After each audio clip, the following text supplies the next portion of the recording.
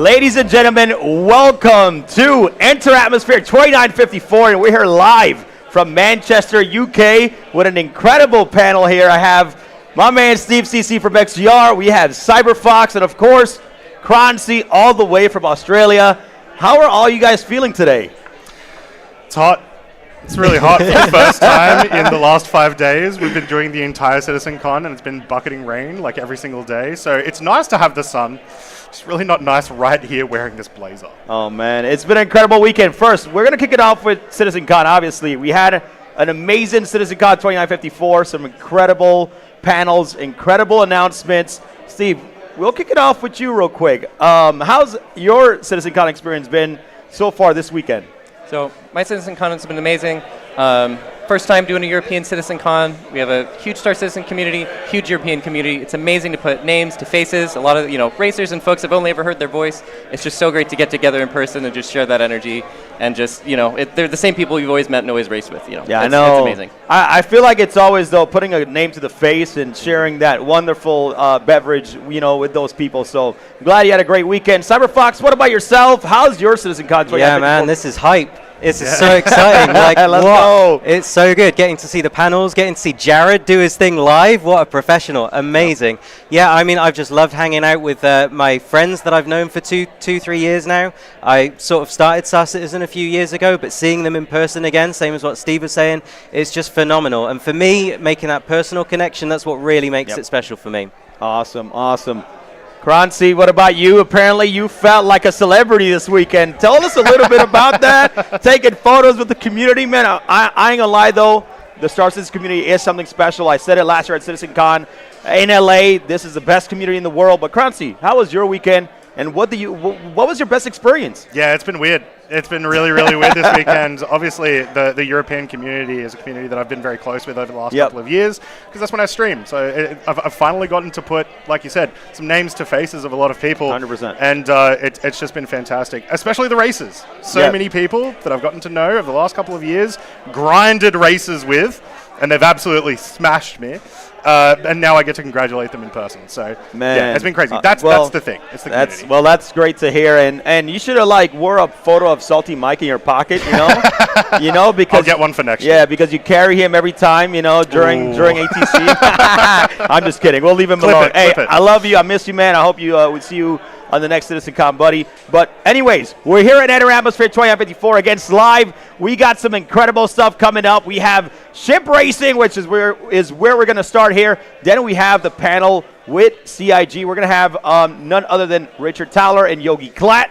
But I want to, and then of course the Fight or Flight World Championship. I can't downplay that. I'm excited because we did the entire regional tournaments. But Croncy, we'll kick it off to you first.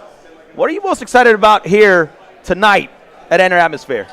So I am lucky enough to be commentating both portions of our event today. So I get to see our races. Are you shilling right now? Am I shilling right now? I'm just bragging. Bragging's like, I get to do both. Guys, atmo.sc/EO54. No, it's going to be a full-on day with just so many amazing competitors. So the thing that I'm looking forward to most tonight is seeing just how our competitors can deal on a stage, right? 100%. We're much more used to, first off, either high pings, because we've just got to chuck some US people into some EU servers, or, the time differences that we always have to deal with. So getting onto a stage, it's going to be interesting. There's going to be some shyness and some stage fright, I imagine, come into it, but, it's exciting to watch that unfold. Yeah, very, very good point. And I just want to give a big thank you to our incredible folks and friends at Cloud Imperium Games StarCitizen for helping us out. We are going to be racing on a local server here in the UK, and it's going to be absolutely phenomenal. And I'm telling you, the ship racing competitors have been seriously just going at it already and testing. All day. So I'm very excited to see that. But CyberFox, most excited thing about Enter Atmosphere tonight. How you feeling about what we got going on? I think it's amazing. Atmo's first inaugural racing event for live. It's a dawn of an era for esports. Really, really exciting. And for me personally, I really want to see the racers piloting as best as they can and the fighters piloting as best as they can. It's a real showcase of skill, and these people fly like nobody else in the verse. So yeah, great to see both. I'm looking forward to seeing both, to be honest. Awesome. Well, great to hear. Steve, how about yourself? I know you've been doing XDR for a long time. Your knowledge on ship racing is incredible. But what are you most excited about Enter Atmosphere tonight? Honestly, I think the thing I'm most excited about is that the whole community is going to get to see this live showcase of all of these tracks, of all of these ships, of some of the best racers we could find in the community. Yes. Just ship racing, it started out maybe more underground in the PU, and it kind of got bigger and bigger. CIG added tracks to the PU. People can race them. Folks have spent a lot of time on the snake pit and everything, right? Now we can see it live. We can see the people that are putting in these 35-second laps. People that are top of the leaderboards on scr.gg. So I'm just excited that we kind of get to share our love of racing and our love of this, and just the best we can share it with all you. So I love it. And first of all, I'll say here on air, Steve, thank you so much. You've helped us prep, some of this, racing exhibition for the community. So appreciate your help. And of course, we got Luigi Race Directing in the back. So Luigi, if you're watching, love you, appreciate you. I think it's going to be a great one, because obviously when we're online and we're watching all these explosions, you hear it, but you don't feel it. And I think today, here at Atmosphere, whether it's ship racing or dogfighting, you're definitely going to hear it, but you're definitely even more going to feel it. So I'm very excited for that. So, well, thank you guys. We're going to get the fight or flight panel up here, and then we're going to, kick off some more with Zero State. We have Papa Freedom, and then we're going to have Xperia talking a little bit about their experience here at CitizenCon 2954. So, yep, live switch, guys. Come on. Let's get up here. We'll get a live switch. Man, it's been incredible. Croncy, CyberFox, Steve CC, absolutely incredible people. So we got Zero State coming on. Xperia, you'll be on the end over here. Yep. You'll be on the end. We have Papa Freedom as well. So live switch here. But I hope you guys all at home are enjoying it. I hope you guys are going to be cheering for your favorite team today, whether it's ship racing or whether it's fight or flight. But first of all here, we got Zero State. Zero State, let's talk a little bit about CitizenCon. Let's see how you're feeling right now. How's your CitizenCon 2954 weekend been? Honestly, my CitizenCon 2954 has been so eye-opening. I think the big thing for me is just to see these different panels that I didn't expect to surprise me, and then they do. Yes. And that's so cool. And it's like you have to temper your expectations a little bit, because we've been through this a long time, but seeing some of these things has really created direction for the game. Yes. And it feels like the future is really bright for Star Citizen, and that just makes me feel really good, and just it's fun to watch. It very much is. The future is bright. A lot of stuff that I've been excited about as well. Papa Freedom, your CitizenCon 2954 weekend. How has that been for you, and how you feeling? Well, as you know, Christian, we've been working really hard here at Aviva Studios, just trying to get everything set up, and it's been a lot of fun. I have not had any spoilers of the convention, so I'm in a fresh mindset, looking forward to everything that we're doing today, and I'm just really excited to see these racers shred through these tracks and get some greasy, sweaty PvP going on today. Oh, gosh. Here we go. Yes, sir. Yes, sir. So, well, Xperia, I want to say a little bit about you first, but thank you so much for joining us for Fight or Flight during the regionals. That was absolutely incredible. Thank you for stepping in. Love to have you part of the team. But tell us a little bit about your CitizenCon 2954 weekend and your experience. Yeah, I mean, it's been great. I love the direction that they're going with for 1.0. I'm so excited for all the org stuff. So, I'm really excited. It's a great event. So. Anything else that friends, did you see, anybody for the first time of your org mates? Yeah? It was good to see my org mates who are competing live at Fight or Flight later. So all right, it's going to be good. All right, that's exciting. Well, Xperia, really quick, anything that, of course, your org mates are competing, anything else that you're kind of excited about here in Enter Atmosphere tonight? I mean, I'm excited to see the racing, honestly. Oh, okay. Racing is something I've never really done as a player, despite my countless hours in the game. So yes.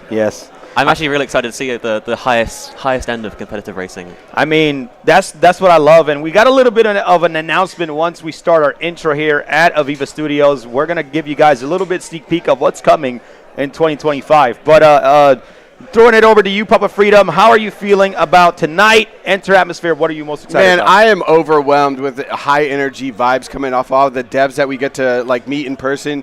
It's amazing. We're fans of them, but they're just as much as fans of everything that we're doing. So it's so cool to get that vibe feelings from them, and then seeing all the energy in there. Like I said earlier, I am really looking forward to hearing that crowd out here and getting all of that energy from everybody that's live in person. It's just super exciting. I mean, I'm just trying to figure out, like, if these competitors are going to either get those jitters. I mean, they're not going to be able to hear the crowd. They'll get noise isolated pretty well. But, you know, to be able to see the crowd and be getting pumped up is going to be absolutely incredible. But, Zero State, throwing it to you. What are you most excited about here tonight at Enter Atmosphere? Man, I feel like similar to Papa Freedom, I think that crowd noise is something that's so different. When you're at CitizenCon and you're in, like, the main hall, something big comes up on the screen and you feel the cheer. You know what I mean? And even the smaller crowd, like during CitizenCon, it wasn't hundreds and hundreds of people. Last year, when I was flying, you could feel it. And it's like you're flying and something big happens and you hear it, no matter how much, you know, your head could be in a steel box and you could still feel that crowd. Feel that, yeah. And that's a totally different thing, and these competitors, I think, are going to love it, and we'll see how they react to it. That really excites me, too. Yeah, I know. I just, honestly, I want to thank everybody that has, you know, bought a ticket here to Enter Atmosphere. I'm telling you guys, we have an incredible show ready for you. Thank you so much for supporting ATMO Esports. This is incredibly so grassroots, and like, this is just the beginning. And we said that last year, right? And this year, we just wanted to go even bigger and better. And we told you that. And I'm not sure if you're going to see the stage here soon. We're very excited with what we put together. The team, the entire ATMO Esports team have been absolutely kicking butt. And I just want to say I really appreciate every single one of you that came out to CitizenCon and helped us with this event, because, man, it's been a task, I'm telling you. So it's been a task. So, but before we get on with it, guys, we are going to be taking a quick break, and before that, we're going to go ahead and take you guys out to an introduction here at Enter Atmosphere after the break.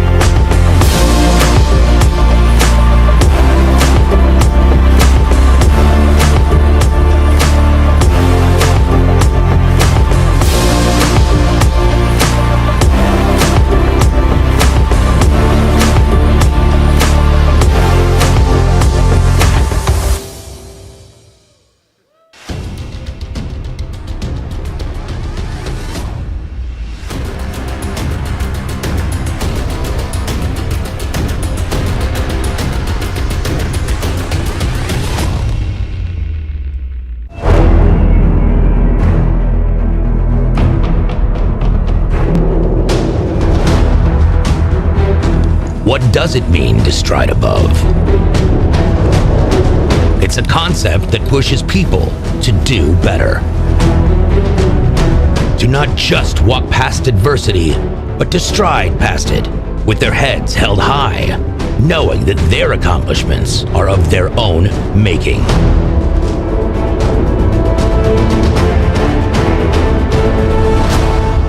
That goal will serve to organize and measure the best, not because they are easy, but because they are hard. Strider 1-1, Overlord, confirmed threat is Bandit, cleared, weapons hot. Overlord, Strider 1-1, threat confirmed Bandit, engaging. Take flight with hundreds of other players as we band together to create another chapter in Star Citizen history and work to shield the filthiest race in the verse, the Daymar Rally.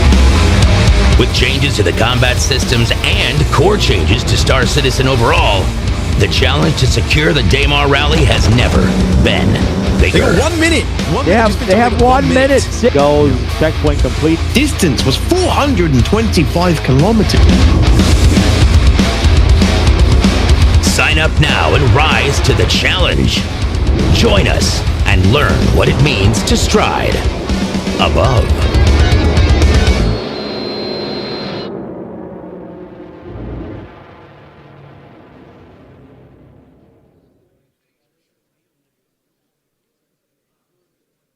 Enter Atmosphere has been brought to you in part by Tobii Gaming. Unlock the next level of immersion in Star Citizen with the Tobii Eye Tracker 5.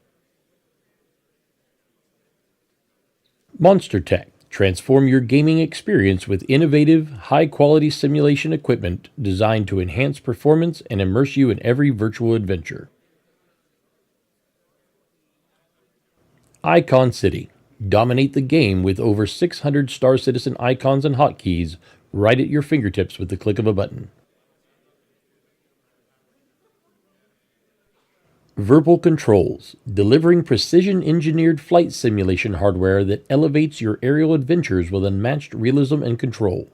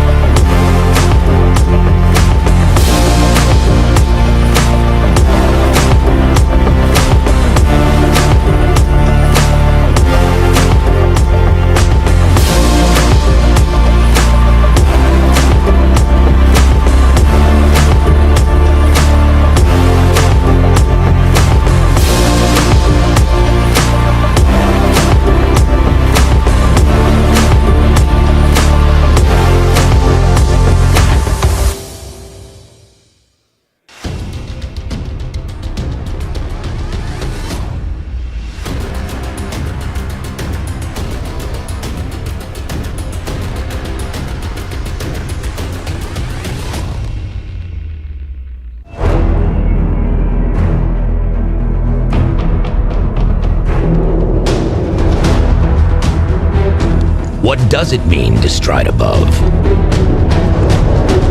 It's a concept that pushes people to do better.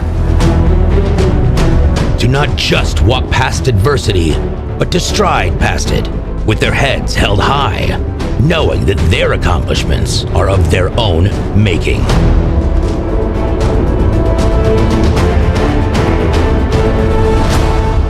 That goal will serve to organize and measure the best, not because they are easy, but because they are hard.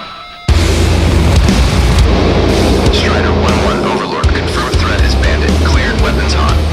Overlord, Strider 1-1, threat confirmed bandit, engaging. Take flight with hundreds of other players as we band together to create another chapter in Star Citizen history and work to shield the filthiest race in the verse, the Daymar Rally. With changes to the combat systems and core changes to Star Citizen overall, the challenge to secure the Daymar Rally has never been bigger. They got 1 minute. They have 1 minute. Goes, checkpoint complete. Distance was 425 kilometers. Sign up now and rise to the challenge. Join us and learn what it means to stride above.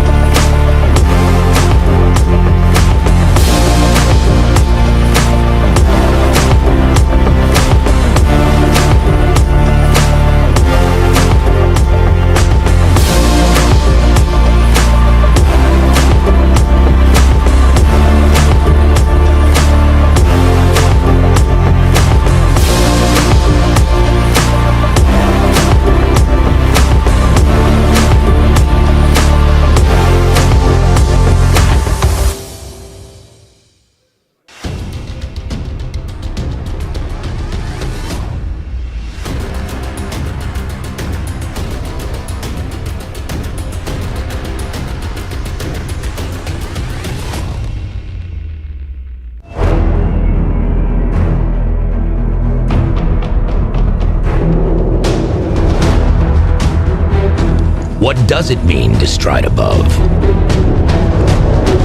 It's a concept that pushes people to do better. To not just walk past adversity, but to stride past it with their heads held high, knowing that their accomplishments. All right, Manchester! How are we feeling today? Are we good?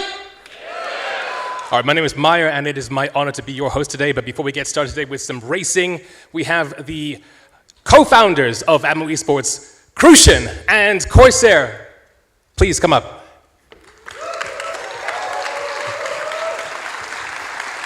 What is up, everybody? How we doing? Oh man, I'm so excited for Enter Atmosphere. We have a little message for you guys before we get things kicked off with all the action here tonight. So, Corsair, I'll kick it off to you first.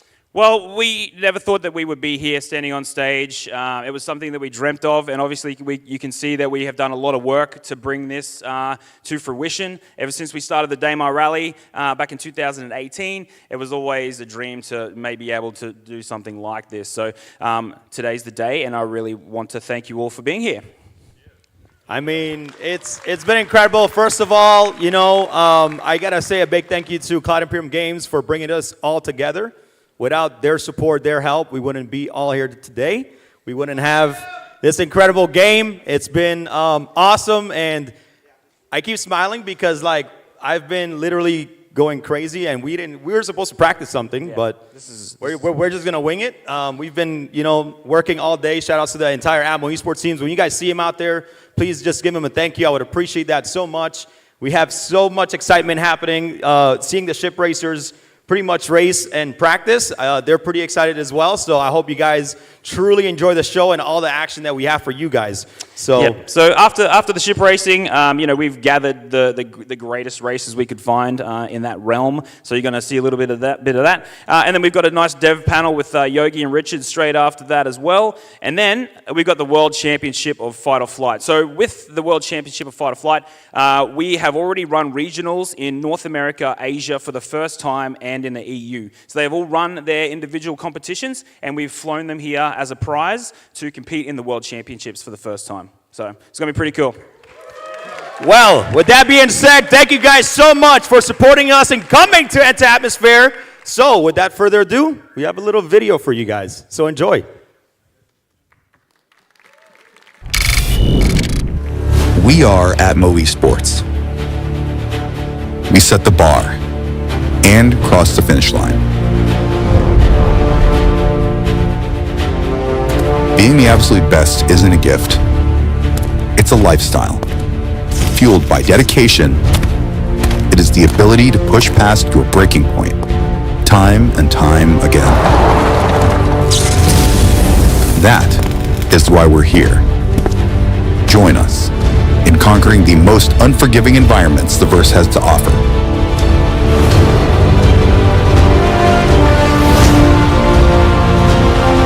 Unite under our banner to become what you were meant to be.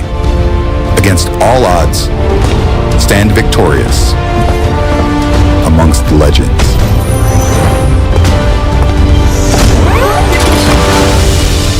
Citizens from across the known systems, from all walks of life, across the criminal spectrum, the fiercest competitors will compete in the most remote locations. Only determination, your trusted craft, and luck can carry your team across the finish line in one piece. Become a champion. Or ride the sidelines to support your favorite team, cheering them to victory. Racing is in our blood. We are ATMO Esports. We're built for this. Are you? Visit atmo.gg to learn more.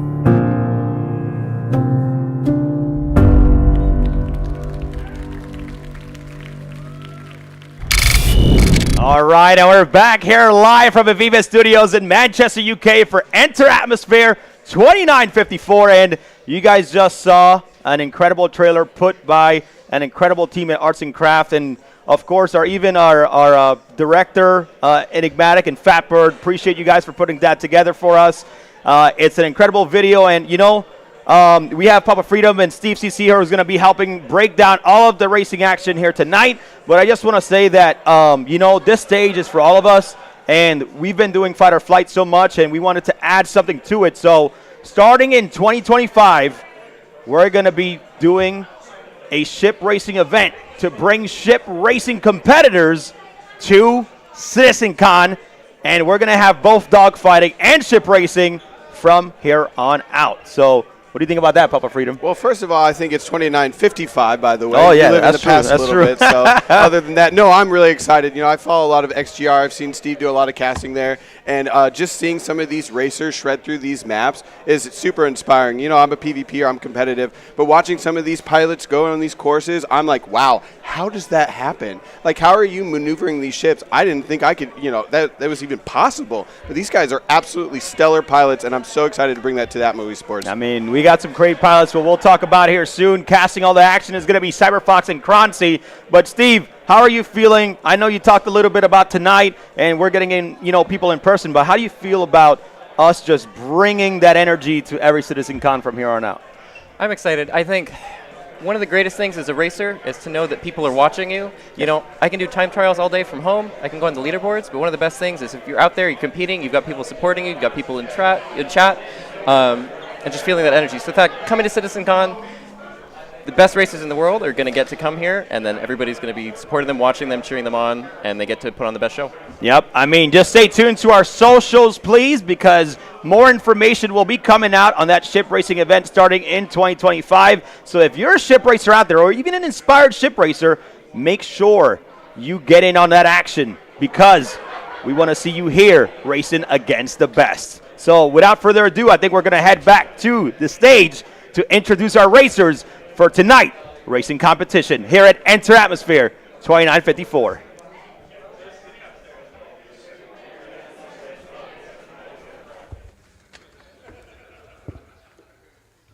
All right, I'm back.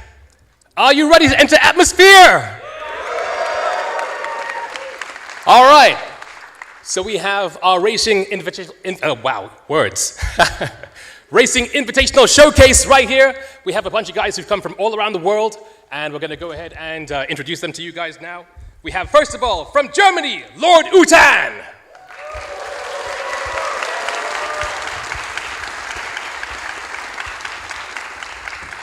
Next up, from Hungary, it's Speedweed.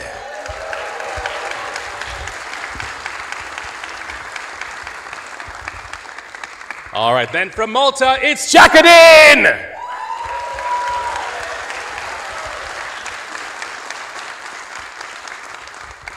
Then from Spain, it's Neojet.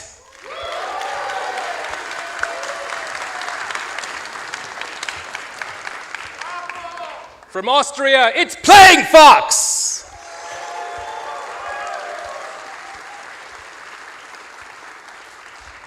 And then last but not least, from Houston, Texas, it's Tint.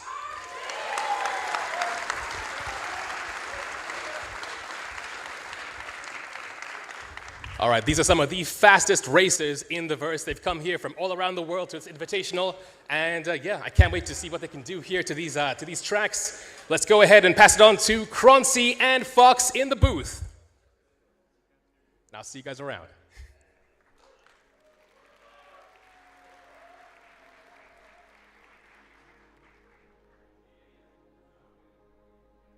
Are we on? Oh, God. Hello, everyone. Welcome to CitizenCon 2954, and especially welcome to Enter Atmosphere. How are we all doing tonight? Fantastic. I've got to yell as much as I can so I can figure out exactly where the peak level of this microphone is. I am here with my new best friend, Cyberfox. How you doing? Yeah, I'm great. Thanks for having me. This is such an exciting event. I hope it runs as smoothly as the Squadron 42 panel yesterday. Absolutely no crashes. But yeah, looking forward to seeing all the racers do their thing. Yeah, it's going to be a good time. It feels weird. I feel like we've never seen this much talent in one room together. And then, of course, the races as well. So, you know, it's something for us to check out for sure. Now, let's quickly go over a couple of the races as we get this first race going. I want to do a quick shout out at a new personal friend, Tint. Tint is an absolute beast of a racer, helps us out a lot with the Anzio racing, and it's great to see him here competing today. An absolute beast of a competitor, mostly active within the last couple of years, and most well known for crushing me in the leaderboards. That's exciting. I'm really looking forward to see Speedweed compete because he's not a time trial player.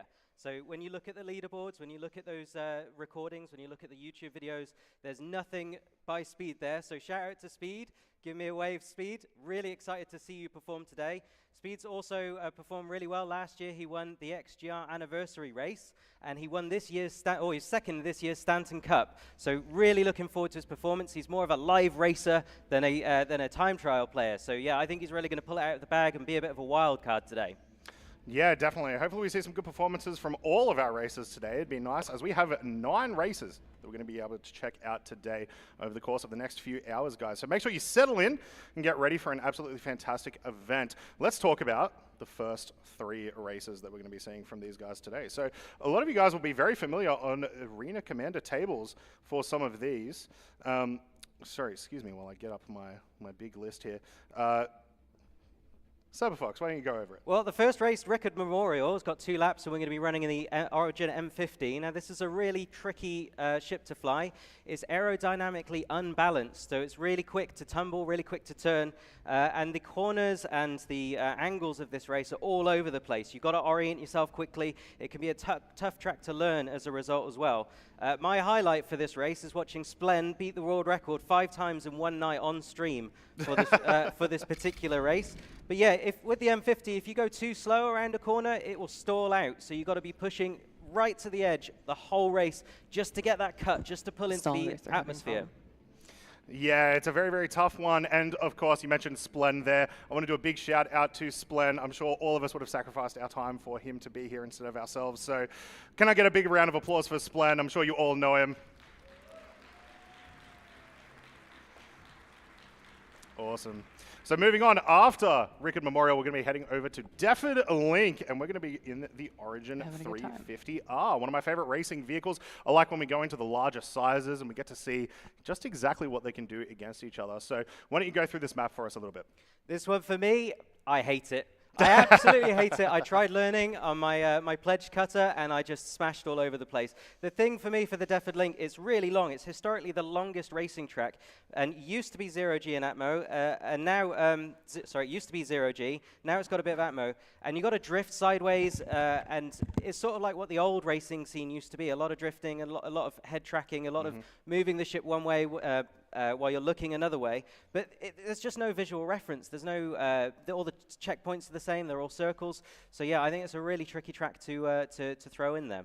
Yeah, big race of memory, that one. Race number 3, we will be heading to the Snake Pits, one of the first community races, but we'll get into that later as it looks like we're almost ready to get going. Are you guys ready to see some fantastic esports, guys?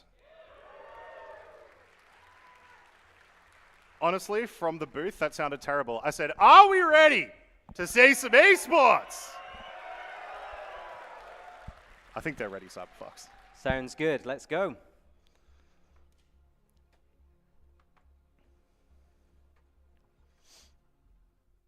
Here we go. So welcome to Rikkord Memorial. What an absolute vista of a racetrack. So we got some track times for you from the time trials. So obviously time trials, you select your ship and you try and go for the fastest ship that you can to put down the best time possible.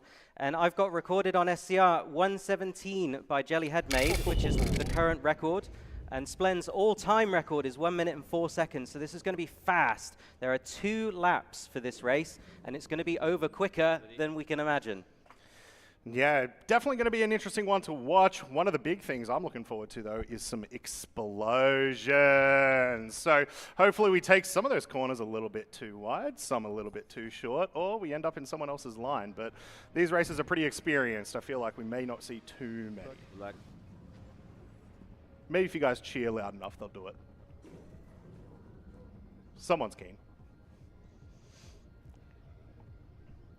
These races as well, the way they've been preparing for this event, they've been practicing together because it's okay doing time trials, it's okay learning the best lines, but you've got to be able to race with other people. They've been talking to each other, they've been learning about how they fly together. And over the last month, just making sure that they don't collide, keeping that communication open, and they're doing a bit of the same today.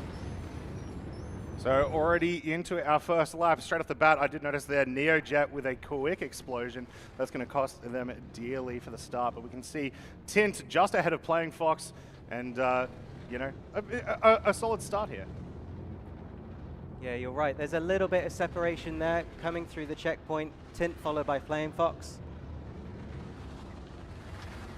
Rolling around and inverting, making sure that they don't pile up those Gs, and lining up for the next checkpoint. Again, it's all about that visual referencing, so they know where the next checkpoint is, but it's lining up as quickly as possible. I think one of the biggest things about these racetracks as well, these older ones that we have in particular, is it's not often that you see races of this caliber actually overtaking each other, so it's going to be a big deal if you do see that happening. The M50 that they're racing is really unstable in Atmo. It's a bit like an F-16. Other ships resist turning, but the M50 can tumble and spin, which is why they're rolling about as much as possible to put the main thrusters into the vector. So it looks like at the moment we still have Tint ahead, followed by, I believe, Playing Fox and then Speed Weed. They've been ahead of each other for this entire race so far, and only so much to go. I tell you what, it's been really clean actually.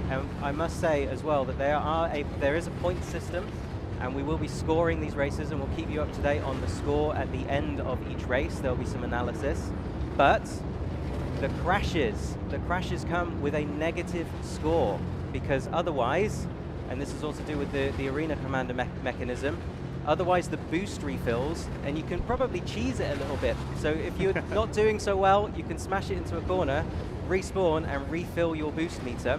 And so we wanted to encourage them to race a bit more clean, so there's a -1 point if you do collide. But yeah, this race has been super clean so far. Yeah, I don't think they're going to give me my wish just yet, Cyberfox, of some nice explosions. Neojet was nice enough to give us that at the start, but unfortunately it left him in the back of the pack. So looks like it is still solidly Tint in the lead, followed by Playing Fox not too far behind. Speedweed, Lord Utan, Jackaden, and Neojet. Looks like Lord Utan and Jackaden are battling out, even though you can't see it on their player cams. They are so close together. Look at that, just passing within inches of each other. One single degree wrong turn there feels like it's going to be my wish granted, and we'll get that nice explosion, but don't know. They're a bit too professional for that, I think. You can see the concentration on their face as well. Yeah, look at this distance here between Neojet, Lord Utan, and I believe that should be Jackaden. Looking to make a move here, Neojet in front of Lord Utan, but looks like he pushed around too far. Oh, Lord Utan's down! Huge development there, so super rough. Tint as well Tint. there. That was a finish there, so that's going to be Tint winning our first race. Let's get a round of applause. Yeah, finish. Trade before I have to wait. Well, there you go. For our first race, a very clean start to put this off, right? I mean, we saw a couple of collisions, we saw a couple of weird turns, but for the most part, pretty solid, not much difference from our starting grid positions. So we'll see exactly what that does to the next race. Remember, we're going to be heading over to Defford Link for race number 2. We're going to be doing these races 3 at a time, then giving our racers just a little bit of a rest to recoup themselves. So we're up at Defford Link next, and then the race number 3 that I wanted to talk about a little bit, which I'll use this opportunity to, was Snake Pit. So the first community-made racing track that then got put into the PU. Which is insane. What a development that is from there to now we're playing it on stage at CitizenCon. It's incredible. And the thing is I just love the whole historic angle of Star Citizen, where the developers said, and Chris Roberts said, that the players will be able to make a difference in the game and become part of the lore. And this is exactly what is happening. The racing community is becoming part of the racing game, and even part of the missions as well, with the Wild Star Racing missions, that these races are featured there as well. Yeah, you're 100% right. It's been awesome to see. So hopefully we get a little bit more of that going forward. So a reminder there, we saw Tint finish that one off in first, followed by, I believe it was Playing Fox and then Speed Weed. But we'll get a confirmation for you as well, just to make sure everything's on the up and up, guys. But also, we'll be throwing you back to the desk in a few races' time. So we'll be talking about it there.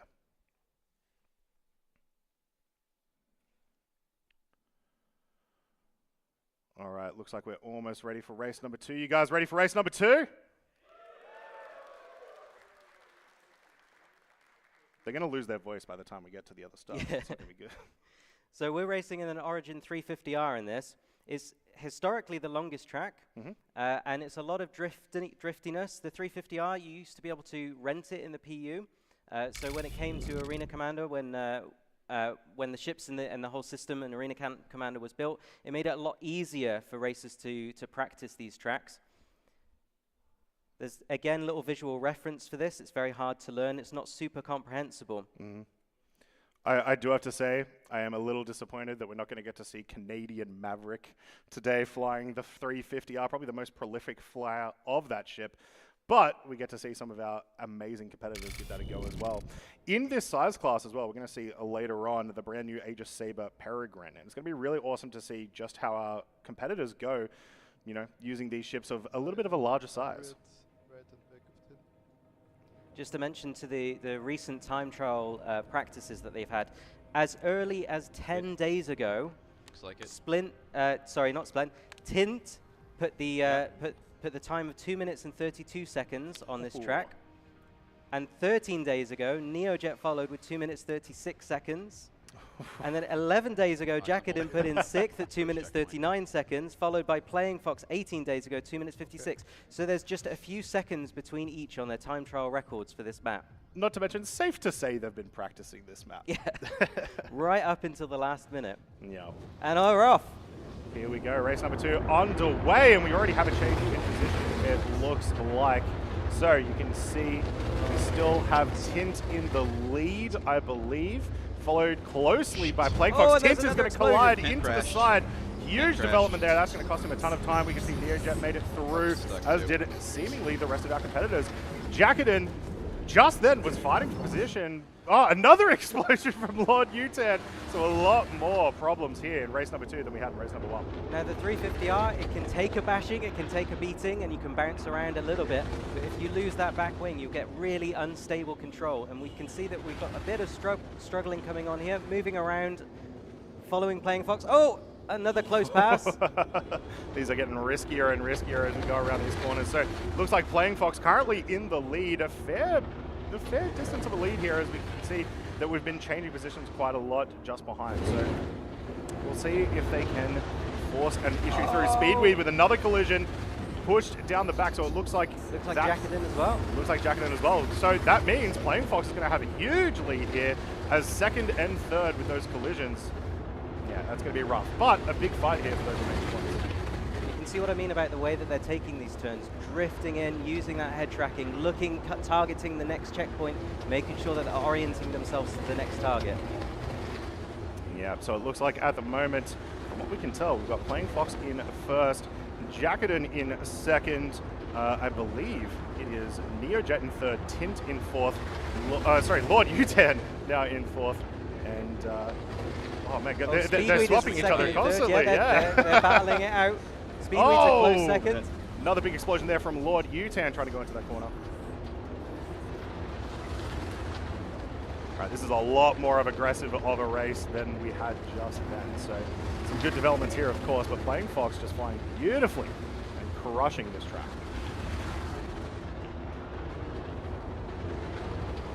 Honestly, it's just a pleasure. Oh, Tint's out as well. I was just about to say that it's such a pleasure to watch these professionals, and here goes Lord Utan spinning around as well.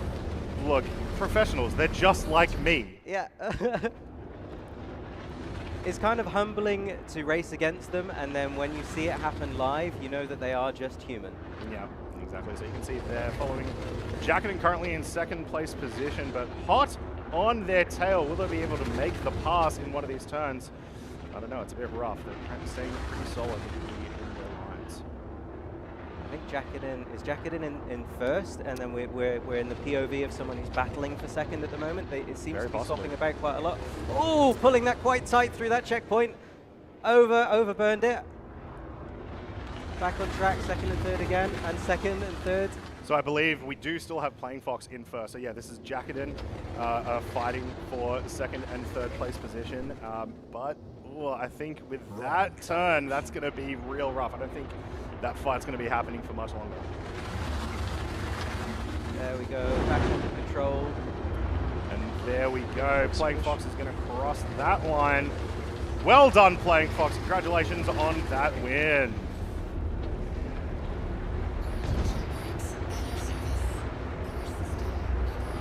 It looks like Jackedin came in second. Yo, finish. That finished. Well done, guys. A great example of, sometimes the races can just be as rough for them as they are for us. So well done, Playing Fox, for taking down race number 2.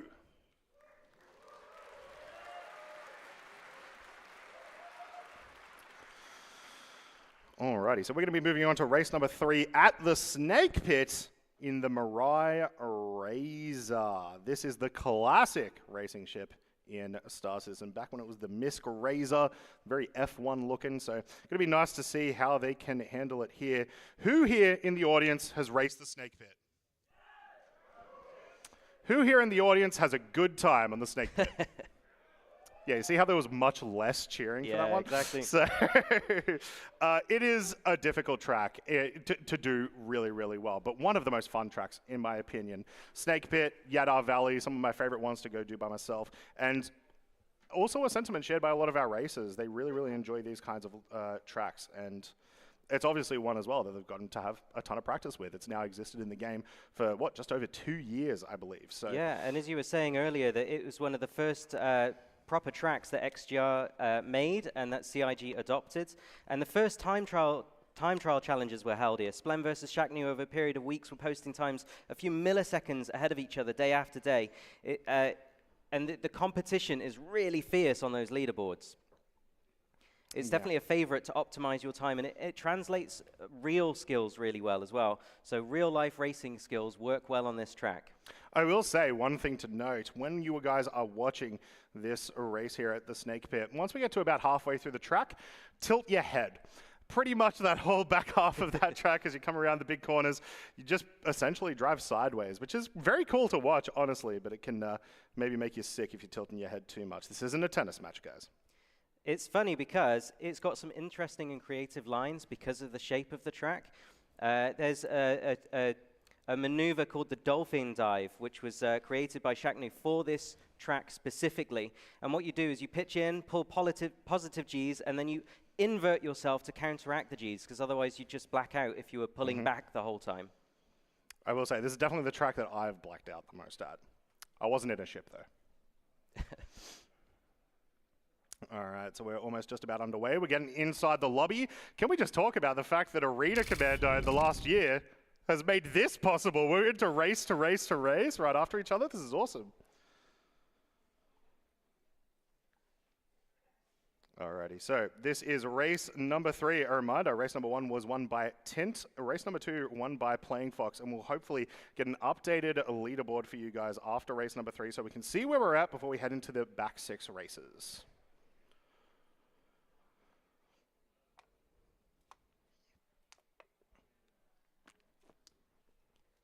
Just a quick recap of some of the time trial times. We've got Jackedin, who had 31 seconds 1 month ago. I don't know about you, but I've not posted a sub 1 minute time on this track at the moment myself. Tint posted a 34 second time only 10 days ago. I don't know how long he's been in the UK, but it can't have been much longer than 10 days ago. So found an internet cafe and just smashed it. And then Lord Utan posting 34 seconds as well 1 month ago. Yeah, it's just some absolutely insane times for these guys, and it goes to show just how much work these guys put in. And I'm glad that these are the 6 races that we brought in for this Invitational, so we'll see how they go here as we are off in the Snake Pit. They're rolling around, going up to Drifter's Paradise. It's quite an interesting turn, this. You've got to manage the Gs, go around really, really long turn. and moving up towards the pinch.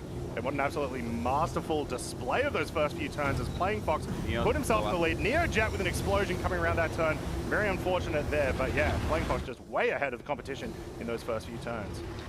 And it's this area where you're going to see a lot of boost management coming on from Nino's Alley down to Emerald Avenue.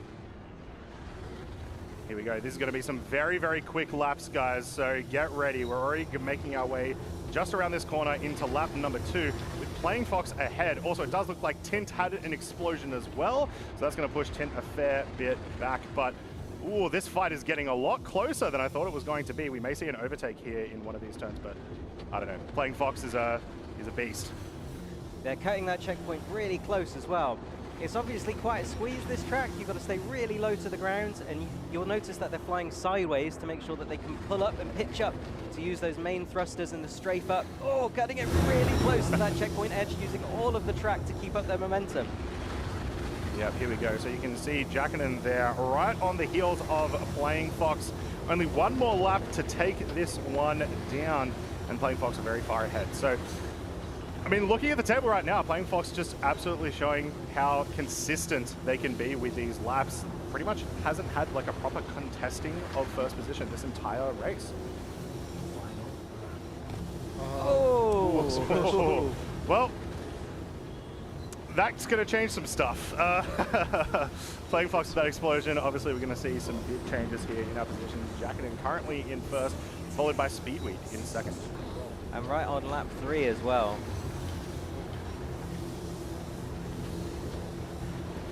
Alrighty, we're moving. Oh, Jackanen with explosion as well, coming into that final straight before that last turn. Still in the lead at the moment. And there we go, we have across the finish line. Jackanen's going to take that one down. Unsurprisingly, not much time between them. We've still got some racers to finish this race. Yeah, quite a few explosions, so we did have some late finishes there, but well done, Jackanen, just staying close enough to Playing Fox at the second that Playing Fox had that unfortunate accident Jackanen was able to utilize. So that's our first 3 races. We've got 6 more races coming for you guys, so do not worry. We're going to be going to Icebreaker, Kaplan Circuit, and Skyscraper after this. We'll see you guys soon. Wow, welcome back here to the desk, and man, what a start to enter Atmosphere 29:54. These first 3 races were absolutely insane, absolutely incredible, and kind of very nail-biting here. What do you guys think? We'll kick it off to you, Steve. I know racing is your bread and butter right now, but let's kick it off with race number 1, Rikkord Memorial. How do you feel about that one? How do you feel how the racers did? I think the racers did great on that one. They were flying the M50. The M50 is a challenge in Atmosphere. This is not a track that a lot of people, practice a lot of. A lot of them like some of the more classic tracks. This one is really all about, checkpoint memorization, staying on different lines from other people. I know NeoJet had an early crash. I was worried about that one. I know NeoJet's a really consistent racer. And Tint just stayed ahead for a good chunk of the track. I think that gap, that was just amazing. I know Fox was right there behind, and Speed, we had kind of a nice 3 racers back-to-back. They kind of kept even spacing. So yeah, I think Tint for that first race was absolutely dominant, super smooth, but just the placements here. We had Tint in first place, Playing Fox in second, Speedweed in third, Jackanen in fourth, and Lord Utan in sixth. Throwing it over to you, Puff Freedom, how you felt about that first race, seeing ship racing here live at Enter Atmosphere 29:54. Yeah, the big thing I noticed on that map specifically with the M50 is a lot of the players, you could tell that Tent was so smooth in his M50. He wasn't really having any of that nose slop, but you could tell some of the guys were really nervous, and then they were really playing into that nose slop, causing them to crash. So that was just one thing that really caught my eye through that map. The M50 is difficult to fly, like you said, and you've got to basically fight the entire time that nose slop, which is kind of unfortunate on the heavy maps, but you can tell that who's been practicing and who's super nervous on this first race. Gotcha. I mean, and then we're jumping right into Defford Link, which was race number 2. And for those placements, we had Playing Fox in 1, we had Jackanen number 2, and then we had Speedweed in 3rd place, NeoJet in 4th, Tint in 5, and then Lord Utan in 6th place. We got some replays here, but Steve, break down that second map for us, Defford Link. I know that's pretty much a longer one than Rikkord Memorial, but how do you think the racers did in this one? Yeah, I think this one, I know, so Tint won the first race. That gave Tint pole position in this next track. Tint had an early crash, and the struggle is he's got to wait to respawn. Everybody else catches up. So what we saw was this Playing Fox sort of speed ahead, and Jocket and Speedweed were fighting for third. I know, or fighting for second. Speedweed, I know, slid off the track a little point, overshot, didn't blow up, but lost a chance of catching up to Jacketed on that one. So we ended up with Playing Fox with that clean air, and then Jacketed with a solid second. I mean, Steve, one more quick question here, but how do you feel about the racers? Do you think that them racing in person is affecting how they're racing today? I think, I know the live racing is new to all of our competitors on stage, and I know, we can see them, we can see their POVs, we can see from their racing, there's definitely a nerves element to it, I think. Yeah. But these racers have been practicing for at least the last 2 weeks together in Arena Commander. They've been practicing not colliding into each other, racing safe. So the racing side, they've got it. These first couple matches, I know we're going to have a little bit of nerves. Yeah. But then I think we're going to see that shaken out, and we're going to see them really at the top. All right, Freedom, Defford Link, what are your thoughts on that one? I know a little bit longer than the Rikkord Memorial, but how do you feel about how the racers kind of handled this race number 2? Well, you could tell they weren't having as much fun flying the Origin boat like they were the M50, that thing. But one thing I thought was really cool is they were kind of doing like a mini Tokyo drift around those gates, which I was like, that's really interesting. It kind of felt like a mini Tricord is like in the PvP scene, but as Steve was telling me behind the scenes, it's more of like a slip, which I thought was a really cool tactic that I'm not used to seeing the Origin being able to do, or the Origin 350 specifically being able to do. That makes sense. Well, on Defford Link, we had definitely way more explosions than, of course, Rikkord Memorial. We had a Tint with a couple. We had Lord Utan with a couple, and then the only one that did explode there was Playing Fox. So keeping it smooth, and I think this one, Snake Pit, where you have this low flying here, low maneuvering. Snake Pit is definitely one of my favorite tracks. Steve CC, I know you guys were had to deal with kind of making the Snake Pit. How do you feel the racers handled this track here tonight?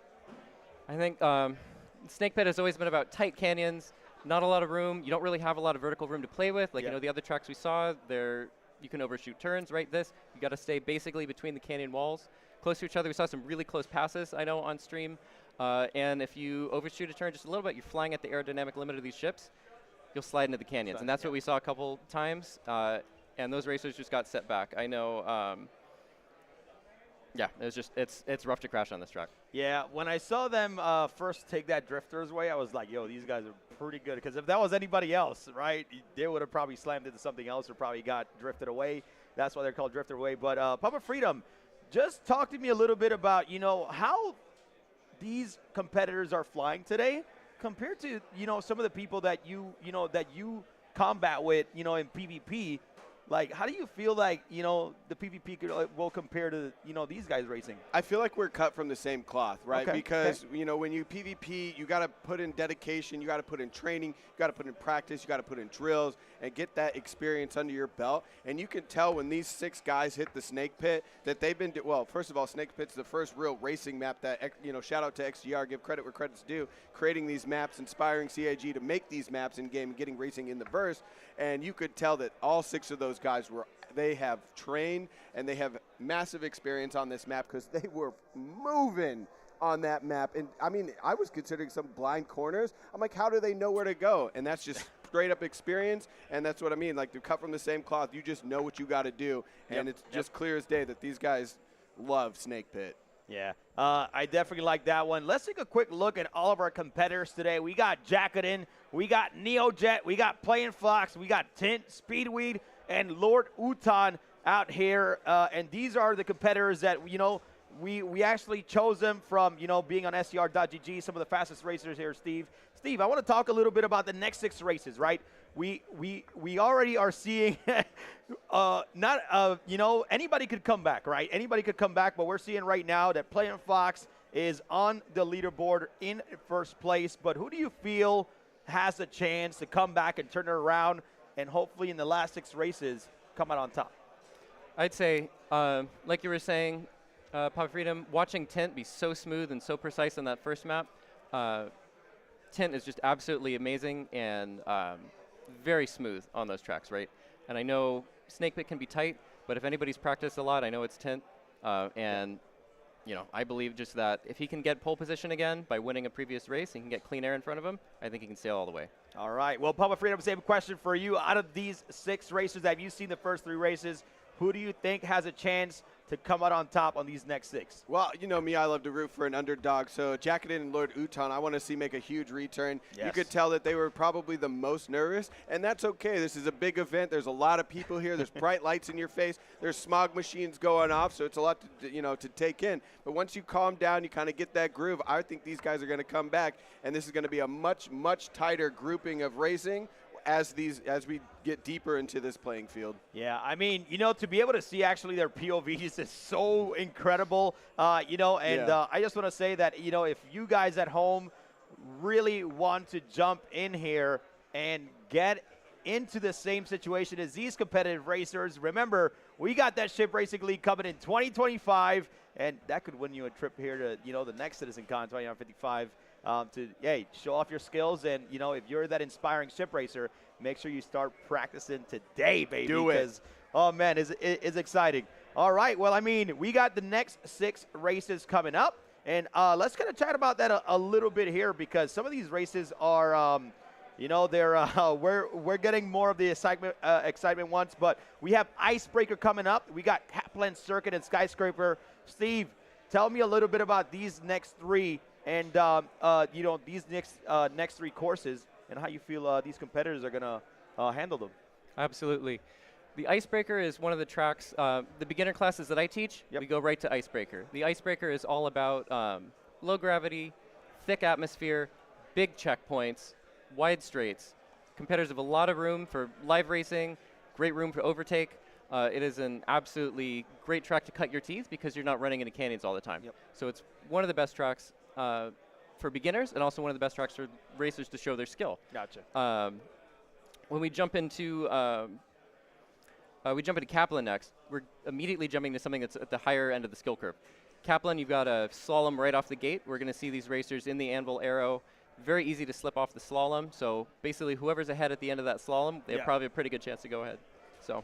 Yeah, I just actually saw a video from Jackaden talking about how to slalom, and it's actually really, really good. He does some really, really great videos, so shout out to Jackaden. Definitely, if you guys want some pointers, check him out on his YouTube channel. But, Steve, last one, Skyscraper.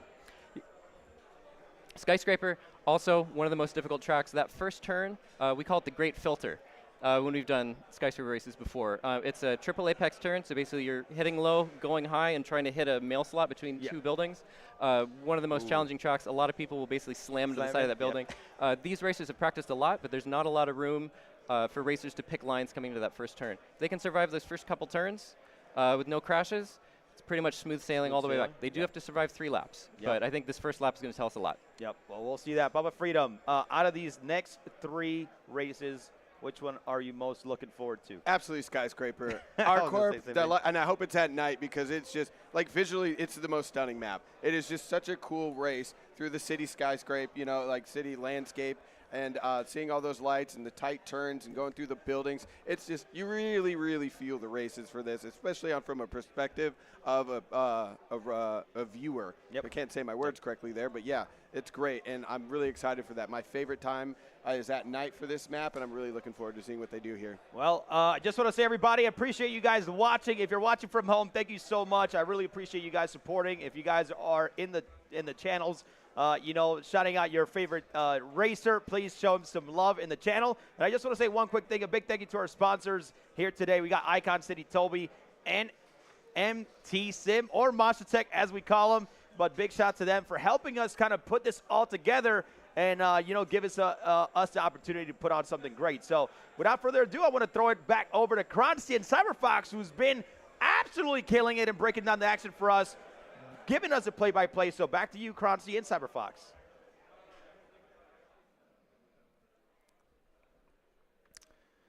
Hey, everyone.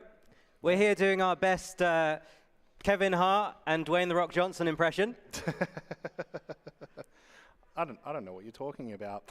Look, thank you very much, Crucian, for that introduction once again. We have 3 more amazing races for you guys, and I just want to do a quick update for you guys and let you know exactly how our points system is going to be going on just before we hop into Icebreaker, or as it's known in my house, the worst race in the game. We have, the way that we go for this is first place is going to be 10 points.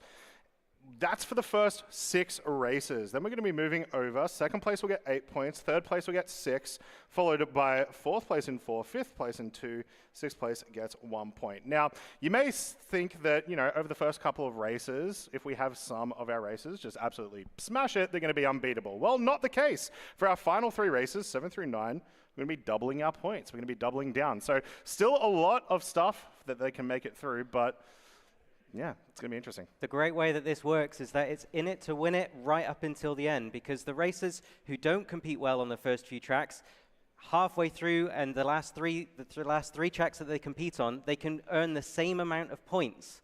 So it doesn't really matter what sort of grid position, what sort of league position they're in right at the end of the first 6, because it's still anything to win at the last 3. Yeah, exactly. So let's head over to our races and see how they go with our race number 4 at Icebreaker.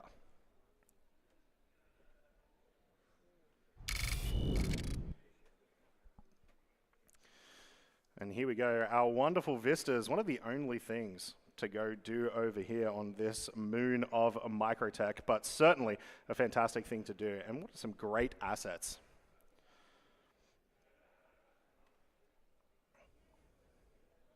So this track was actually scouted out by Steve CC, who found a cliff near the edge of an ice lake that drops down to water level. It was the central part of this track as they were looking to scout some new tracks to fly. Oh, I think they're on the line, they're ready. Yeah, we're already starting to see if we're going to get in that first turn inverted or... There we go. We are off for race number 4. Let's get some hype here in Aviva Studios. And they're racing up to the climb. They've got to stay below the checkpoint limits, but use that space. Whoa, that was a really close pass there by Speedweed. Yeah, look, you take every millimeter that they will give you here on this track. Yeah. And round to Matterhorn. As I was saying, they've got to stay really close to the limits of the track, really close to the ground, to make sure that you use as much space as possible and as much room in the checkpoint as possible to not collide into each other. Now, something that's absolutely lovely, you can see that a lot closer of a race than we had in our last few races, and a lot of that is due with the much lower high speeds that you'll see here today. So we can see in front of us, we've got Jackaden playing Fox. They are fighting for that first place position. And they're flying 85Xs, and it's originally flown at the Icebreaker, but it's the fastest ship, but it's also the hardest to control. It's got a strange mix of weight and control due to its size, and it's more sensitive than some racing ships, but slightly slower. It was a meta for a good 6 months, but it can't really get hooked in because it's got those tiny back wings, and it feels really weird to fly, and it stalls easily. So they've got to keep their heads level and keep the ship stable. So they're fighting not only the gravity, not only each other, but they're fighting the ship on this race as well. And the first lap is complete, and they're going around turn 1. Yep, so it looks like Jackaden and Playing Fox right on top of each other. Playing Fox able to take the lead after that first turn. It looks like so. Stop boosting. Lots of fighting happening here in our top 3 positions. This is a really fun shape of a race as well. It's a figure 8. And it has a crossover in the middle, which they've just passed, and they're coming around Matterhorn again, going down pitch. Really close to the edge of that cliff. Pitch, sorry. Now, I guess one of the big things, right, it is one of those smaller ships, so you can get pretty close without scraping the paint here. Heading under the wall and down to Whistler's Run. Yeah, a little bit more of an uneventful race here, but that's good. It means we haven't seen as many explosions as we have in the past couple of races. And we've still got this big fight in our first few positions. Jackaden, Playing Fox, and it looks like Speedweed pretty much right on top of each other, followed by Tint, Neojet, and Lord Mutan. And I've just seen that Jackaden's just used up his entire boost meter. You can see it's down in the red. All racers are pushing as far as they can, as fast as they can. They've got to manage this very carefully. You can't go into the red zone of the boost meter and then expect to have it, because the way that the updates have been given to us, the way that CIG have changed the boost, Speed coming is over that you. it slows, the replenishing is much slower, so you can't rely on it if it's not there. So you've got to feather it a bit more, you've got to use it a little bit more sparingly. Lap number 2 completed. Looks like Jackin was able to get ahead of Playing Fox once again, and we've got this big fight for first place. One more lap to go.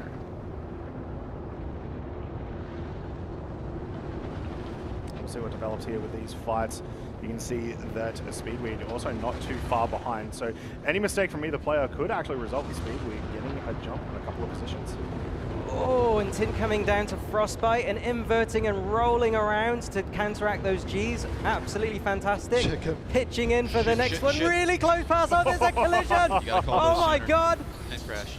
Down goes Tint. Well, we almost made it all the way through without one collision, but unfortunate as we get there into the third lap. So that's going to be a big development across the board here, as we can see Jacket and Player Fox still in first and second position, but everyone behind them, there's been a bit of a mix-up.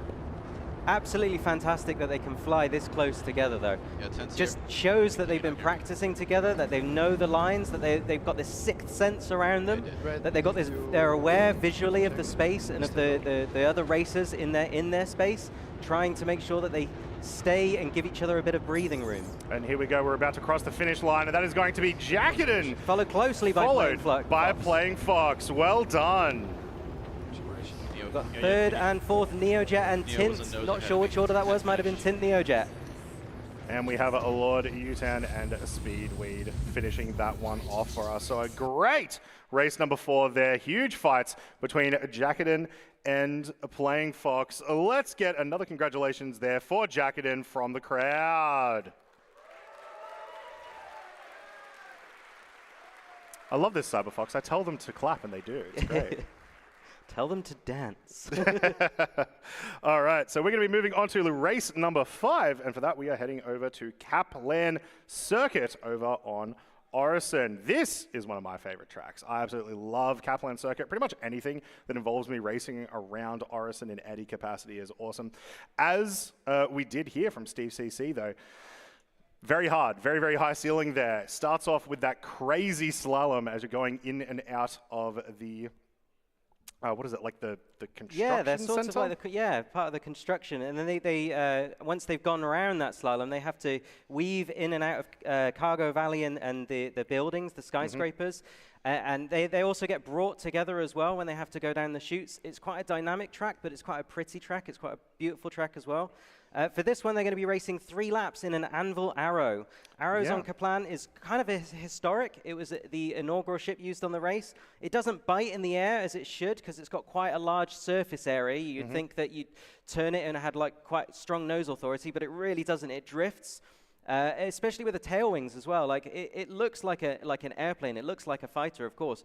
But yeah, it doesn't bite at all. You'd imagine it to be a responsive, but it isn't. Yeah, one of the big things that I really like, the fact that we are using the Arrow just in general, is it's pretty much, other than arguably the Origin 85X, the only time today that we're going to see pretty much a non-racing ship in these events, and that's awesome. I love seeing a bit more unconventional types of races here and there, so great to see how it's going to go here with some of our greatest competitors. Now, I do want to talk about one part of this track that I think is going to be very interesting watching 6 races be on, especially if they're right next to each other, which is the big straight that we go over the platform. It gets very tight in there, basically doing the Death Star run, trying to get the bombs in there, right? So the chutes as they're called. So it's going to be scary. It's going to be scary, but hopefully I've called too many explosions, so I'm going to try to call no explosions this time. Well, the thing is for this race, it's about timing your overtaking, right? Because there's so many parts of this track where you can't overtake.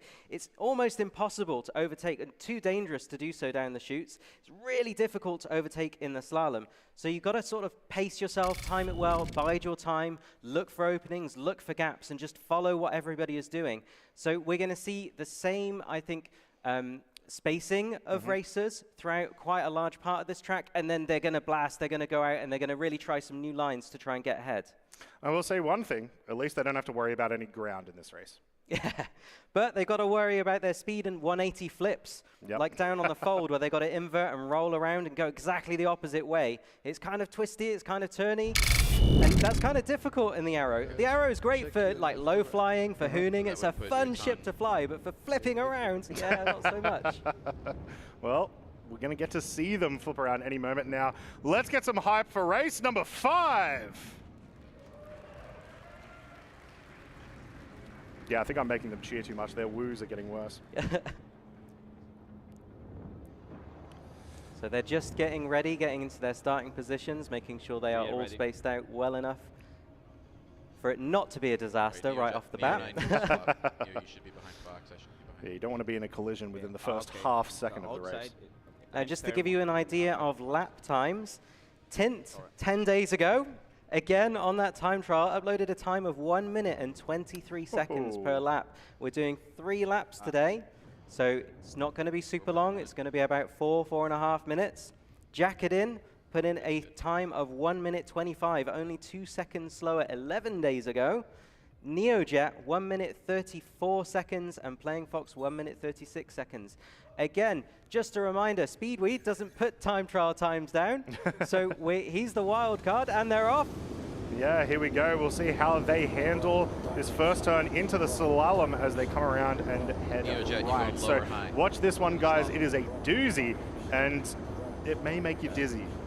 And what you'll find is they'll stay 90 degrees inverted to the side so that they can use their vertical thrusters to spin around. Oh, maybe not. Seems like they're drifting and rolling instead. This is a technique that I was not expecting. Oh, and they're cutting it really close. Oh, this is a huge development. Jackenin doing lots of rolling to stay in control, but actually, Playing Fox, who we're watching right now, is doing exactly as I was just saying. Yep. Making sure that the TVI just... Oh, that's so close! Right through that explosion from Jackenin. Very cinematic, at least, so you've got to appreciate that. You can see Speedweed just there as well, so made it out of the slalom pretty fast, but yeah, a very, very unfortunate collision right at the end of the slalom there. Very tidy turning through Skyscraper Alley and Cargo Valley. And we're moving down towards the chutes. You'll notice that they're lining up to that left corner. So they're lining up, making sure that they hit that line very tidily. Oh, and we've got an overtake in the chutes. Tin is taking the lead. What an absolute effort. So there you go. Oh, and he's undertaken again. It's the boost meter. The boost is running out. Here we go. We're going to turn left or out of the chutes there. So Playing Fox ahead here still, especially after that amazing slalom that we saw earlier. But not to be outdone, Tint is going to give them a run for their money over the last course. Whoa! Maybe taking it a bit too risky there on that turn. We're going to come around here. We're going to go for our final straightaway before we get through into lap number 2. I think this is a brilliant cinematic race. There's lots going on.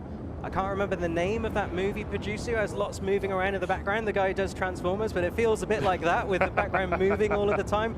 Lots of pillars, lots of poles, and the first lap is completed. There we go. So Playing Fox in the lead, followed by Tint at the moment.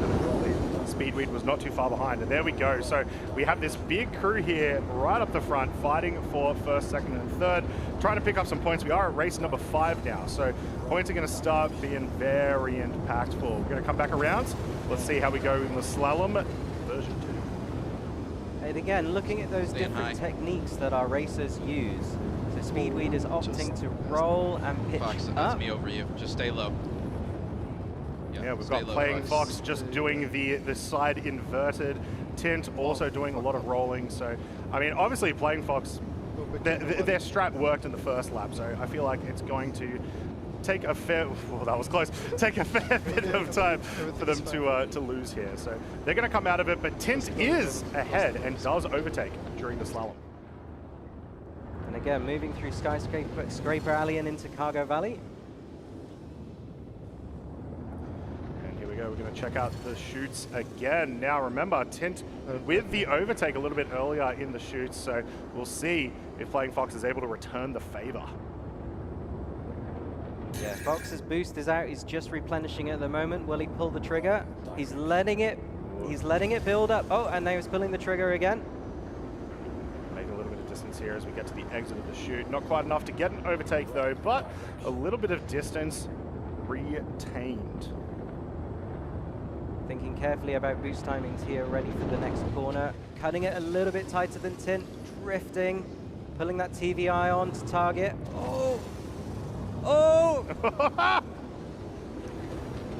It's great to hear the ooze at the same time that we get to see them. This is fantastic. One of the perks. This is also one of the best things about doing this live as well, is you get the POVs, there's no lag, there's no delay, there's no desync. You get to see what the racers are seeing. And if any of you are interested in picking this up as a hobby, and you found that this is quite a fun thing to do. Oh, Speedweed's taking it out! And Jacketing as well! In the exit, coming out. Oh, that is very rough there. So,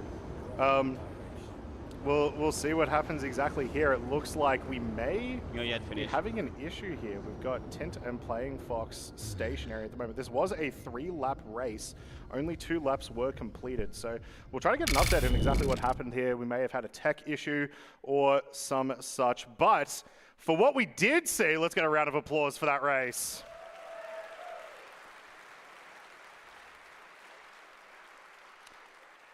That was, that was fun to watch. Yeah, that was absolutely amazing. Really, really fun race. And as I was saying, if anybody in the audience is interested in getting into racing, you can find lots of tutorial videos, lots of help. There's practice sessions being run online. Jacketing himself runs a channel where he helps racers and teaches them and teaches them all the different techniques and all the ships.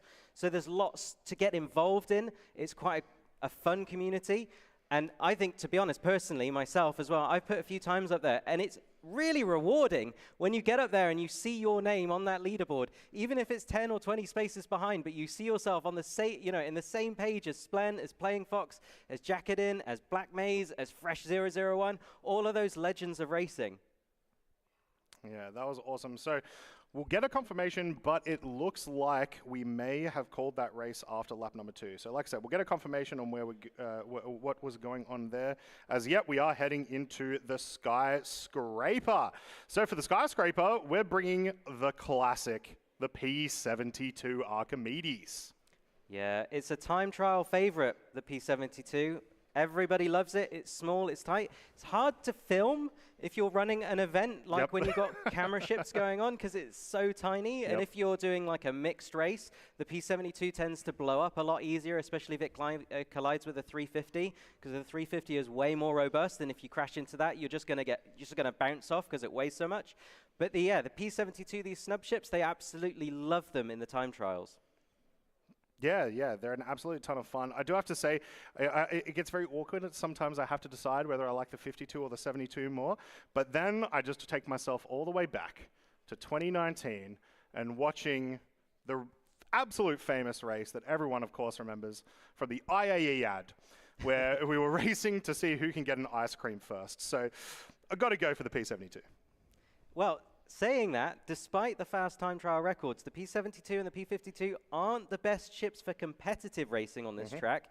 It's one of those ships that you've got to go full bore to get the lift and that aerodynamic advantage to cut through the corners. Again, lack of nose authority. It means that a tight racing line is needed. And if you put lots of racers on a track like this, where there are lots of narrow keyholes to fly through, and they're all trying to stay on the same line, what you're going to get is a lot of collisions. So it's a tight circuit track. Now, Playing Fox and Speed have been putting down time trials and practices every day. This is their home track. This is something that they have been battling out on for months, if not years. So it's going to be great to see Playing Fox and Speed specifically on this track. Yeah, it's going to be a lot of good fun here. And not to mention, it's one of the only racing tracks we get to do at night here in Arena Commander. So let's go head over to the track as we get everyone into position so you guys can see just what we're dealing with. This is, of course, an officially recognized track by CIG, but it was the original XGR club track. So what we're going through is like a history of racing. You'll notice that we've been bringing up the ships in the order that they were introduced and going through the races sort of in the order that they have been raced. And this is one of the first sort of official racing tracks that was created and scouted out in the in the persistent universe. It's great to see it recognized. It's great to see all these extra assets being added by CIG, just making it prettier and prettier. And when the checkpoints came out and just made it way more accessible for people to get into racing and to know which direction to go in and to explore these environments, yeah, I just love it. I think they're doing a great job. The whole community working together to make these as great as they can be. Yeah, I agree wholeheartedly, but I think more credit's got to go to these racers who make it look amazing when they run through. Exactly. So for race number 6, let's get some hype here in Aviva Studios.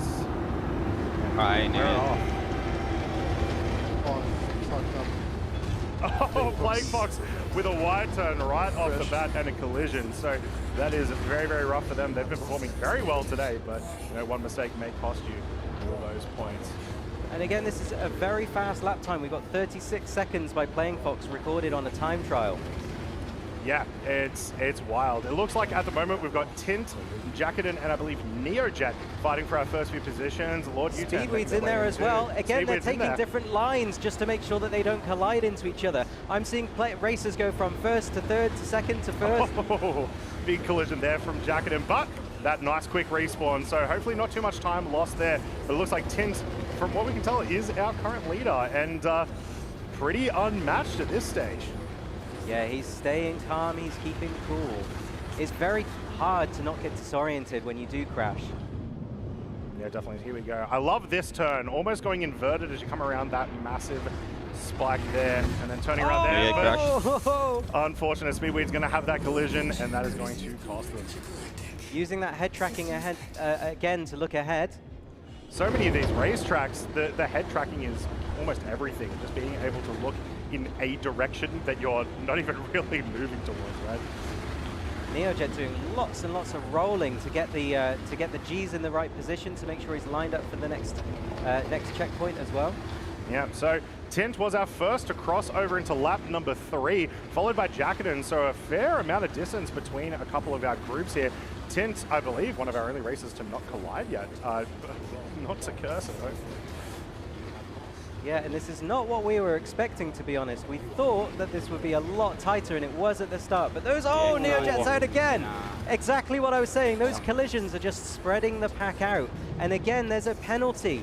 There's a 1-point drop for every collision that happens in this tournament. So it could affect the leaderboard if you have a race and you just can't get your head back into the game.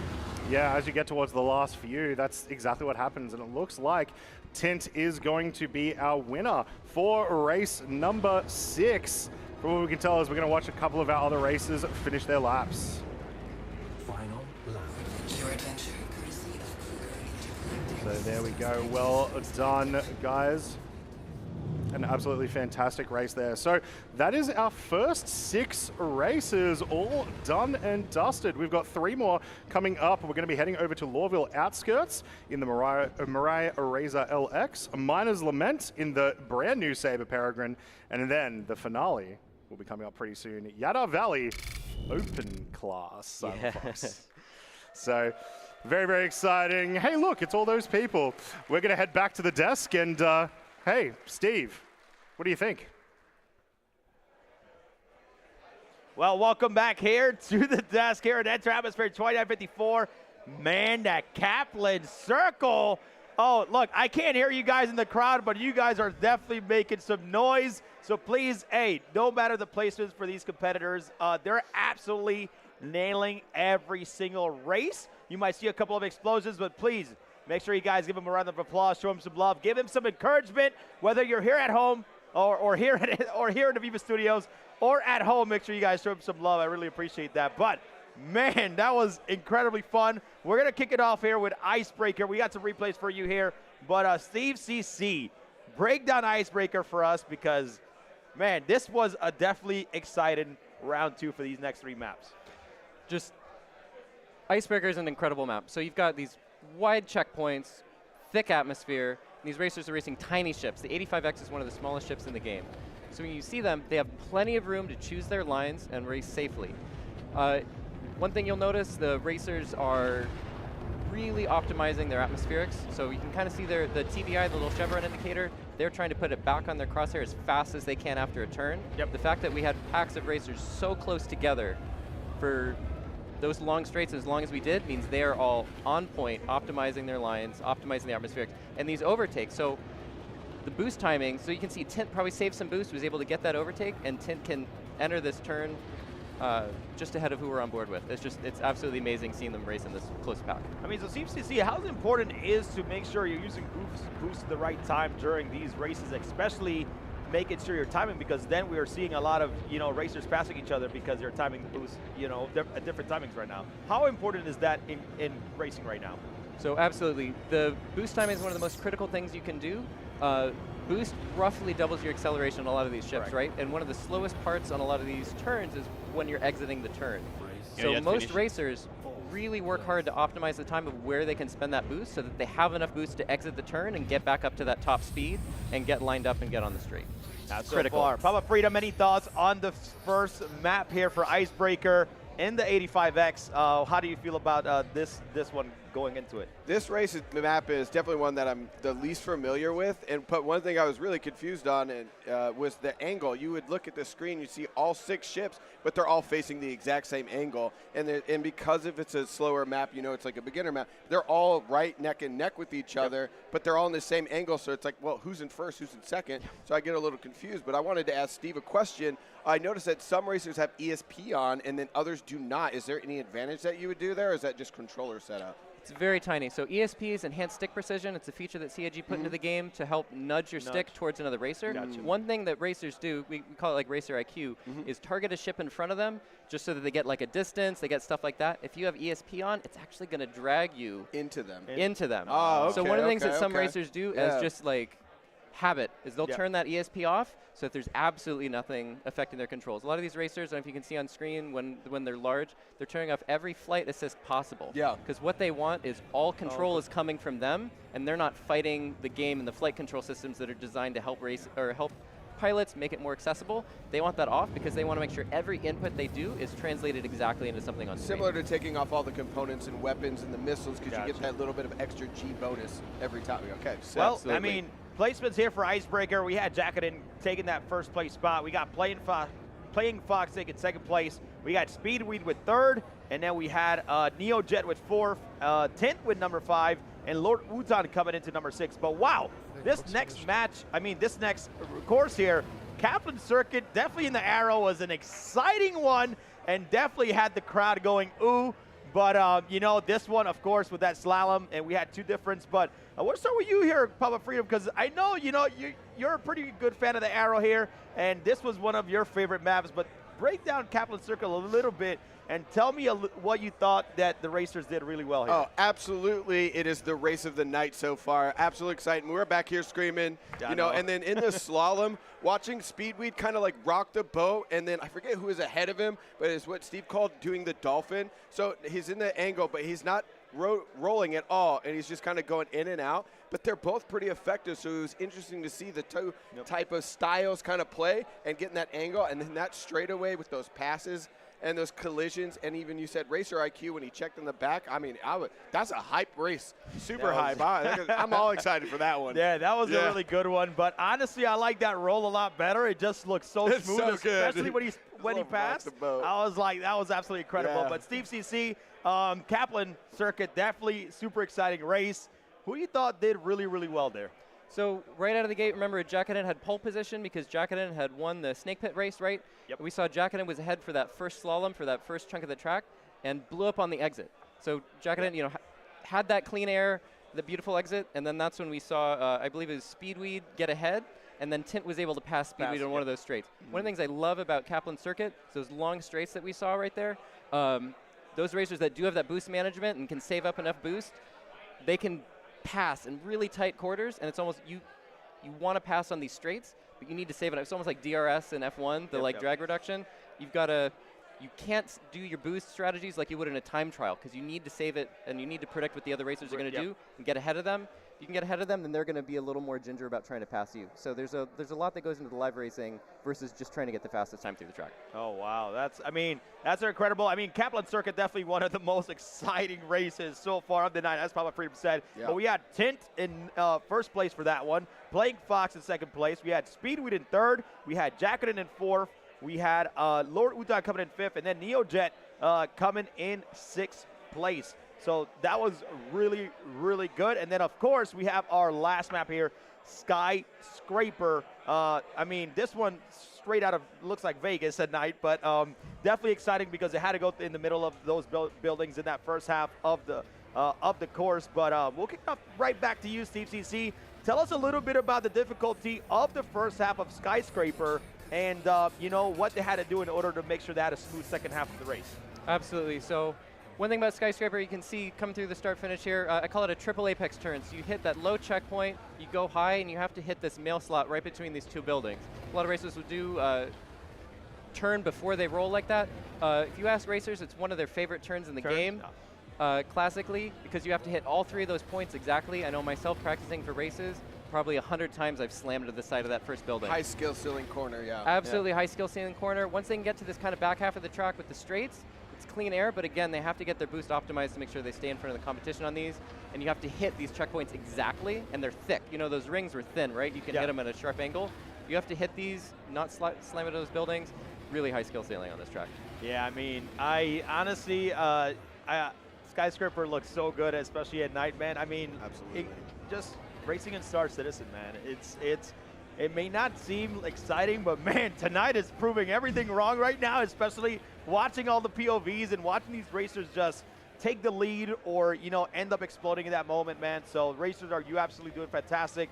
But throwing it over to you here, Papa Freedom, how do you feel Skyscraper ran for these racers tonight? I mean, it was just really cool to watch it at night. Like, we got to see that. And one thing I did notice is that shout out to Toby. These racers are using Toby Eye Tracker, and they've got that camera boost. So you'll notice some of these racers looking into their turns, kind of like when you're in a motorcycle, you look ahead into your turn, and then you get that zoom in effect. So it's like they get to see the angles a little bit better and kind of prep their turns more. Yep. And I was really impressed by that, and I really enjoy that. And shout out to Toby. They have a great product. So that was really cool. I know. I was like, you were like, wait, what's that? What's that? Yeah, I was like, how are they? He's got like camera zoom in there. That looks awesome because you get the boost bar. It's like this big on your screen. I'm like, that's not normal. I mean, not to sell out too, but you can also use that for dogfighting. And the great part is that not only do they have that camera boost, but they have eye targeting as well. Yep. So you and can that's easily my favorite lock part it. about it for PvP. Being able to be at an angle, look up, be able to target in the murder ball, because murder balls are the most confusing things in combat PvP. So if you're able to look up without, and you could track your opponent, look up, select something, and see who's coming in, because there's very dangerous pilots out there that you do not want on your 6. Well, I'm gonna tell you right now, we have the last 3 races coming up, and this is all or nothing right now, ladies and gentlemen, because we have Lville Outskirts, Miners Lament, and Yadada Valley. I absolutely love Yadada Valley, so I'm glad we're kind of ending with that. Steve, any thoughts about these last 3 races? And of course, they're double points right now. So you feel like these racers are now warmed up. Who do you feel is going to come out on top?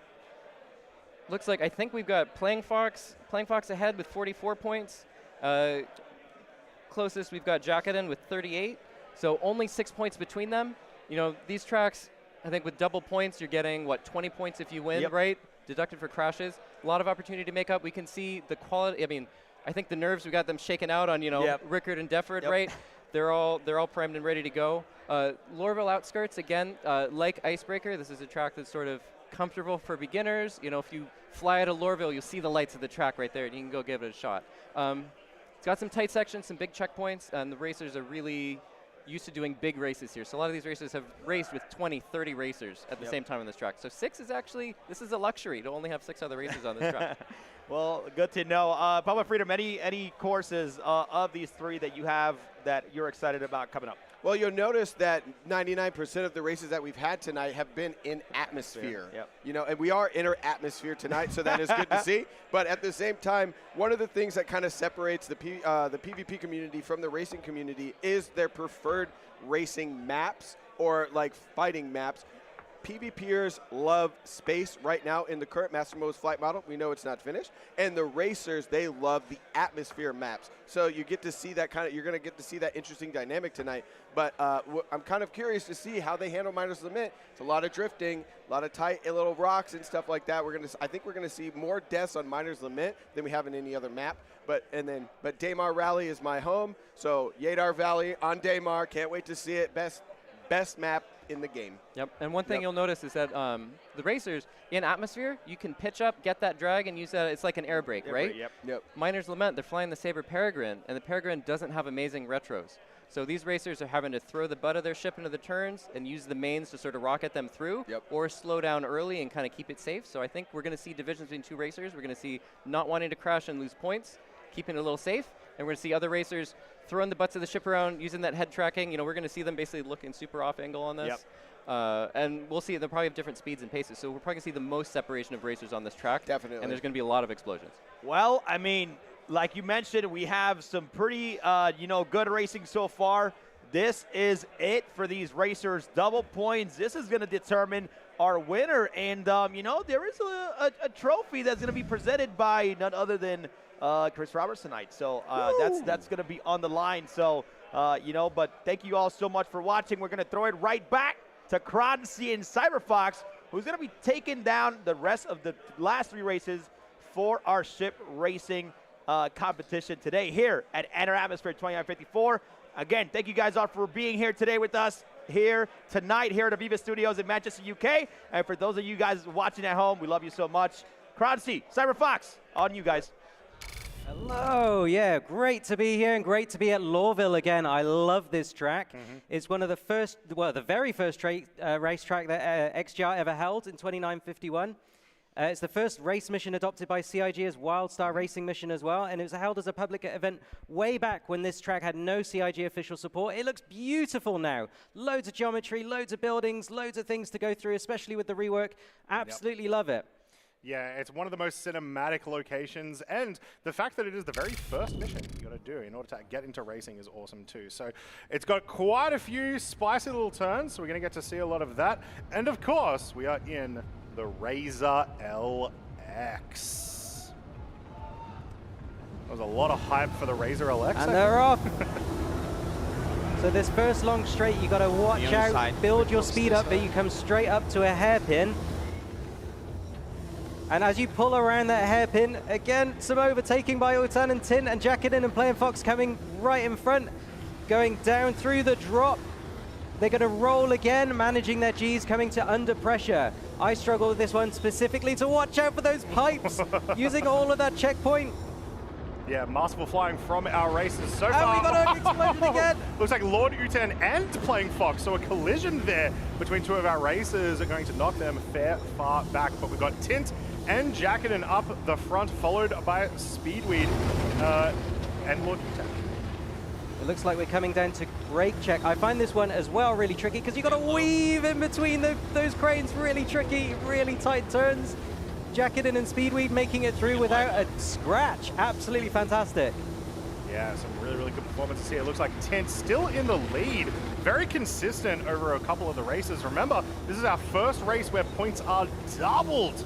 So, don't Tint crash. crossing the line first, Speedweed in second, and Jacketin, I think, in third. Really, really close. Neojet's not hot on their heels as well. Oh, that overtake. Oh my gosh, they're so close together. They are. Any mistake is going to cost them here, but Tint pretty much ahead this entire time. Only a couple of mistakes here and there that's cost them a little bit of distance, but luckily still able to get themselves. Oh, that is a wide turn! Oh, that is unfortunate. They don't call it under pressure for nothing, folks. All right, let's see how we go about now. So we're up the back of the pack here, going through our last few turns. We'll see exactly where we are at the front of the line, though, because that should be a massive development. Coming down to the drop. Looks like we can see Tint and Jacketin still playing against each other right at the front. So still many more collisions to be had. I've got to say, every time they go through that one gate, that super, super narrow, freaks me out. Looks like we're coming over to Skyway again. They've got to weave in between. No, I'm wrong. They're coming up to the start-finish line. We're catching up. Again, this is so quick. These lap times, they're going through them really, really quickly. Under a minute on the time trials, and Speedweed is out again.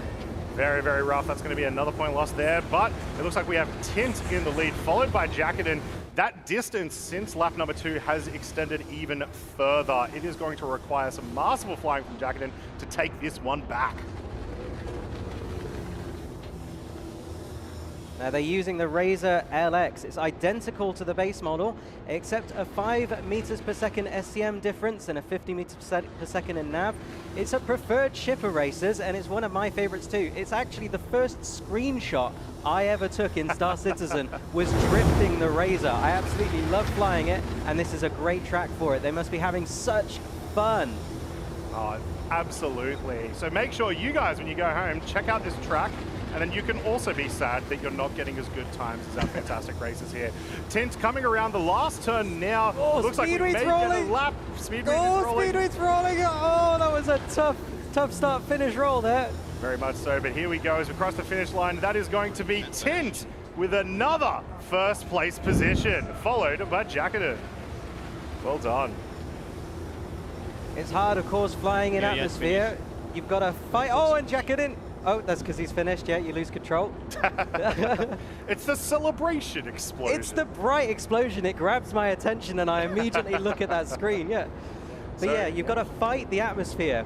You've got to really fight to keep control of your ship, and it just goes to show that these racers who have been practicing leading up to this event together for about a month and a half still struggle. Yep. So well done, Tint. Let's get another big round of applause there for race number 7. Now, we are going to move on to one of my new favorite racing vehicles in one of my least favorite tracks. We're going to be bringing out the Aegis Sabre Peregrine and taking it to Miners Lament. Now, Miners Lament is historically and I suppose commonly tough to practice. It's 0G as well, and again they're going to be needing to use that Toby head tracking because they're not going to be pointing the direction that the ship is moving. It's a completely different way to fly than in ATMO, and you've got to, I suppose, consider the fact that the flight model has changed as well so many times, especially over this last year, that they've had to adapt to a new flight model time and time again. And they're getting used to the quirks. And tricording no longer works either, so they can't even use that extra axes to boost onto that vector that they want to hit. Yeah, now you did mention there the flight model, and important to note because I don't think we've talked about it very much. Obviously, 3.24.2 only came out, a couple of days ago. Most of us were already on our way to CitizenCon. So all of our competitors have been practicing on .1. So that's why none of the new fancy looking energy bars or anything like that, and we're in that older flight model. So that's what you're going to be seeing all throughout today, both in the racing and in Final Flight. And we can't make it too easy for them. We've got a really hard track, and actually, despite being the newest ship, and the Sabre Peregrine is absolutely fantastic, but it's got really low cockpit pilot visibility. It's hard to look around, even when you are using head tracking. You can't really see where you're going. And not only that, but it's got really rubbish retros as well. So you're going to see racers flipping around, doing a turn and burn to try and weave in and out and through the keyholes of this track and change direction. They're going to be going sideways a lot. They're going to be going backwards a lot. So just keep your eye on the direction that they're pointing compared to the direction that they're moving. Yeah, exactly. Now, while we're getting ready for this last race, let's have a look at some of our competitors. I just want to talk about, obviously, someone who has become a new friend to me that I've gotten to meet over the last couple of days, which is one of the best things about CitizenCon, honestly, which is Tint. Tint, our winner of our last race then, has an absolutely fantastic track record, getting second place position in the Scarlet Apex Turret class this year, as well as third place in the Cruise Cup and third place in the Daymar Rally Truck Division. So an absolute hell of a performer there. So all of our racers are prolific, but it's great to see them come and perform and show you guys live. I tell you, I'm just laughing because this feels a bit like Tom Trumps, because I'm looking at Jacquelin's card, right? Yep. 29.54 races. He's been hitting it. He loves that competition. He loves these events. He loves putting his name on the board.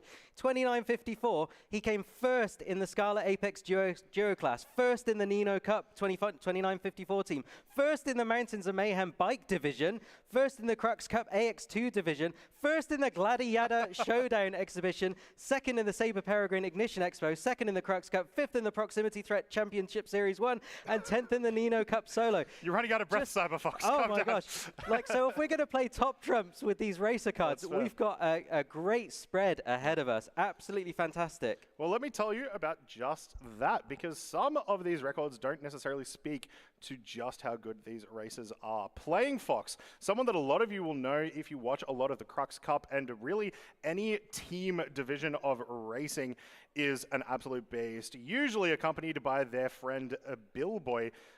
They've done an awesome job. So second in the Crux Cup AX2 Student Showdown number 3, first in the Crux Cup AX2 last year, and second in the Scarlet Apex Duo class last year. So another person that I've been watching this entire time and just absolutely crushing it. Yeah, got a shout out to the Foxes. Playing Fox also has 9 world records on time trials at the moment. Second place runs, third place runs. He's on the leaderboard 9 times within basically the top 3. Just absolutely fantastic. He comes from Austria and he races for Black Star Legion. Yeah. Speaking of some of these time trials, especially for some of the racetracks that maybe you guys want to check out, I do have to do a quick shout out to someone in the crowd right now, Diplomat of SCR.GG, an absolute beast of the racing community. So yeah, if you see Diplomat, make sure you shake his hand. I think the racers look like they might be ready for us. Yeah, we're moving over to Miners Lament here, our 0G racetrack of the day. Let's get some hype. Race number 8.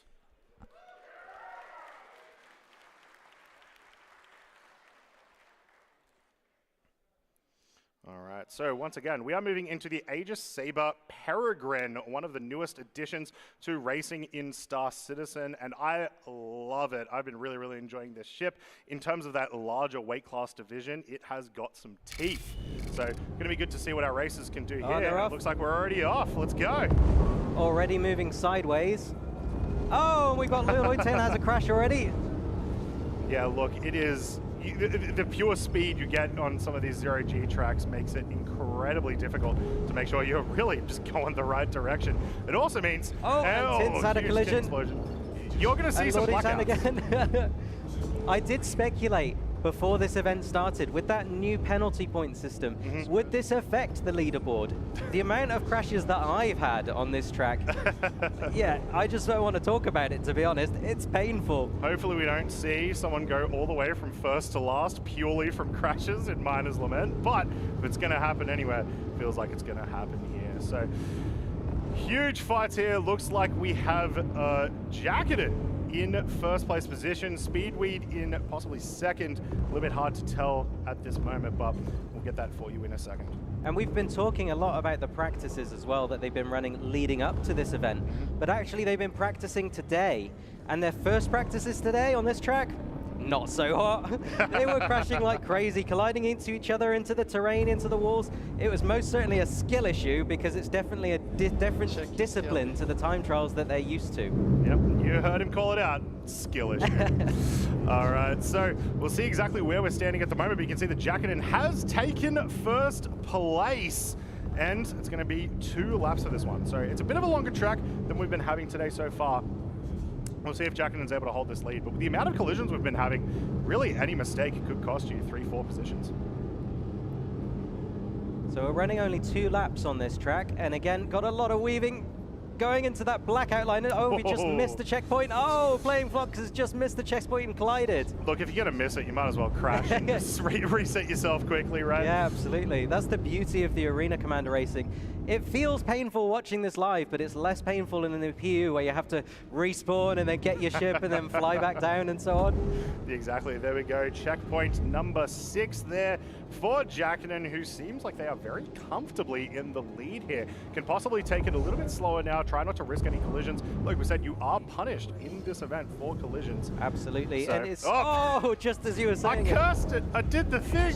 The thing is slow and steady literally wins the race in this race. And as Splen would say, they've got to use that leadership economy. If you get out ahead, there's really no point pushing it. Playing Fox again going sideways, Jacketing going sideways, rolling, spinning, fighting the Gs. So Jacketing's still going to be able to hold on to first place after that collision, but obviously going to lose a point because of the collision, and that distance is closing. You'll find as well that the boost management is used to control the ship more than it is really to gain speed. So it's just to inch back that momentum. Oh, Tint's had another collision as well. Once again, at least they are able to get back into the action very, very quickly. Playing Fox with a collision there as well. It is all over the place here. So even though we are double the points in this race, we may end up seeing first round points acquired here. Oh, what a great pass by Neojet. Bro, can he hold it? Can he hold it? Oh, there's a right squeeze. Yes, he did. Somehow able to maintain that take. That was masterfully done. Well done there. Oh, we can see Speedweed going sideways. You can barely even see where you're going. Just as I said, the Peregrine really hard to see out of when you're going in a different direction to the way that the next checkpoint is, and your head's a different direction. Really disorienting. Now a reminder, every single time you see a blue name over the right side there, like we just saw with Neojet, that is a collision. So even though we saw that masterful takeover before from Neojet, going to get punished a little bit further along in the lap. I tell you what, I was just saying, this feels like space racing. This feels exhilarating. Watching this first-person view, it's like you're along for the ride. It's fantastic. Yeah, all right, we are getting close to the end of the race here. We will get confirmation again just to make sure how the race went, but I do believe Jacketing is going to be our winner for race number 8.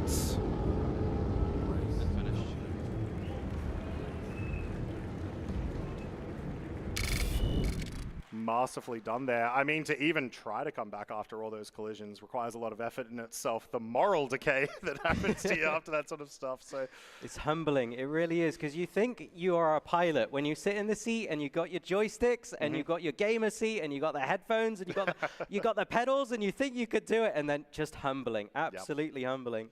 It is. And what is also humbling is what's about to happen to my times on Yadada Valley as we head into race number 9. Yadada Valley, we are going open here. So we're going to let them choose their ships and see exactly what they come up with, what they might come out with. Now, we saw them practicing a little bit earlier today, and I do think we're going to see some variety. There's a nice backstory to the track as well. I was talking to Steve CC earlier today even, and we were talking about how this track came to be. And at the same time as the CIG devs were looking to develop the next racing track, Steve CC was doing the same. And I don't know what the chances of this are, but they were looking at the same moon, they were looking at the canyons, and they happened to be looking at the exact same spot. So when they found out, it was just mind-blowing. Yep. The entire moon, all of that space, all of that choice. I heard that Nino was talking with the racers to discuss how it will work. And Yadada Valley is one of the latest tracks to be developed, which is why it's the last one that we're racing as well. Using all of the expertise from the community and from the development team to make sure that each checkpoint and each turn weaves and merges and flows into each other. I absolutely love the flow of this race. Yeah, it's really cool in how much of a callback it is to the Snake Pit. You know, the first in-PU race that we had, and having the similar assets, making it this old refining area, this old mining area, and bringing that back was super awesome. And there's one other thing that I do want to mention about this, which is, when this race came out, one of the favorites for a lot of people in the community, there was a bug that we had. Good old StarCitizen bug that we all love, where there was just like a random rock that we kept on for whatever reason. We couldn't figure out what was going on. No, we kept there exploding. are definitely no bugs. What are you on about? But the amount of racers that I saw just jump into the game and say, you know what, we're going to figure this out, we're going to try to make this work, was astounding. And it was really, really awesome to see the community come together to make what is, in my opinion, probably the most enjoyable racetrack we have now work. Yeah, So it's absolutely it was fantastic. So much work has gone into this.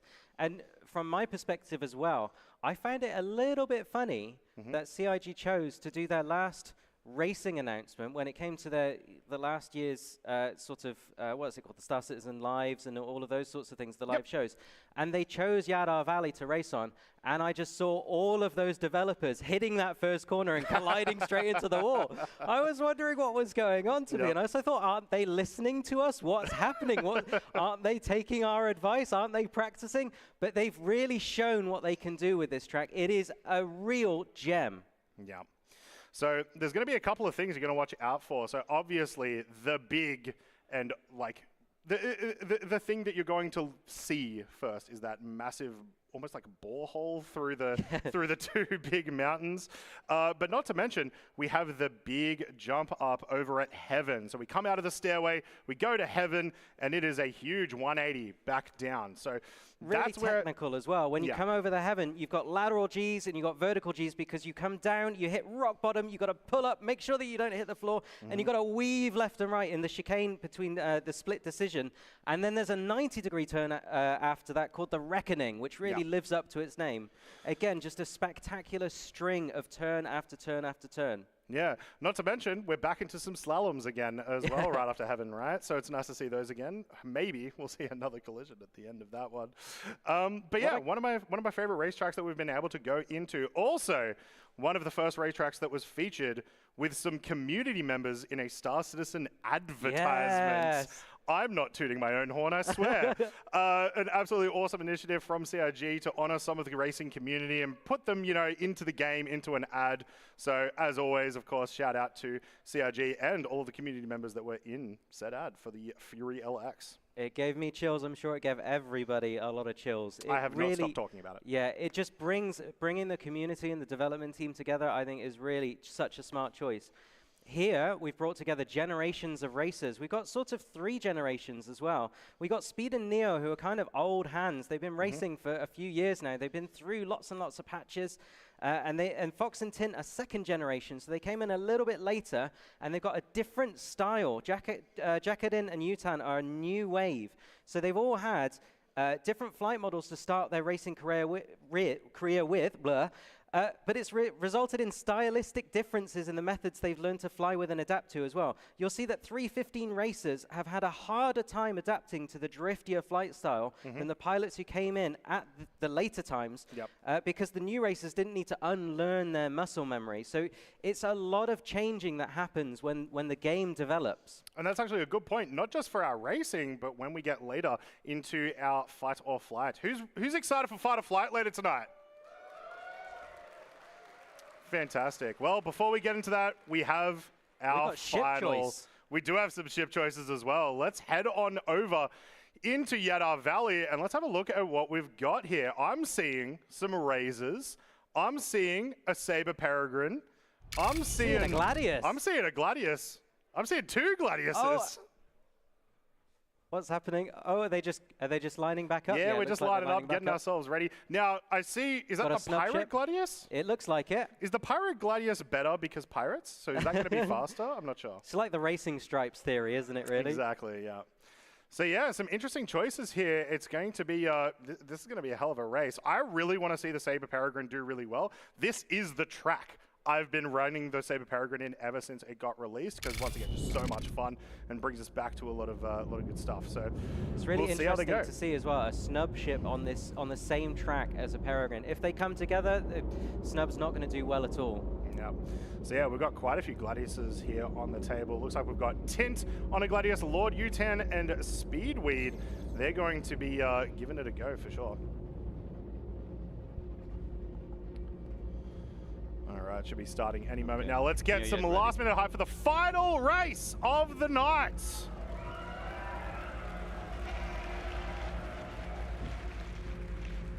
Crowd, you guys have been awesome, but you need to make sure that you continue being awesome throughout the rest of the night.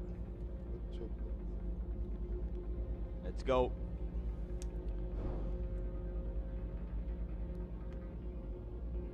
We're waiting with bated breath for the countdown. The audience is completely I'm gonna silent. stay high. I didn't catch what you said, but I'll stay high on this checkpoint.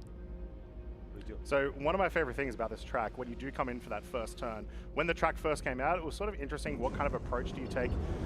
And I'll talk about that later as we head into the race. Let's go. Let's get some more hype. Squeezing through tunnel vision and round to Drifter's Paradise. It's cleaner than I was expecting. Jacketed with a masterful turn there. Fox has collided. Oh, and Tint's out as well. Which is going to mean Jacketed is going to be ahead, but Neojet right on top of Speedweed comes ahead. Lord Utan, but with a collision. So that's a very unfortunate it's even worse because Lord Utan hasn't exploded yet. That's a huge time penalty for Lord Utan. He might as well collide and get back on track. Yeah, massive spin out here. Looks like Speedweed right ahead. We're going to see them go up heaven. Neojet right behind them. And we're going up to heaven. We're going to invert, roll around again. Vertical G's, try not to hit the floor. Vertical G's again and into the slalom. The pure Rolling. skill coming down that section there as we come into the slaloms and around for our final 3 turns. Oh, and it's stalling a little bit. Very close pass underneath through the reckoning. The lines that we're seeing here from Neojet, Speedweed, absolutely crazy. And across the start finish, lining up again for tunnel vision. If you forgot to shave before CitizenCon, don't worry. Come and race Yadada Valley. Drifting nicely around Drifter's Paradise. Just weaving between the canyons, staying below that height limit. Looking a little bit uncomfortable. Oh, taking it nice and tight, using all of the space. Don't worry there, guys. Don't worry. That one has no collision at a certain point. It's okay. It's all good. Bringing that TVI back onto the nose. Looks like we had another collision there from Speedweed a little bit earlier, but Playing Fox up into heaven, coming down. No one near them. This is pretty much free. Neojet's going to have to come back probably like 5-10 seconds in order to take this Neojet's one. just missed the checkpoint. He's going back around. Super unfortunate as we approach the end of lap He's just been number 2. overtaken. Oh, very tricky to bring it back under control. Look how awesome it is to watch this. So Playing Fox now in lap number 3, as we can see Tint heading around the closest that we have now. So there is a massive, massive difference between our competitors. But you can see Tint, Jacketed, and our friend here right on top of each other. Yeah, we're on Speed's POV. Trying to overtake Jacketed, looking for the opportune moment. Pulling it in tight. Big fight there, Jacketed in that Saber Peregrine doing work. Oh no, too high! Cut it too high. Oh, very unfortunate there. The Peregrine's able to get It's not in front. moving. Go, go, go, go. Meanwhile, Playing Fox already right at the back end of the track for lap number 3, uncontested at this stage. Are we going to see a win here on the last round for Playing Fox? I think we are. Let's start already get the cheers going in the crowd for Playing Fox to take round number 9. Followed closely by Tint, I think. We're in Lord Utan's ship, following behind Speedweed. Take it nice and controlled. Rolling sideways so that you got vertical Gs up and down so you can counteract. Using all of the boost now to go through the reckoning. Very close passing again. Jacketed taking undertaking. And then crossing the line. Oh no, it is a collision at the last minute. Oh, I wonder how that's going to affect the leaderboard. What a fantastic display of racing. Oh my gosh, that was so fun. That was awesome. What a great race number 9 to finish that one on. And ladies and gentlemen, that's going to be it for your racing today. Cyberfox, you've been an absolutely fantastic co-host here in the commentator's desk. Thank you very much for joining. Thank you for having me. I'm really looking forward to sitting in the audience and enjoying Fight or Flight, but it's been absolutely amazing. Thank you everybody for having me. Yeah, no worries. We're going to send you guys off back to the desk to talk about the leaderboard. All right, ladies and gentlemen, what about that ship racing here at Enter Atmosphere 2954? That was absolutely incredible. That last one was really good where teams were able to, racers were able to pick their own ship. But man, right now we're going to be waiting to see who's going to be our ship racing competitor, who's going to be the winner today. But before we do that, let's break down what we already saw. But let's kick it off with Lville Outskirts here.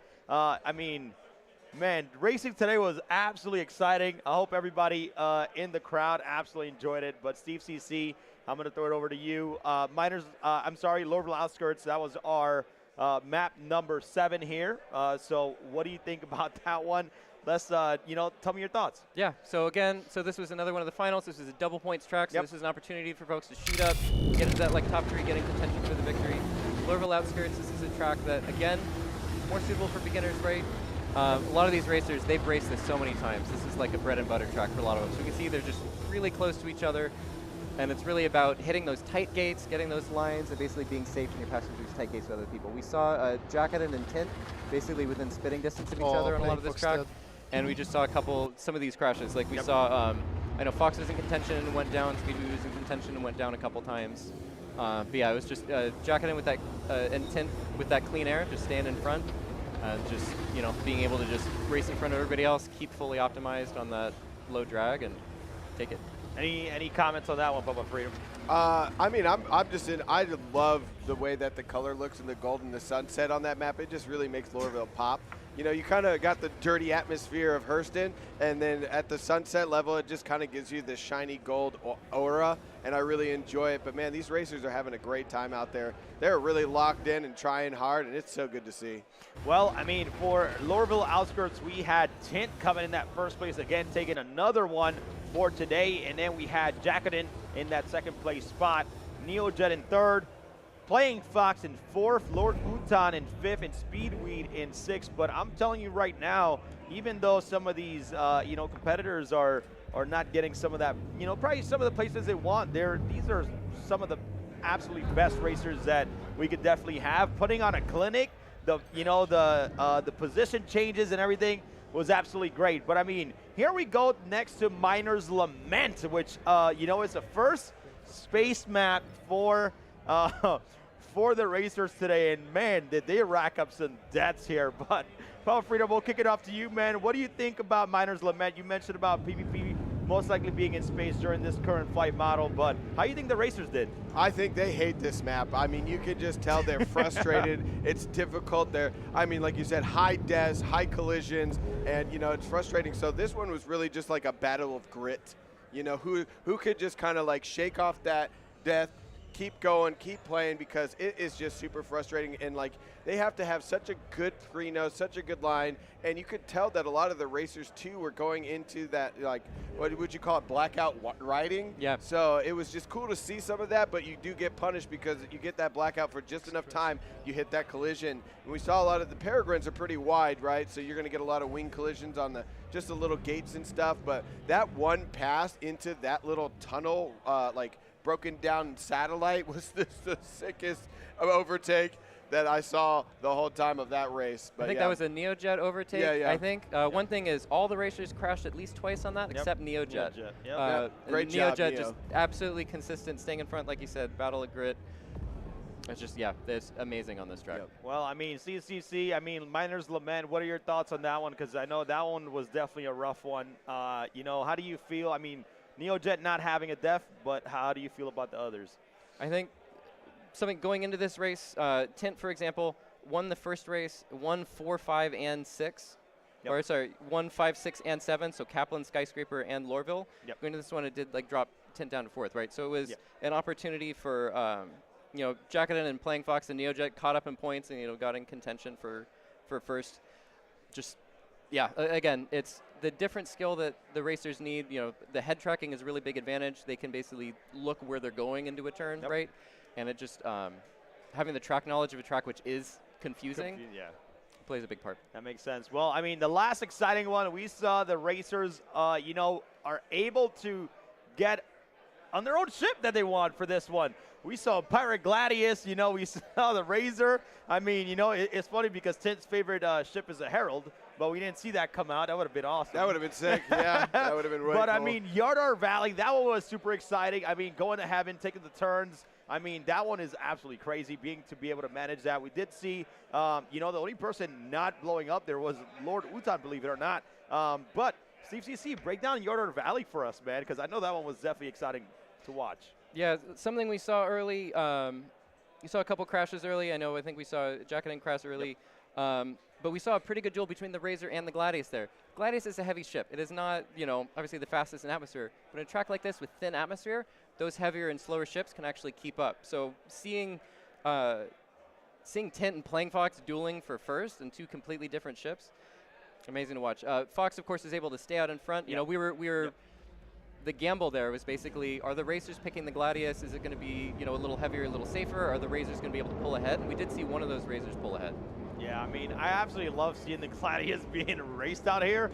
So, hey, it looks absolutely incredible. Papa Freedom, your thoughts on Yadada Valley? This was definitely an exciting one overall. Yeah, when you come through that like roller coaster of inversion, when you go up, invert, come down, hit that slalom, you got to do a barrel roll into it, and then hit that 180 turn. Is just so cool to see everybody kind of stack up, take different lines. It's super exciting. The Gladius being out there, especially in the pirate skin, to answer Croncy's question, yes, the pirate skin, being a pirate, does make you faster. Quote me on that, Steve, any day of the week. So really fun. But I love that little tower up to the inversion into the slalom in that back 180. That is a true testament to a good, skilled pilot. Steve, Steve ZC, I want to ask you a quick question here on Yadada Valley. Where would you put this course here, difficulty-wise, for, let's say, an amateur that wants to probably try it out for the first time? So Yadada Valley, I probably would put at the top, at the hardest track. I believe it is the last track you unlock if you're doing the mission progression in-game, the PU missions. One of the reasons you put it at the top, the low atmosphere means you don't have the sort of comfort of the air being able to keep your speed down. You can overspeed faster than these tiny canyons can take. So it's something where you have to control your speed, and you have to know where you are in these canyons at all times, especially as we can see the racers. This is the closest they've raced all night. This is like the tightest one, the tightest tracks. We can see some of those overtakes. Like, it's almost, when you are on that tight of a track, the fact that the racers are able to pass each other in that drifter's hideout, past the Gladiuses, I think this is really the benefit of them having the no ping environment. Yeah. Because the fact that we're seeing them racing out here, wingtip to wingtip, you know, it's great. and just great. clean. Through the canyons. Great. Oh, It's so it's good. amazing. They're Yeah, all it's they're all dream. synced. And what kind of advice would you give someone that really wants to try racing in Star Citizen for the first time? Absolutely. So, if you want to race for the first time, something folks have told me from motor racing, it's more fun to race a slow car fast than it is to race a fast car slow. So I know that the temptation is to go right for, you know, the Razors, the M50s, whatever. But you want to fly as fast as your abilities can do. It's like, you know, with any sports, like snowboarding. You only want to snowboard as fast as you can stay in control. So get those slower ships, something small. I love the Aurora. It's got great wings. It's got great lift. It's tiny. It's not going to clip wings. And you can fly at that speed limit, at a speed where you can still predict the next turn. Gotcha. So you want to, like, take the Aurora to Icebreaker and be like, wow, this is boring. You know what? If it's boring, that means you can get up to a slightly faster ship. Yep. 100%. Bob Freedom, any advice you want to give out there to, you know, to people that actually want to try ship racing? Do it. Just do it. Get out there and do it. I mean, Are you Nike? Am I I'm Nike? just kidding. Absolutely. Come sponsor us here. We're taking any sponsors. Nike, hit us up. You know, yeah, just do it, because what do you got to lose? You know, like, get out there, Arena Commander, private lobbies. You can go out there. You don't have to race with anybody. You just get familiar with the maps. But absolutely the best part is flying with the community, getting a group of people, getting with your friends. Some of the best times that I have is like, you're just like shooting the shit with your friends and you want to do something. You go out racing and you have a blast. You know, go out there, have a little banter. One thing I want to do is like congratulate Lord Uton and not dying on that last one. You could tell he's really nervous, but I just want to remind racers, like, this is fun. Like, have fun. I know you're in live person, but it's still a fun environment. It's okay to kind of let loose, shake off those nerves a bit, and smile. Maybe talk a little shit to your opponent, and just have some fun. But yeah, good on him for, you know, coming through and not being shaken, and still come through with a very clean race. Well, you know, we got the word in. We have your ship racing champion. If you're in the crowd right now, show him some love, get some noise to your winner, Playing Fox. And right now we have Meyer on the stage with an interview to see how Playing Fox feel. Congratulations, Playing Fox. Take it off to you, Meyer. All right. How was that for a racing showcase?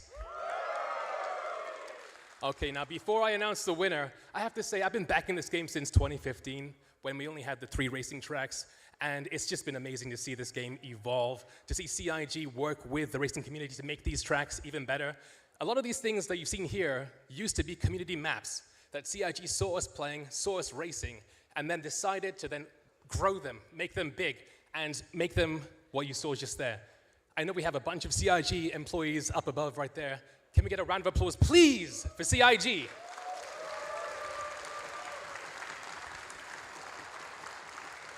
All right. And now, our grand champion is Playing Fox!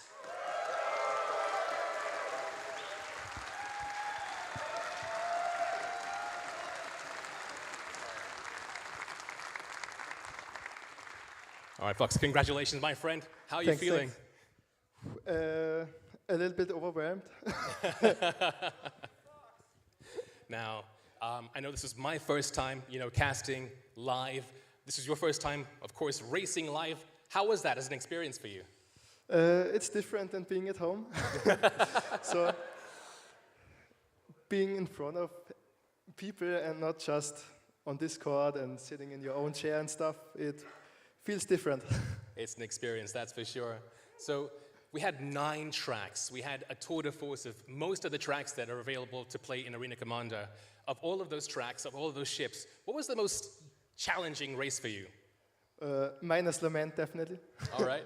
And why is that? I know it was the only atmospheric race. Is that kind of why? Yeah, Zero G is definitely harder, especially now without tricording. And I started racing with tricording, so I'm not really used to turning 180 degrees to stop. And the Barraquin is not the best ship in Zero G. Hey, fair enough. Now, throughout that entire race, you weren't just in the lead. There were some times when, Jacqueline was in front. I saw Tint there as well. Do you have any words for your, fellow racers? How do you feel, did you think you were going to come out on top? I wasn't sure. I thought probably Tint would be in front, but I guess it didn't. Nah, I didn't win as much as the others, but I got second and third all the time. But they did great. That's right.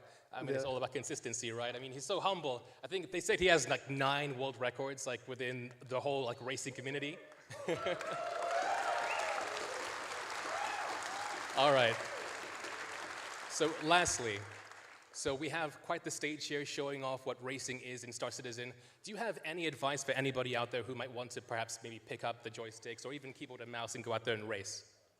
Just do it. Just do it! All right. Ladies and gentlemen, Playing Fox! You can take it with you. All right. So coming very soon, guys, we're going to have our next half of the Enter Atmosphere competition, which is, of course, the Fight or Flight contest. All we're going to do now is take a few moments and then get, of course, the rig set up for our contestants, and we'll see you then. Until then, guys, thank you so much. And, of course, let's go to currency inclusion.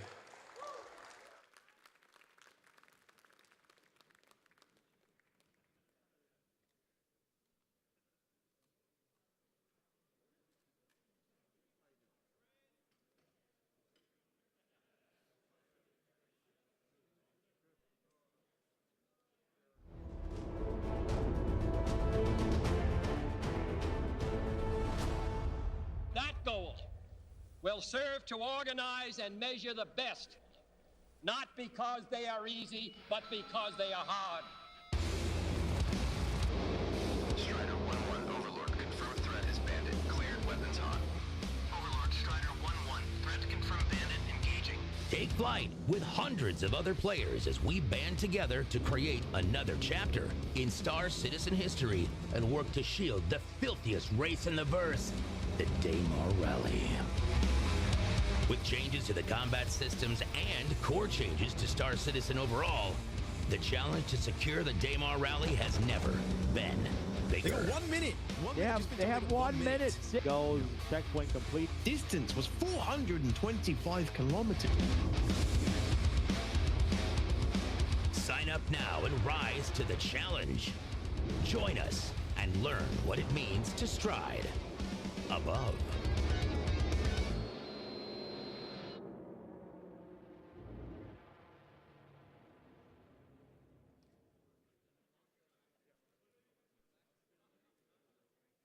Inter Atmosphere has been brought to you in part by Tobii Gaming. Unlock the next level of immersion in Star Citizen with the Tobii Eye Tracker 5. Monstertech. Transform your gaming experience with innovative, high-quality simulation equipment designed to enhance performance and immerse you in every virtual adventure. Icon City. Dominate the game with over 600 Star Citizen icons and hotkeys right at your fingertips with the click of a button. Verbal Controls. Delivering precision-engineered flight simulation hardware that elevates your aerial adventures with unmatched realism and control. We are ATMO Esports. We set the bar and cross the finish line. Being the absolute best isn't a gift. It's a lifestyle. Fueled by dedication, it is the ability to push past your breaking point, time and time again. That is why we're here. Join us in conquering the most unforgiving environments the verse has to offer.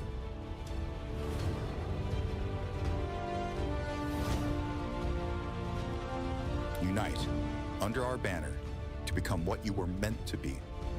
Against all odds, stand victorious amongst the legends.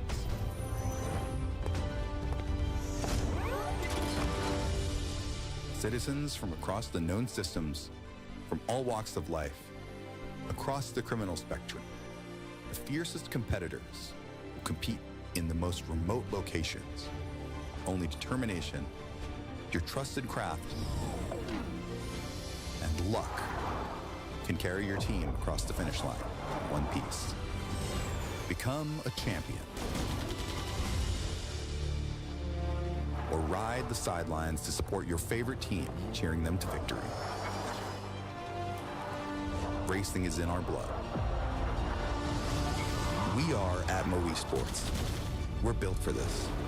Are you? Visit atmo.gg to learn more.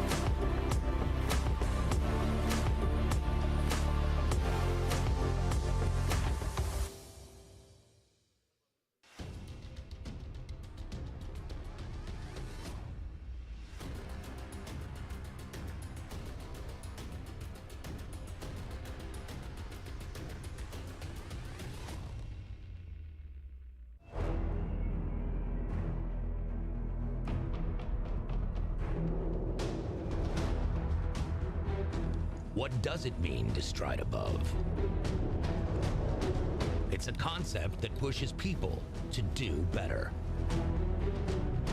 To not just walk past adversity, but to stride past it with their heads held high, knowing that their accomplishments are of their own making.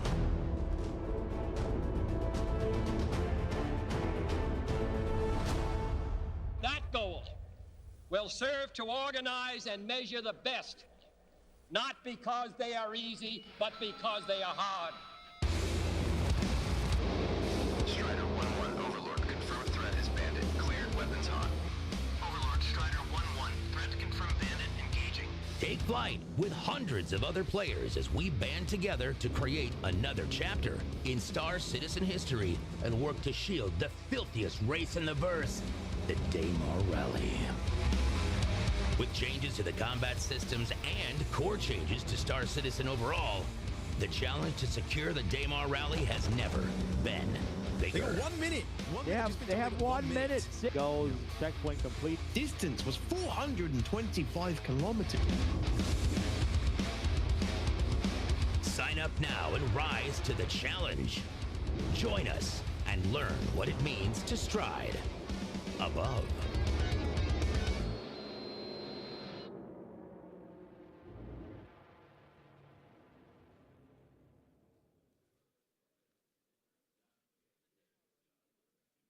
Inter Atmosphere has been brought to you in part by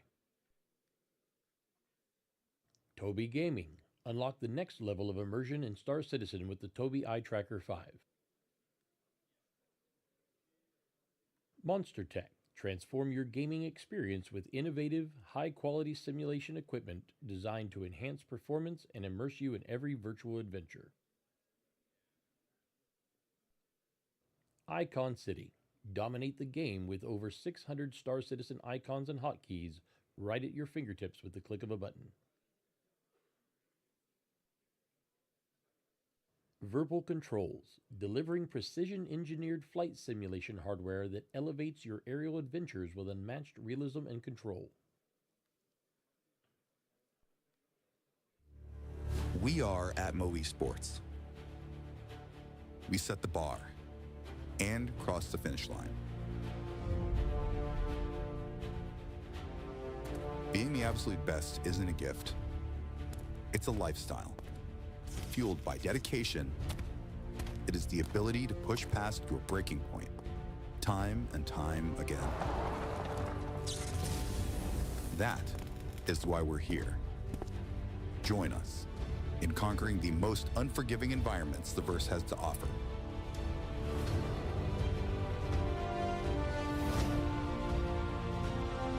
Unite under our banner to become what you were meant to be. Against all odds, stand victorious amongst the legends.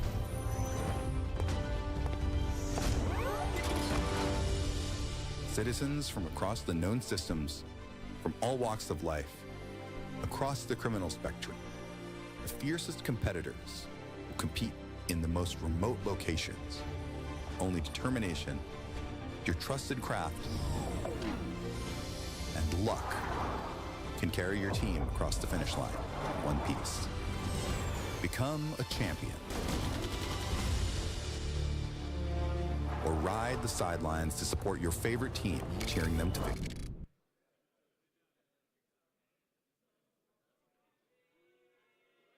Have a little bit of a discussion here with some incredible CIG developers. First of all, we have Yogi Klatt and Richard Thaler from the CIG team, and we're just going to kick it off to talk a little bit about what you guys do for Robert Space Age, your Star Citizen, and in the game. What's your title? Can you talk about that a little bit? Okay, so my name is Yogi Klatt. My title is it changed so often. Hang on, a principal vehicle programmer. I am. Okay. And I'm working closely with basically all people involved in ship and vehicle gameplay to make the experience for flight and combat good. Awesome, incredible. What about yourself, Richard? What is your official title at Cloud Imperium Games? So my official title is lead game designer on the vehicle experience team. So I'm responsible for the vehicle experience. So I work closely with Yogi, and this is flight balance, tuning, vehicle features, anything that's kicked into the kind of general vehicle experience that we have in the game. Awesome, awesome. And obviously this weekend has been CitizenCon 2954. It was absolutely exciting. I mean, so many things that have been announced, but what has your experience been like? Richard, we'll start with you. Any special experiences you've had this weekend at CitizenCon? It's just been great in general because there's been so many fans here, and that's been the biggest surprise to me is how many people have turned up. Yes. And there's been so many people coming up to you going, I'd like to give you feedback on this. I'd like to talk about this, and it's just how passionate our fans are. And that's the biggest thing for me is I just enjoy how passionate our fans are. And just how much they love the game. Love the game. And it's just amazing to see. I just love those interactions. I mean, there's so many fans. I'm pretty sure when they know you guys work for Cloud Imperium, they just started crowding you. What about your? Well, it's more so Yogi than me. But No, I love talking to players, right? And I think for me personally, as a developer, this is like my yearly dose of big love I get at CitizenCon. Yes. Right, because lots of people come to me and like the thing you hear from them is very diverse, right? Like, we like what you do with a flight model. Can you adjust this or that and so on? And yeah, absolutely. As a player, it's hard for me to pick. The thing is, like, as a developer, you sometimes don't know what actually CitizenCon brings because I did not have a lot of like insight into the plans for 1.0, right? I was like, that's what we're doing. Nice, right? So from both but as a player, this all excites me, right? Yeah. So it was a really good show for me. I loved it. I'm glad. Well, I mean, Yogi, any special moments that you had at CitizenCon this weekend that absolutely like inspired you to continue wanting to develop the project at Cloud and Grim Games? Oh man, standing in front of the Hornet, right? Oh yes. And then that was actually cool. I sadly missed all the engine tests. So my wife sent me a video about like every couple of 30 minutes they did this one engine test where everything was like in big lights. I missed that, right? But I heard it a lot. A lot, yeah. But I missed that. But like just seeing that, it's like, yep. Yeah, and then of course seeing Squadrons being live played. I know. That was great. Actually, I'm not sad that it crashed at all, right? Because again, well, it's an actual demo. Yes. It's actual gameplay. And of course, things sometimes break and so on, right? But we'll fix them. It's going to be great. It's not a vertical slice. It's actually the gameplay now. It is, yes. yeah. And it is how it looks. There was nothing fake in there. That was. I mean, I was watching it while we were sitting up here, and I was like smiling ear to ear. I couldn't stop. Oh, and yeah. then kind of hinting of 2026 as well. Oh right. man. You mean when your cheeks hurt from like the yes. Right. So Richard, how about yourself? Any special moments at CitizenCon that really truly inspired you to continue working on the development of Star Citizen? Yes. So it just comes down to how passionate Chris is about the project. Yeah, because you can hear it in his voice when he speaks about the game that he really cares about it. And that goes all the way down. Right down for everyone in the company. Yeah. And that just inspires us to make the best game possible. Yeah. Because that's all we're trying to do is we're trying to just make the best game we can. Yep. I mean, I think this year at CitizenCon 2954, you guys absolutely. Just the team in general, man. You guys absolutely killed it, and I can't wait. I obviously I'm gonna go watch it probably 4 or 5 times back home. So hey, just for you guys at home, remember that CitizenCon 2954, all those panels are still already live on YouTube. So make sure you go check them out. If you missed anything at CitizenCon, please go watch it because you definitely missed out on some incredible announcement this past weekend. So, well, we're going to be talking here a little bit about competitive events, right? So, before we jump into the questions, any competitive events that you guys like to watch that the community throws, and I'll start with you, Richard. Yeah. So, I'm a big fan of the Demo Rally. So, obviously, it's the big one. Yes. And it starts the year. And it's just really impressive seeing the teamwork in those events. And that's what really impresses me is just the teamwork. But also, it's the size of the event. Because I think I first came across you guys when you came to Manchester in 2019, I think it was. Yes. Yeah, back then, and that was back when the DMR Rally, and it's just amazing just seeing the level of event that you can put on. Yep. And it's also driven us to try and improve the game in those areas as well. Well, we're always trying to break your servers, so so that we always make the team working. It's funny because when we started DMR Rally, I think our biggest one we had, which was last year, 14 different servers. So it was a big one. Yeah, but server meshing hopefully around the corner. We're gonna hopefully break some more, but we love that you guys are able to get the data that you guys need for us to hopefully continue pushing these events to the next level. So same question to you, Yogi. Any events that any events that you like watching? I know you mentioned playing a lot, so it's okay if you don't watch. I do play a lot. Yes. I'm not the biggest fan of watching Twitch streams myself. He's got a very short attention span, so you have to. I'm like a monkey, right? but no, of course I heard about the Demo Rally and the other things that happen. Just hearing what other people, how they coordinate in the verse to get things like that done is so breathtaking. Yeah. And it does affect the decision making sometimes in terms of what kind of fixes to prioritize. Yeah. I think there was one patch where, hey, Demo Rally is coming up. Can you please look at this physics bug or something like that? So that definitely happened in the past. So I'm although I'm not watching, I know that you guys are there, and it's amazing.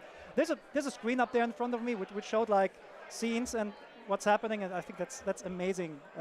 It's just so beautiful seeing ships and vehicles. Yeah. Go around curves and blow up, right? It's just fun. And I do think back a couple of years ago we had a bug where the ground vehicles would randomly explode. Oh, yeah. Yes. So we had to fix that before the DMR Rally. Wow. Yeah, it was that, right? Yeah.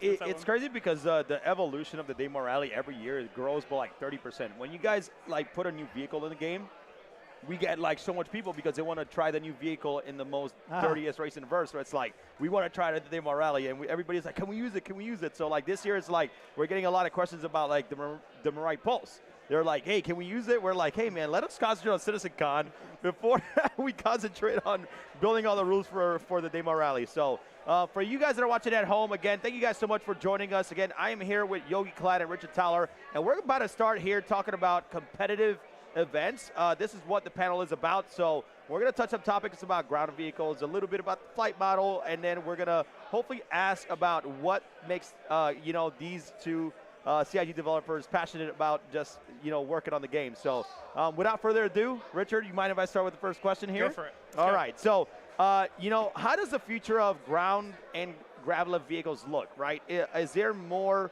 tuning that needs to be done at any time frame on when we plan on seeing this changes? And this is kind of relative to the ground vehicle physics that I believe that you guys already mentioned in past like ISCs.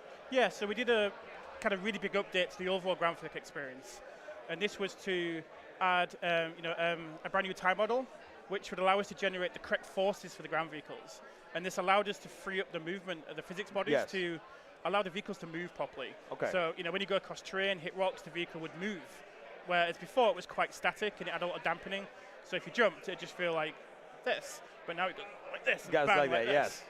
But that was just phase one of moving the ground vehicles' new physics, and we worked a lot on solving the problems that adding proper physics to the ground vehicles created, which was we had a lot of collision problems. When we first put the ground vehicles in, you would hit a rock and flip over 16 times because there was a suspension force that would clip through the rock. Oh wow! And that was it. But we fixed that, and now you hit rocks and you can climb up them properly. Climb up the rocks. Yep. Yeah. So we've moved most of the ground vehicles. We've still got the mule on the old physics, but we plan to move that to the new physics. Oh, beautiful. We've got some improvements we want to do to the tank, because we learned a lot moving the kind of ground vehicles over. So we want to move what we've learned with those vehicles to the tanks, but also to the grav vehicles as well.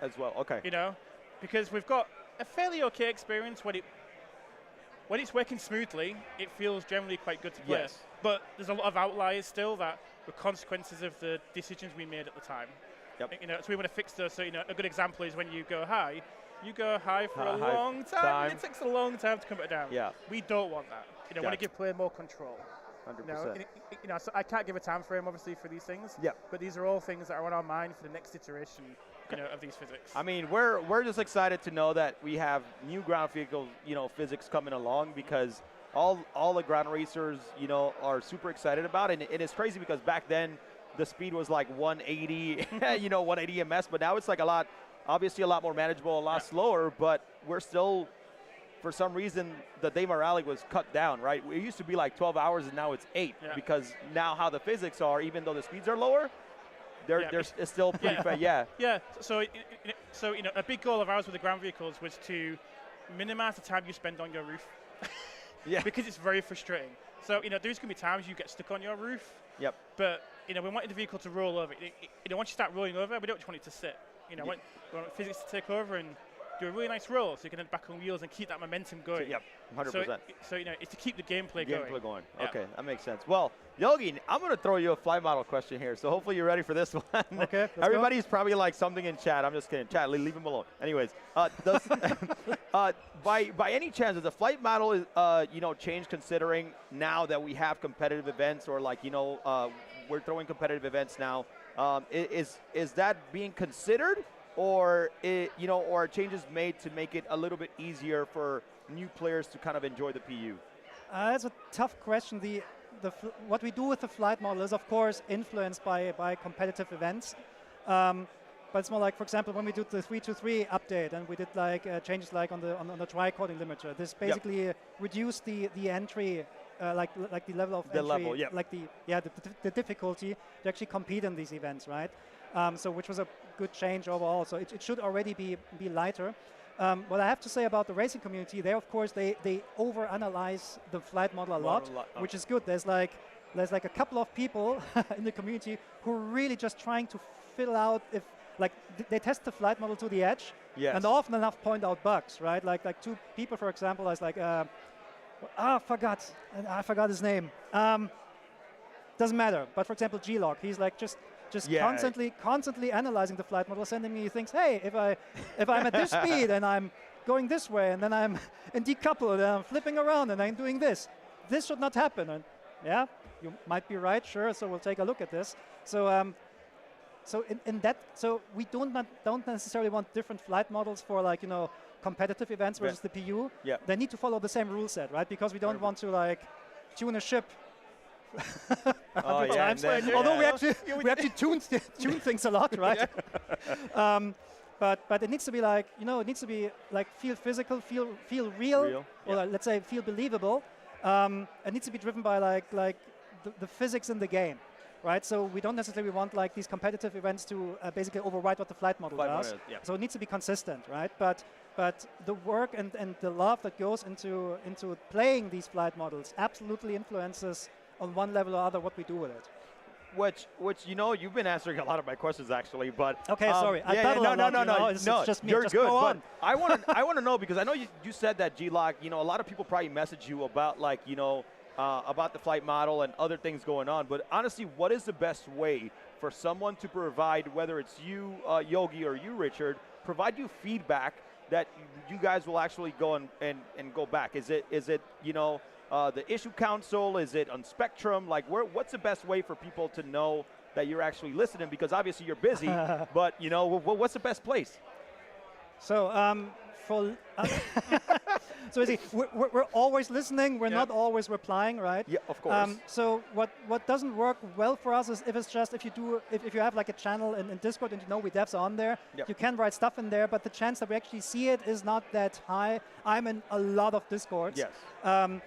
If you have feedback, be concise, be precise. 100%. And try Videos, and like don't write a white paper about like flight mechanics in space, because like these tend to become really long. Yeah. Just tell us what you feel is wrong, right? And then put this in a Spectrum thread.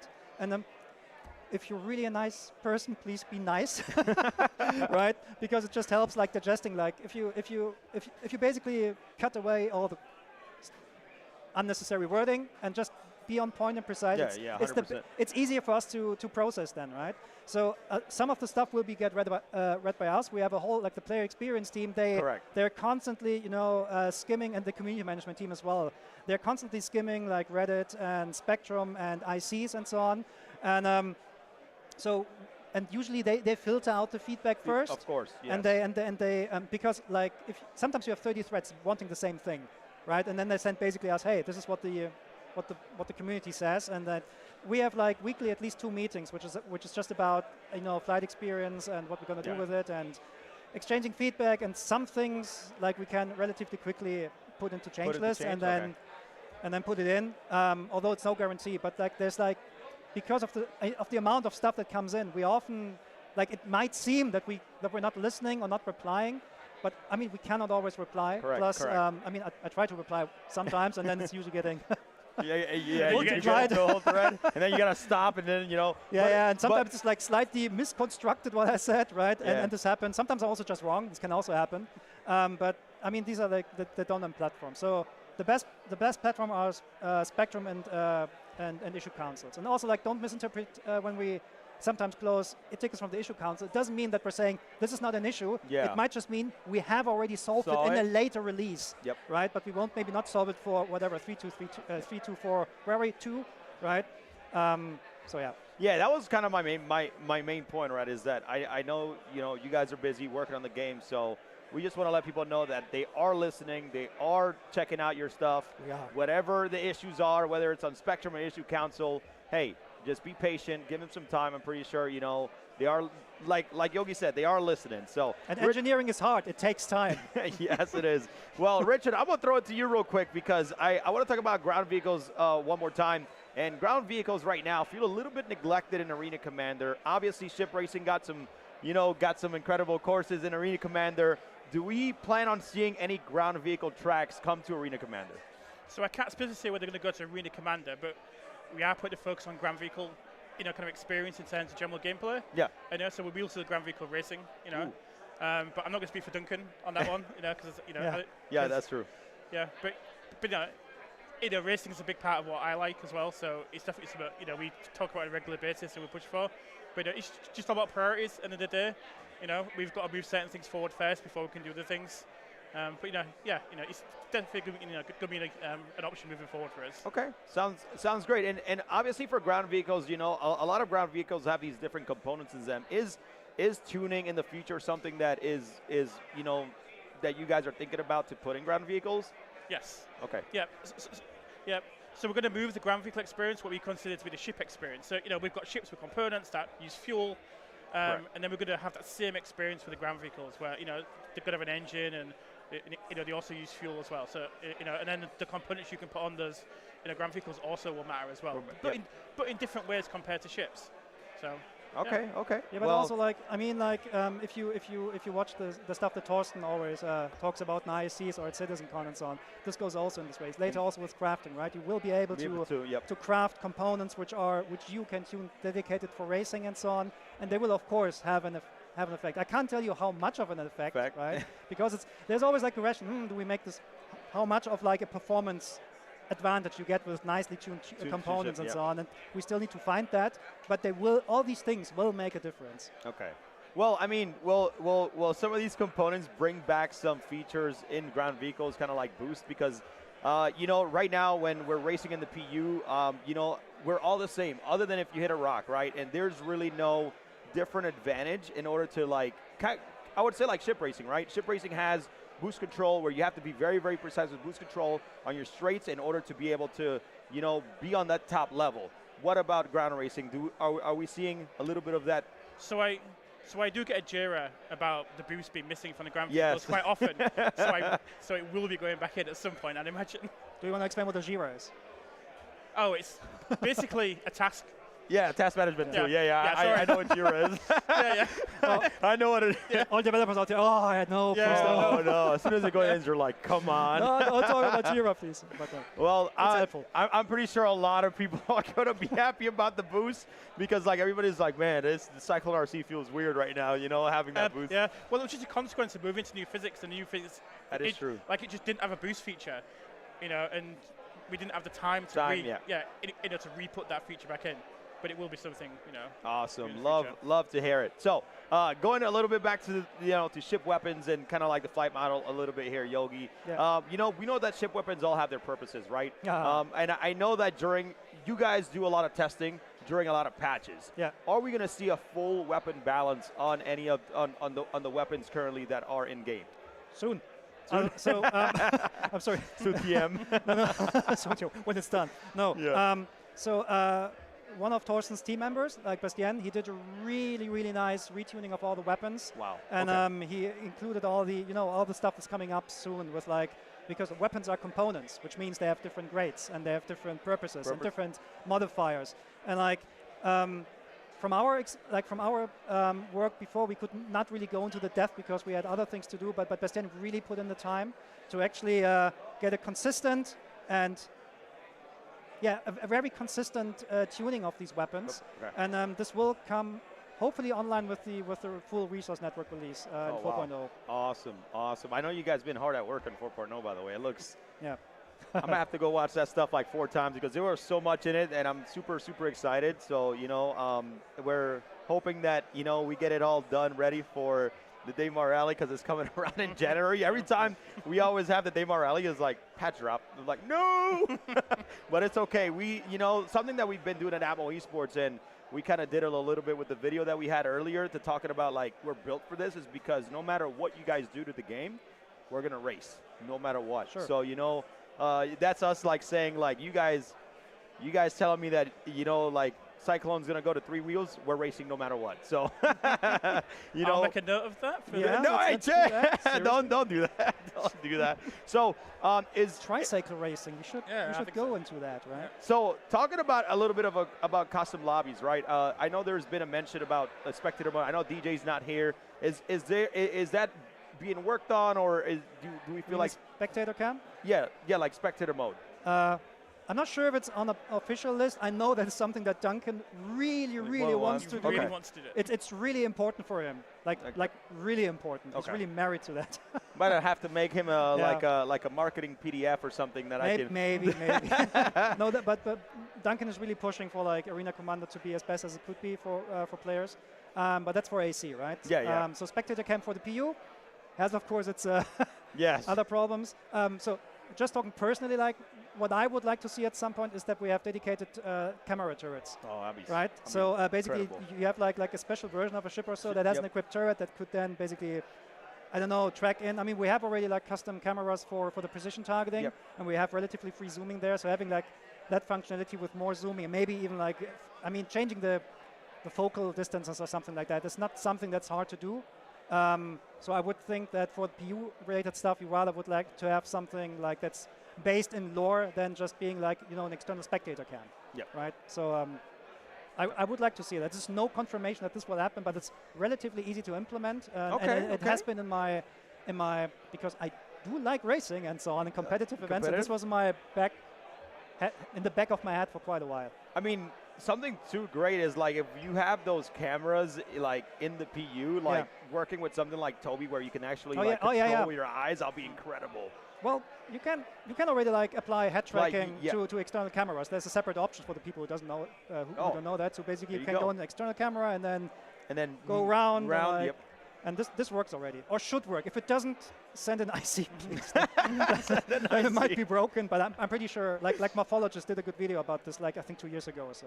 Wow, that's absolutely incredible. I mean, Rikkord, you answered a lot of my questions in like one of the sentences talking about Gravlev, because you know you mentioned that Gravlev right now.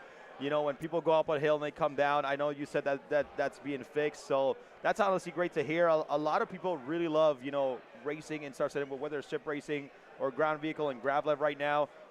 So, you know, we just appreciate the work that you guys are doing, especially for just the community. I know there's a lot to listen to, and people are sometimes, I'll call it too passionate. So please, you know. Passion is good. Yeah, passion is good. Remember, we're humans.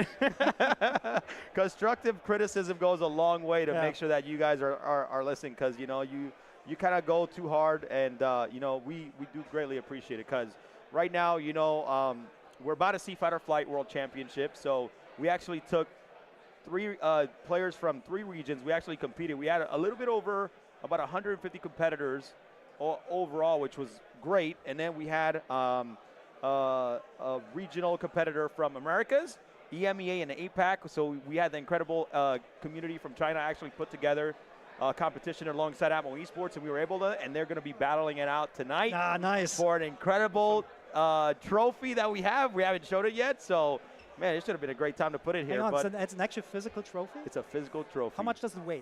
It's heavy. It's a Fighter Flight trophy. We're going to be showing it off. Yes. Okay. When you see it, you're going to be like, there's no way that's a trophy. It looks really, Can I get a sneak peek? Probably not, right? Yeah, we can go up here during break. I'll take you. Nice. But anyways, last question for you guys, and this is just something that I like to tell everybody, but is there anything that you really want to say to the community, you know, especially after this weekend here at CitizenCon 2954?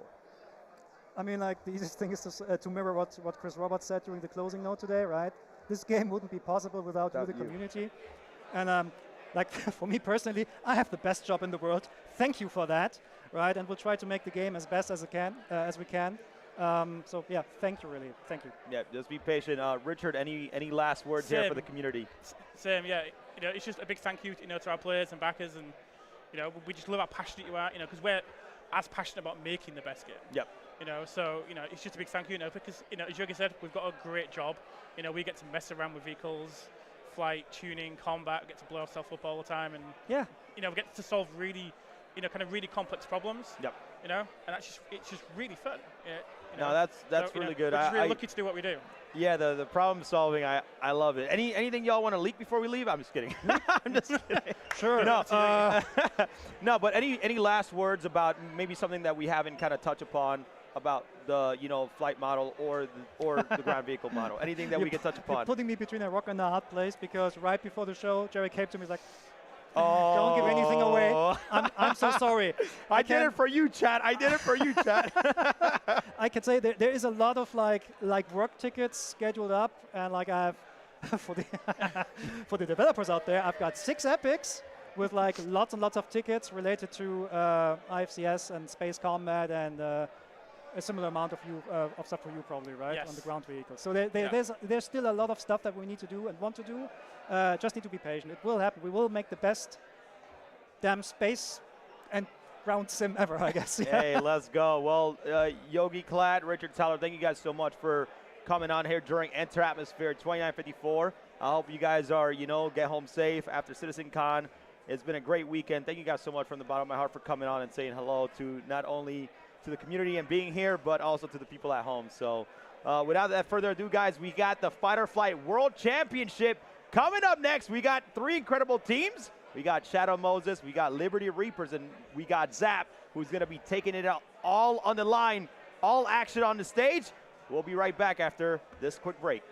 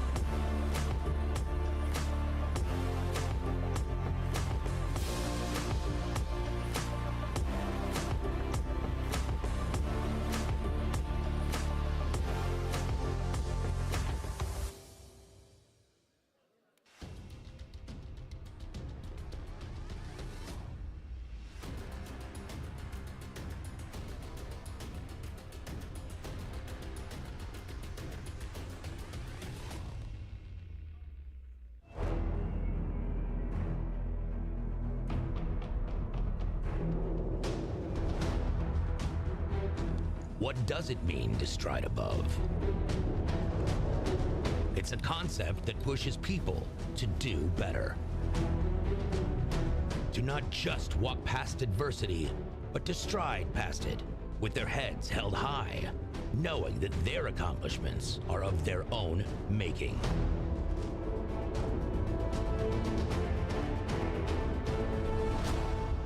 That goal will serve to organize and measure the best, not because they are easy, but because they are hard. Strider 1-1, Overlord, confirmed threat is bandit, cleared, weapons hot. Overlord, Strider 1-1, threat confirmed bandit, engaging. Take flight with hundreds of other players as we band together to create another chapter in Star Citizen history and work to shield the filthiest race in the verse, the Daymar Rally. With changes to the combat systems and core changes to Star Citizen overall, the challenge to secure the Daymar Rally has never been bigger. They got 1 minute. They have 1 minute. Goes, checkpoint complete. Distance was 425 kilometers. Sign up now and rise to the challenge. Join us and learn what it means to stride above.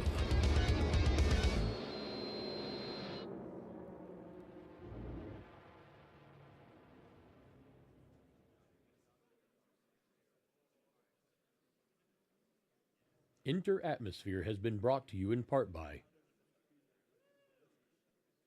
Tobii Gaming. Unlock the next level of immersion in Star Citizen with the Tobii Eye Tracker 5.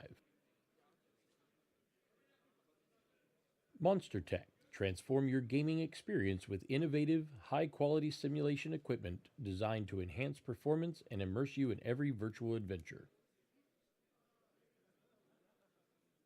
Icon City. Dominate the game with over 600 Star Citizen icons and hotkeys right at your fingertips with the click of a button. Verbal Controls, delivering precision-engineered flight simulation hardware that elevates your aerial adventures with unmatched realism and control. We are ATMO Esports. We set the bar and cross the finish line. Being the absolute best isn't a gift. It's a lifestyle. Fueled by dedication, it is the ability to push past your breaking point, time and time again. That is why we're here. Join us in conquering the most unforgiving environments the verse has to offer.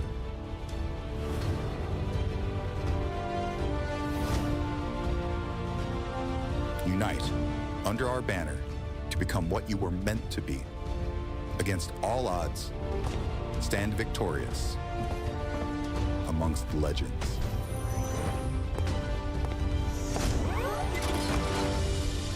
Citizens from across the known systems, from all walks of life, across the criminal spectrum, the fiercest competitors will compete in the most remote locations. Only determination, your trusted craft, and luck can carry your team across the finish line in one piece.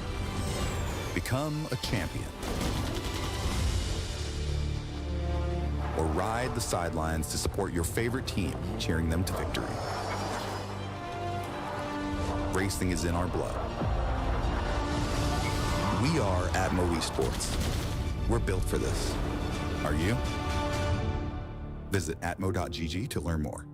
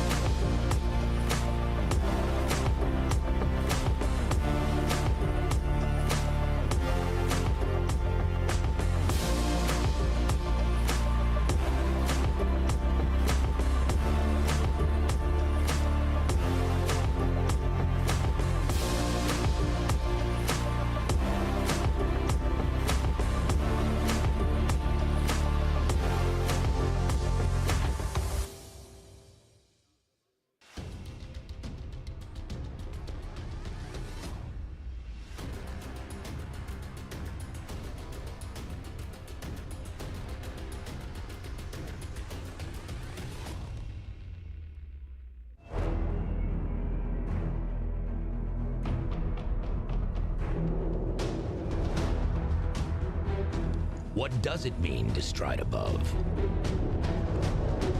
It's a concept that pushes people to do better. To not just walk past adversity, but to stride past it with their heads held high, knowing that their accomplishments are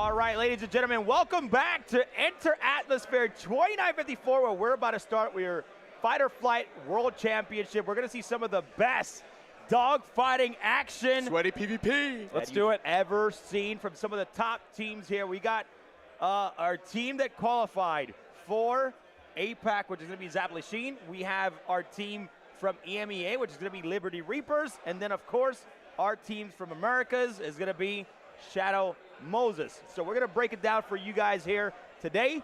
With me on the desk, I have Zero State and Papa Freedom, who's back on here. And then your casters are going to be Croncy and Xperia, going to be breaking down the action for you today. But before you do that, let's take a look at our teams, starting with our champion from APAC, which is going to be Team Zaplasheen.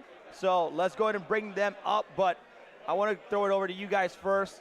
This is a team from APAC. It's Gimmick and Vitania. All right, we've seen some incredible action during Fight or Flight. What do you guys think about this team coming out from APAC? Man, I think to get this far, just to get this far in general, you're fighting so many other good teams, and it's fun to watch teams do different things. I think we've seen a lot of similar stuff. We've seen some different control schemes, especially. I don't know. I don't know as much about these two as this team as others, but I'm really looking forward to seeing what they can do. Yeah, I mean, you're looking at, you talk about the different controls, you talk about the mouse and keyboard, and then you see Gimmick there using Hosas right now. So it's going to be interesting, man. Mouse and keyboard, it's Hosas. I'm glad that we can have that, differentiation here in Fight or Flight. Over to you, Papa Freedom. Your thoughts? I mean, Gimmick, he did really well last year in Fight or Flight. Yep. Has a new teammate. What do you think about this team going into Fight or Flight? Yeah, World I'm a little Championship? heartbroken that the Gimmick floor mat combo kind of broke up for this tournament because they're really good. So I didn't get to see Gimmick and Vitania fight this year because they were in the Asia Pacific region. Yep. But if I know anything about Gimmick, he's very hardcore. And I met Vit earlier, and he's a very solid guy, very straightforward. So there's a lot of discipline within this team. And, Vit flying the Talon, I'm always biased. If I see the Talon on the field, I vote for the Talon. Yeah, caca, right? Yeah, caca! I love Talon. it so much. I mean, you're going to see a lot of Talon and Blade happening here today, but, I mean, I want to ask, do you think we're going to see, because we're in person, right? There's no desync. Do you think we're going to see some changes today? Freedom, what do you think? I'm really, really excited to see what Star Citizen has to offer in almost like a no-lag environment. We're not cross-country, no VPNs, nothing added. It's all from the CIG office, so it's going to look really cool. I'm really excited to see how the accuracy plays out and see if there's any issues or any little tweaks that happen mid-flight, because this is the time.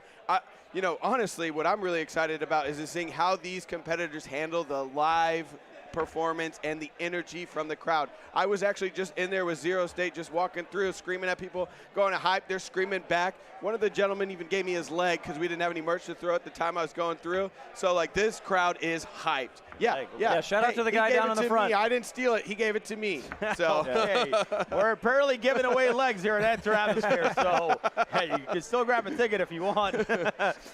Legs not included. Oh man. Well, I mean, some teams that we saw that this team beat is Wiggle Out to Lose. So Wiggle Out to Lose was one of the top teams in China, and they actually was very close to defeating Gimmick and Vitania during that time. And we actually kept this tournament very clear from anybody else outside of that Asia Pacific region. So I'm really glad how this turned out. I want to give a big shout out to SCPL because they helped us kind of run through the tournament in China, man. They were absolutely incredible. The Chinese StarCitizen community, one of the biggest in the world. Shout out to you guys. Love you guys. Love you, China. Thank you so much and for helping us out and kind of believing in the sport here and the competitive events at StarCitizen. Yeah, that's absolutely the biggest part about this is that it's so community driven. Yep. The community is on board. And the amount of effort and time and things and patience that so many people have to be a part of this is out of this world. It's great. Well, continuing to go around the world, we have our Shadow Moses team, which consists of the Floor Mat and Amogus. And you guys can see that they're the same. They're, the ships that they've flown during the entire tournament. During Americas is the Spirit Blade and the Spirit Talon. But I know you know this team well, Zero Say. We'll kick it off to you first. But the Floor Mat and Amogus, both on mouse and keyboard. What are your thoughts on this team? Yeah, this is going to be a really tough team. All the teams are going to be tough. We watched this team really closely in our last tournament as we got to this point. I think I read a stat in one of the fights. Among Us had like an 86% hit rate. Yeah, accuracy.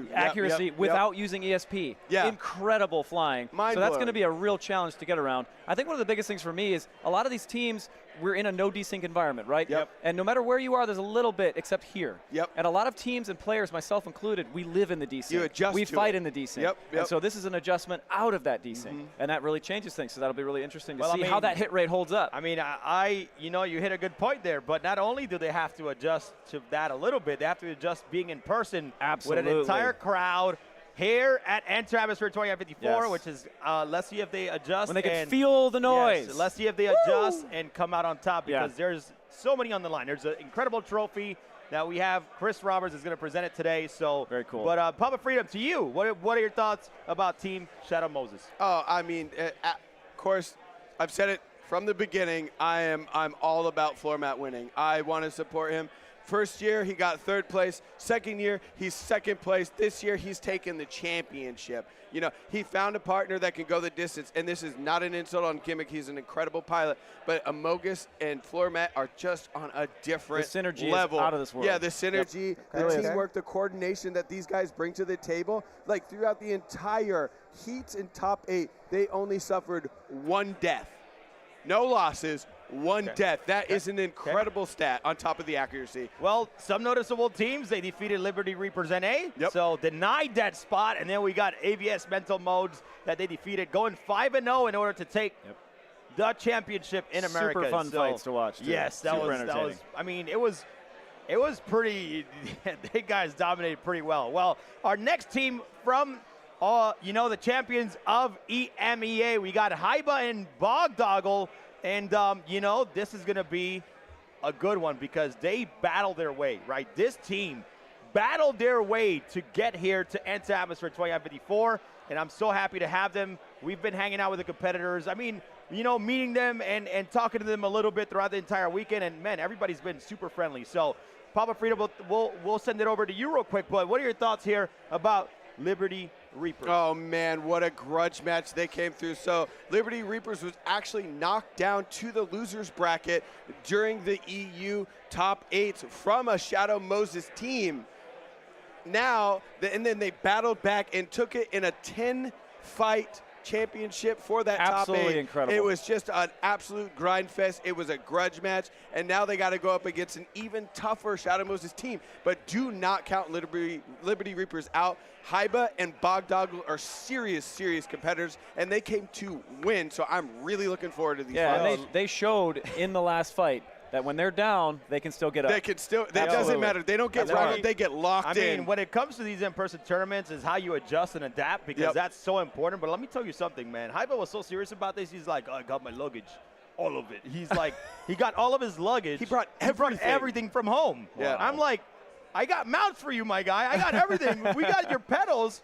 But he's like, no, I want mine. He was trying to bring his entire PC, and I said, access denied, sir. Oh, man, no. that was pretty funny. But honestly, man, everybody's looking ready. Everybody's looking super happy. We're super excited to have, these teams. And let's kind of take a look about how we're going to be, doing this entire tournament. But before we do that, right, and kind of look at the bracket, anything you want to say about this team right now, Liberty Reapers, Zero State? Well, like I said, I mean, you can't count them out, because people did count them out, and they didn't count themselves out, and they fought right back through it. Yeah, it was one of the best matches that we got to watch, because we were just so excited. Myself and Papa Freedom were just going nuts in the background, screaming, because it was so exciting to watch, one after another, after another, after another, and watching that final round, it was so satisfying, to watch them push through and win. Yeah, they showed absolute true grit to come back and take the EU championship. That was pretty good, man. Yep. Maybe that'll happen again here tonight. A full bracket reset. I don't know what's going to happen, but I feel like, honestly, anybody's game. Yeah. I don't think any of these teams, especially being in person, is about who's going to adapt the most and see what they come out. I think we're going to see some surprises, maybe some ship changes, maybe a lot of different things. I don't want to spoil it, but I got requested some weird ships, man. That's all I'm going to say right now. So, but let's take a look at our Fight or Flight World Championship bracket right now, because I just want to break it down for you, right? So this is how this is going to work, right? So every team, because every team is from a different region, they're going to have to play each other one time. So this is how it's going to work out. We have Liberty Reapers, Zavli Shin, and then you have Liberty Reapers going against Shadow Moses, and then obviously, so they have to play each other once. So once they play each other once, they're going to determine how the bracket is going to run. So the team that has the least amount of wins is going to start off, you know, in round 1. So these teams are actually fighting for a round 1 bye, which is going to get you super important, because if you win one game after that round 1 bye, you get straight to that finals. So, I mean, this is going to be very, very close. But what are your thoughts on every team? I think we'll be able to see a little bit of what people are thinking in the round robin. Yeah, absolutely. I think fighting for that first round bye is a big thing. You know, like you said, that first round bye gives you several opportunities. It gives you a break. It lets you see the other teams have to have a match. They have to fight. You get to see what they're doing. You get to see what it's like for them to fly, and you get to go, yep. And that's big in these tournaments like this. I've been in places like this, and it feels like if you go, you just never get that break. You never get a chance. If you get, you know, you get punched in the face, and you got to take that time to relax and come back and say, we're ready to go. So if they can get that first round bye, I think that's huge. All right. Baba Freedom, any thoughts about how you think these teams are going to adjust, especially with this bracket? Like, is there anything special you think that somebody's going to do in order to kind of like maybe set a trap here? Maybe I'm gonna lose some matches here in the beginning. You're right. Because no matter what, I start in that, I start in the winner's round. Maybe I have to play a game extra, but me knowing what they're gonna do, to kind of get that leverage. What do you think they're? As I mentioned in the EU round robin, or not round robin, but in the EU top 8, Haiba and Bogdago got knocked down. So what you do? So I'm going to disagree a little bit with Zero State here. I think that if you really want to win, you want to stay hot. And how do you stay hot? You get matches in, you get those rounds in, you get those fights, you get that cohesion, you get that first round nerve shaken out. Maybe you lose the first round, and then you're in the quote unquote losers bracket, but then you get more fights. And those fights build your confidence because you get a win after a win after a win. When you get those buys, you kind of relax, you calm down, you're like, oh, it's okay. You get a little bit lenient on your strategies. And yes, you do get a little bit of an advantage because you see the strats, but I want to see some mind games go down, so I'm really curious what happens. A little cheeky move by me, I did happen to put Liberty Reapers and Shadow Moses kind of next to each other in the green rooms because I want that mind game play to start in the background. So it's like I'm all about it. But yeah, if those, especially in the early rounds, when you get those fights and you get those experiences, it really does calm those nerves, and you're able to pull through in the really, really top high-pressure scenarios. Now that's true as long as you win. As long as you win. As long as you win when you need to. Let me tell you, every team came here to win tonight. I'll tell you that much. Well, I mean, what's on the line? They got a Fight or Flight, trophy, which we will be showing here soon. Again, Chris Roberts will be doing a trophy presentation. But also, these teams are fighting for some incredible digital ships that, Cloud Imperium Games happily provided. So, first place is going to get some Polarises. Oh yeah. So can I get into it? Is it too late for us to team up? No. I don't think y'all stand a chance, man. So shout out to CIG for helping us out with some incredible prizes of Polarises, and then second place is going to go away with some Carracks. And obviously, a lot of these teams have a lot of dogfighting ships. So absolutely, enjoy exploration for once. In the verse. Try something new. What's exploration? I'd have never heard of that. I know. And then third place is going to get some Phoenixes. So, but yeah. Anyways, we're going into it right now, and every match is going to be best of 3. The finals is going to be best of 5. We're going to be keeping it the same rules as we did Fight or Flight. So we'll be playing or competing in Space Station Korea. So these teams are going to be going at it. I'm pretty sure we're going to see some surprises. But before we do that, we're going to be announcing the competitors. I believe they're ready now. So we're going to shoot it over to the stage so we can get your competitors up and ready. I'm so hyped for this. Oh, here we go. Is Maya ready yet?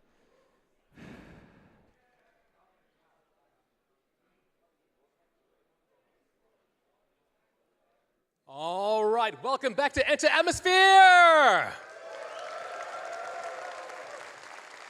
Once again, my name is Meyer, aka Discount Discorlando, and it's time for, of course, the World Championships of our Fight or Flight Championships. I messed up. Anyway. All right, so throughout the year, guys, we've had people show up for our Fight or Flight championships and tournaments and from every single region. And we've kind of boiled them down now to this round robin of 3 different teams. And so without further ado, let's get started. So from Asia Pacific, we have ZAP. That's Zenith Armada Project. And that's Vitania and Gimmick.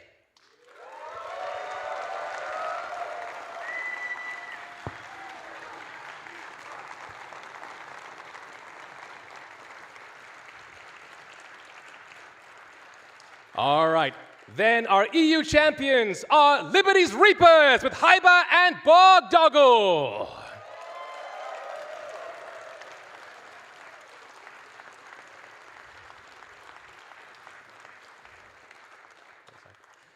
And then we have, last but not least, Shadow Moses with the floor mat and Amogus.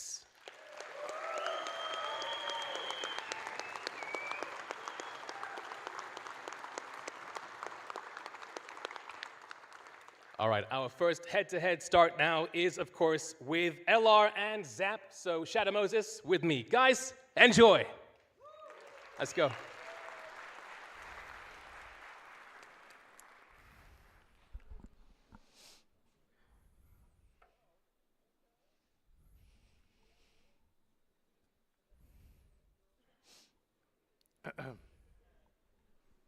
Hello? Is that the audience that can hear me? Fantastic! How are we all doing tonight? Hell yeah, I hope you guys are excited to watch the Fight or Flight Championships. I am here with Xperia. How you doing, Xperia? Awesome, I'm excited to see some good fights today. Yeah, going to be a lot of good fun. We got to watch all of the precursors to this over the course of the last couple of months, though to be fair, we did not get to see Zap Lei Shen. So I'm excited that we get to see them in our first fights today between them and Liberty's Reapers EU. Yeah, they're a bit of an unknown force to me at least, as opposed to Shadow Moses and Liberty Reapers, who have obviously been very active in the Fight or Flight community recently, so yeah. Yeah, not just that, but pretty much all PvP communities. I'm sure I've been killed by them multiple times just today, honestly. So we're going to be heading over to SPK just to see how good these guys are at eliminating each other. We're doing a full round robin to start off with, so everyone's going to get to verse each other once, and then we're going to go from there. So just to start off with, who in the crowd is looking to see Liberty's Reapers take it down? Ooh. Not many Liberty's Reapers fans. What about Zap Lei Shen? Oh, surprising to me at least. What about Shadow Moses? Well, I think we have a crowd favorite. Certainly seems that way. So a reminder, again, that we are doing this in 3.24.1. So this is going to be the last tournament of the old flight model, all the old components, all that sort of stuff. It's going to be good to see and sort of cap it off with this tournament before we start moving into some weird territories, some interesting features. Yeah, for sure. I mean, not much is known really about the current state of PvP in 3.24.2. There's a lot of experimenting. Yeah. Yep. That'll be good to see, but for now, let's see some old gameplay. All right. Looks like we're going to be heading into SPK. Looks like we are going to be seeing a favorite of the entire tournament that we did have. We're going to be watching some Blades and Talons get some damage on. Now, I do have to say, one of the problems I have with the old UI is the red. So it's going to be still a little bit hard for us all here in the crowd to exactly see what kind of damage we're looking at, but there will be a lot of it. This was the most successful setup that we had for really any of our tournaments, any of our regions, was Blade and Talon. Yeah, we saw a couple Sabers, a couple Buccaneers, but... my poor Saber. poor Saber. I think we all want to see the Saber be good, but for now, we have this. Yeah. Ugh. Yuck. No, it's still fun. I like the light fighters. Yeah, it is good fun. It's just, I love the Saber so much, and I want it to come back, so we'll have to have a look. So We're going to get into it. We're going to have a look at Security Post Korea right here. Now, this is one of the zones that we use because there's not a lot, well, obviously it's not an atmosphere. In addition, we don't have to deal with many obstacles, just that central tower. So it really does come down to mostly maneuvers. Yes, SBK is really the fan favorite dueling map, I think, right now. If you go into free flight to practice dogfighting, this is the map that everyone goes to, so yep. Good to see it getting some representation here. Yeah, agreed. And there we have it. This is going to be our first round. Let's get some hype, guys, for the first round of the Fight or Flight tonight.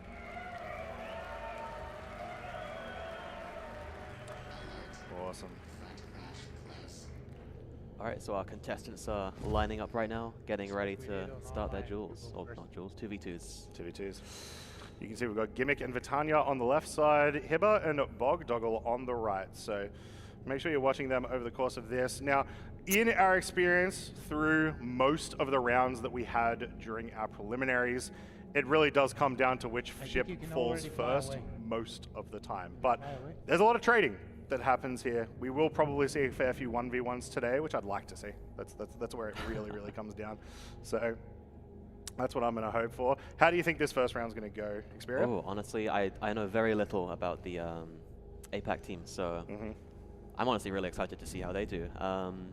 LR team obviously very well known and cemented themselves in the EU, so I have no doubts they'll do well. Yeah, definitely something to prove for both teams. Not to mention, as they were talking about on the analyst desk, the first time playing live for a lot of our competitors today in a crowd full of people that just want to see some mayhem. So, you know, it can get pretty nerve-wracking. Yeah, no pressure, as they say. No pressure, but we will ban your account if you lose. All right, so they're getting set up. Looks like the duel. I keep saying duel. You can tell what I've been doing. It's a dual duel, right? It's yes, a 2v2. I'm actually saying duel with an A. Yeah, exactly. There we go. So after this round, we'll be moving to Liberty's Reapers against Shadow Most Sus. And it's going to be interesting because we are doing a round robin style. There's going to be a level of endurance that comes into it when you've got to run the round back to back. So we're just making sure we're all set up nice and good here before we get going. I want to hear from the crowd, and I can hear you. Oh, sorry, does it look like we've started, or? It looks like we're still waiting just a little bit, from what I can tell. I just want to hear from the crowd, what is your favorite combat ship? Go!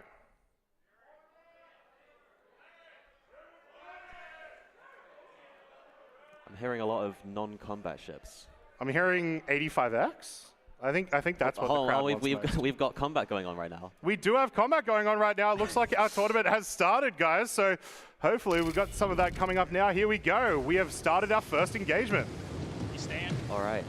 So starting off with Chaff Cloud, seeing some damage from Tanya onto I believe Bogdoggle. Yeah. Oh, seeing some big damage on Hyper there in the Talons. Yep. Lost some feathers, going to be more agile. Gimmick shields are down. That is damage coming into the back of that blade. Looks like they're going to be able to get out of the way. The Talon not much worse for wear, but you can see those feathers on the back right are gone. Yep, so for those who don't know, when the Talon loses those feathers, he just got... Did Hyper just get a kill? Yeah, Hyper got a kill. Yeah, Hyper got a kill on Gimmick there while we've been watching here. First kill of the night. So we're going to turn this already very quickly into a 2v1. We've got Talon and Blade against Talon. Yeah, I mean, I think as a general rule, we see the Blades die faster than the Talons because they're a little bit less tanky in that regard. But they do a lot more damage. Let's go nice and easy. Let's So this is going to be a hard one for Vitania to come back from here. Now, keep in mind as well, these are all best of threes that we're going to be running here. So they've still got some work to come back if they do not make it here. But it is not over yet. We're going to see Bogdoggle trying to evade as much as possible here. Shields from the Talon almost gone down. And it looks like, whoa, a huge, huge development there as they come around. Trying to endure the 2v1, but in current fight mode, it's not easy at all. Yeah, and just look, the absolute punishment onto Vitania there with this 2v1. Absolutely. Not going to be able to escape here, I don't think. It's only a matter of time before we see this Talon go down. Yep, and there it goes. That is going to be round number 1 to Liberty's Reapers. Yeah, it was a good round. Good way to start off. Pretty expected it, in terms of the way the fight played out. We normally see those blades go down a bit earlier. Yeah. Yeah, they weren't really able to trade much damage. No. Gimmick and Vitania seemed to play a bit risky there. They weren't able to trade any damage. I think they got the shields down on the Talon. That was about it. Yep. Right. So hopefully we'll see a little bit more far from them there. But it is not over yet. Obviously, we are once again best of 3. So we're going to see them respawn and get back into it. Yep. So yeah, they'll be going back to get scanned and make sure there's no foul play when it comes to the loadouts. But how do you feel about the loadouts? Because the Talon, I think everyone's running like those light strikes, right? So. Yeah, so we had a bunch of rules with essentially what weapons all of our competitors are able to bring. And within those rules, we had some banned weapons. And essentially what happened is we ended up finding a new meta for specifically this event. And we saw a lot of light strikes. They seem to do really well. Yeah. Well, light strikes, yeah. I think most people are using them now, even on Hornets and stuff. Yep. So, although that's all changing in the new patch. So yeah, do not go home and expect that you can do the exact same Yes. things here, unfortunately. Yeah, and that blade just does so much damage. Yep. It's good seeing the blade and Talon just being good, honestly, because for the longest time it's just been the Hornet that's just completely dominated everything, and that's banned for this tournament, which is why no one is using it. It's sometimes we are forced to sort of ban things ourselves, but it also means we get to explore metas that don't exist. Yeah, you know, and also wouldn't experience. I think the light fighter 2v2s are a lot more skill expressive with the maneuvering that you can do. So it's for the greater good. I would love to see us do one of these events, but all light fighters are banned and everyone's forced to use an M50. See how we go. That would not go well. That would be a lot of running. Yeah. Looks like one of our competitors just reset. Yeah, so once again, we're just double checking, making sure everyone's got the correct components on their ships, that their ships are at full health, ready to go, so that we can, give the most integrity to this event. What did you guys think of round 1? See, I don't know if that means they liked it or not. I think that's just how they respond to me yelling. Yeah, that's just the way they communicate. When's everyone's birthday? Yeah, yeah. See? Yep. Dance, puppets, dance. We could say anything, really, and they'd share.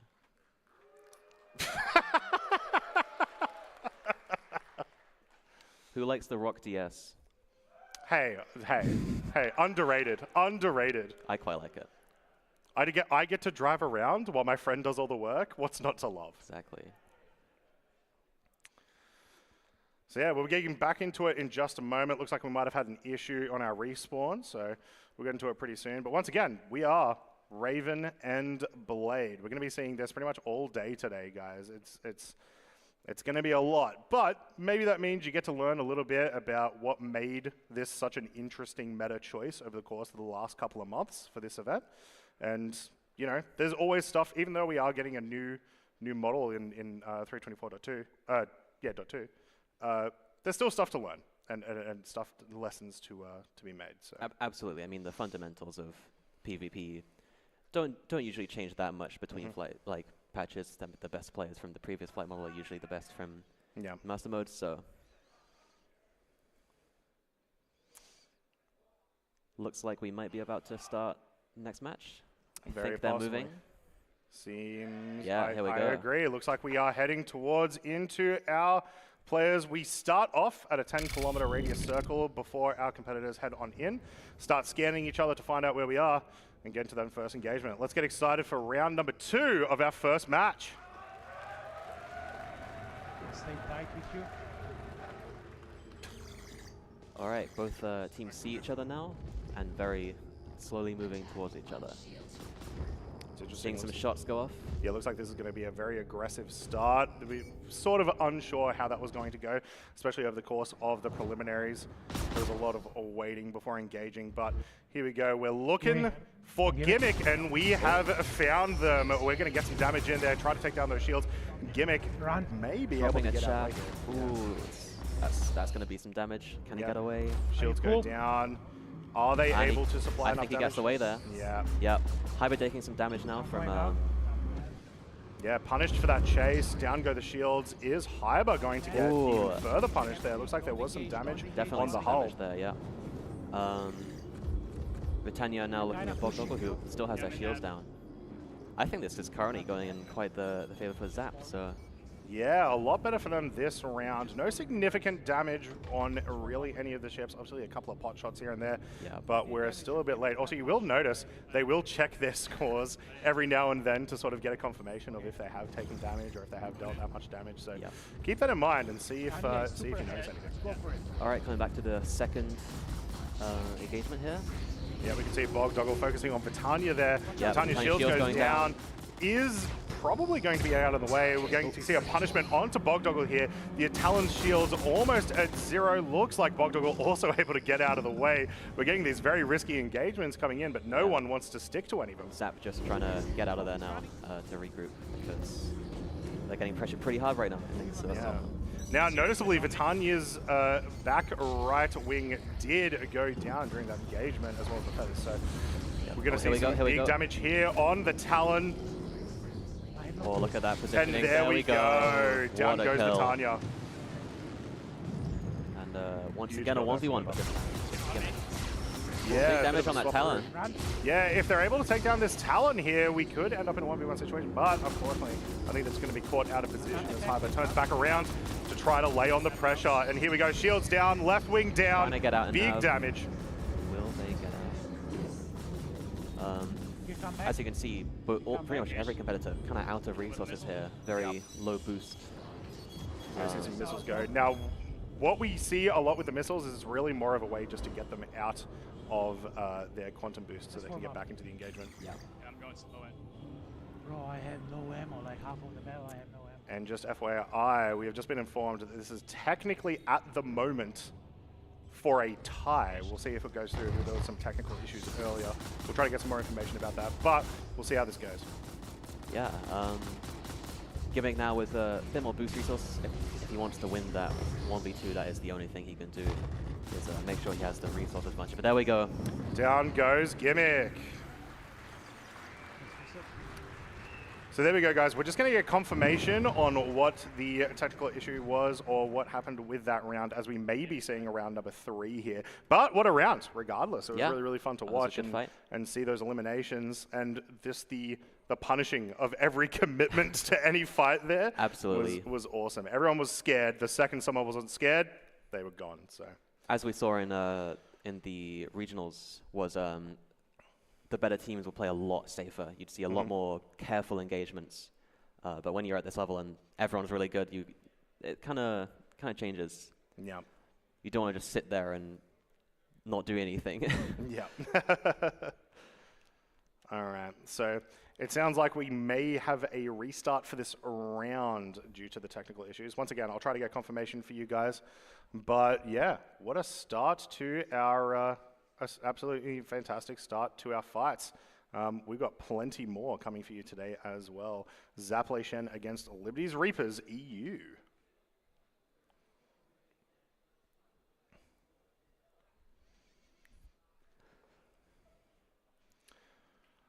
Let's get some more estimations from our wonderful people here at Aviva Studios.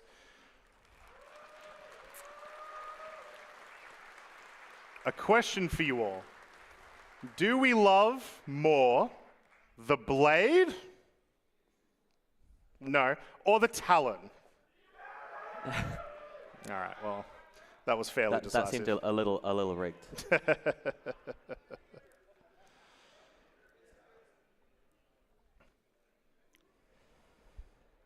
All right, we're going to send back to the analyst desk, guys. We'll be back very, very soon for another couple of rounds. See you soon.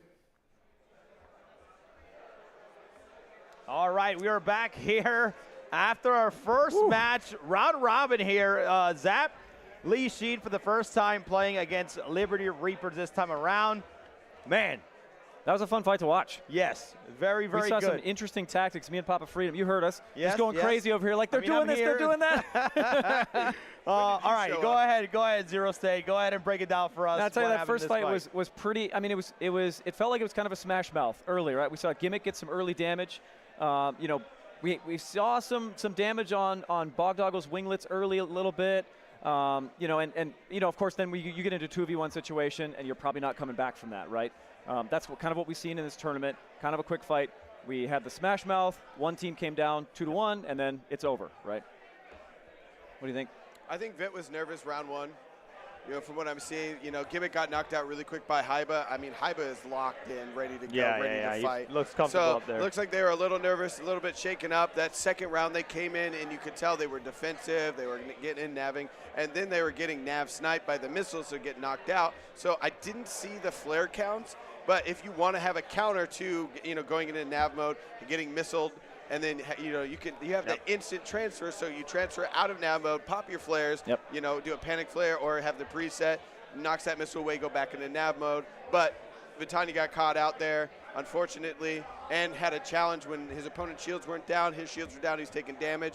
He took the challenge and was knocked out, unfortunately. Yeah, and I think early Gimmick had had a different strategy there and said, "I need to survive." Yep. Right. So we saw early chaff, which trying to disappear from radar. They tracked him really well. Haiba did not let him go. Nope, not at all. And then we saw the missile nav sniping, and it was a match of adjustments, and those adjustments weren't countered. Yeah, I mean they're both pretty locked in right now, but it seems like, you know, it's about who wants it more right now.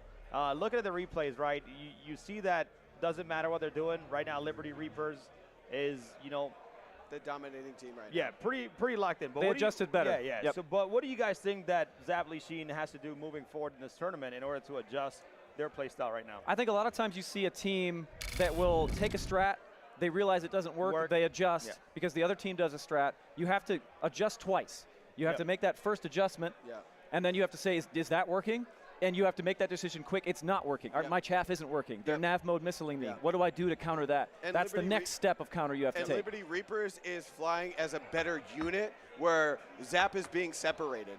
And they did get separated, Liberty Reapers is taking full advantage of that separation. So, yeah, I mean, you saw Vitania, you know, on his own, and then just got pretty much, you know, focused pretty well, and then got taken down. Didn't really see like a tactical regroup at on all that or round. anything like that. And I think Liberty Reapers did a good adjustment there. They said, okay, Gimmick is being much more evasive this time. It's going to take us a long time. We can't let Vit get on the back of us. Switch the pressure, surprise Vit, and it worked. Absolutely. All right. Absolutely. Well, I mean, we're about to get set up here for our next matchup. So, I mean, let's take a quick look at the bracket to see, I mean, who's coming up next. But, I mean, I'm very excited because I believe it's going to be Liberty Reapers versus Shadow Moses. So we're coming up here fairly soon to see which teams are going to be landing, where they're going to be landing on that bracket, and who's going to be taking that bye. But right now it's looking like Liberty Reapers is up 2-1. But if some of these teams, right, let's say if they even out, the drop breaker is going to be on how much rounds they win.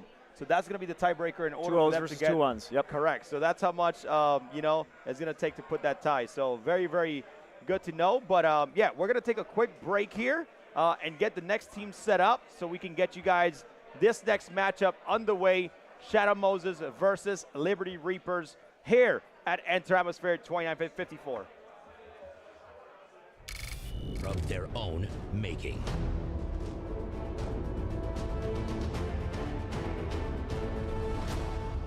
That goal will serve to organize and measure the best, not because they are easy, but because they are hard.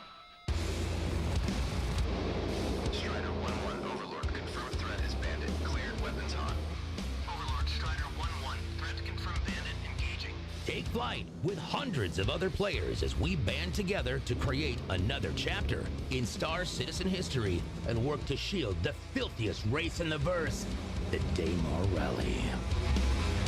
With changes to the combat systems and core changes to Star Citizen overall, the challenge to secure the Daymar Rally has never been bigger. They got 1 minute. They have 1 minute. Goes, checkpoint complete. Distance was 425 kilometers. Sign up now and rise to the challenge. Join us and learn what it means to stride above.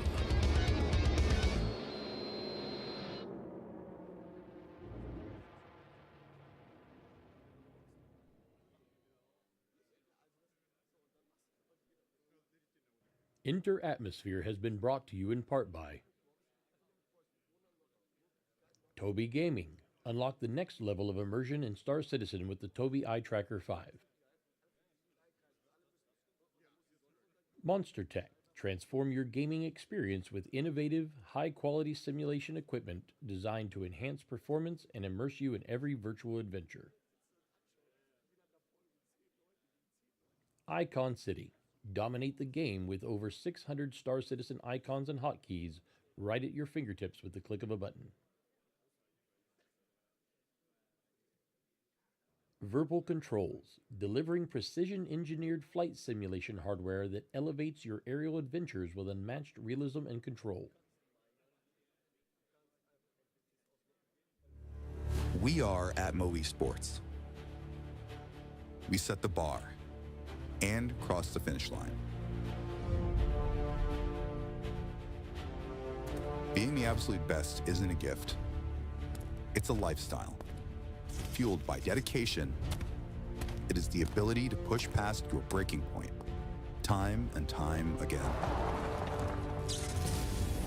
That is why we're here. Join us in conquering the most unforgiving environments the verse has to offer.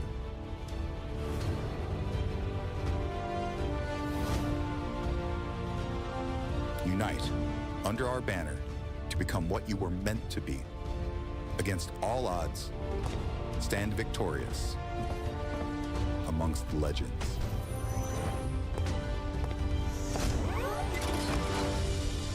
Citizens from across the known systems, from all walks of life, across the criminal spectrum, the fiercest competitors will compete in the most remote locations. Only determination, your trusted craft, and luck can carry your team across the finish line in one piece. Become a champion. Or ride the sidelines to support your favorite team, cheering them to victory. Racing is in our blood. We are ATMO Esports. We're built for this. Are you? Visit atmo.gg to learn more.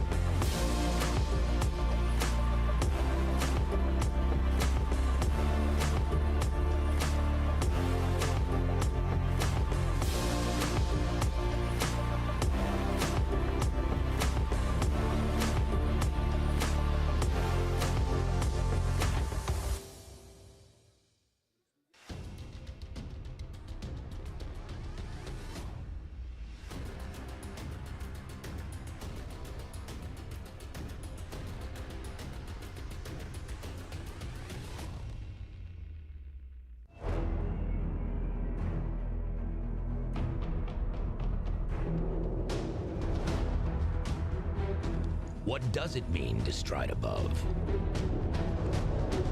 It's a concept that pushes people to do better. To not just walk past adversity, but to stride past it with their heads held high, knowing that their accomplishments are of their own making.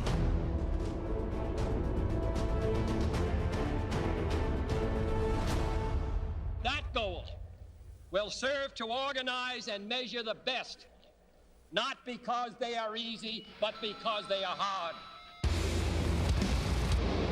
Strider 1-1, Overlord, confirmed threat is bandit, cleared, weapons hot.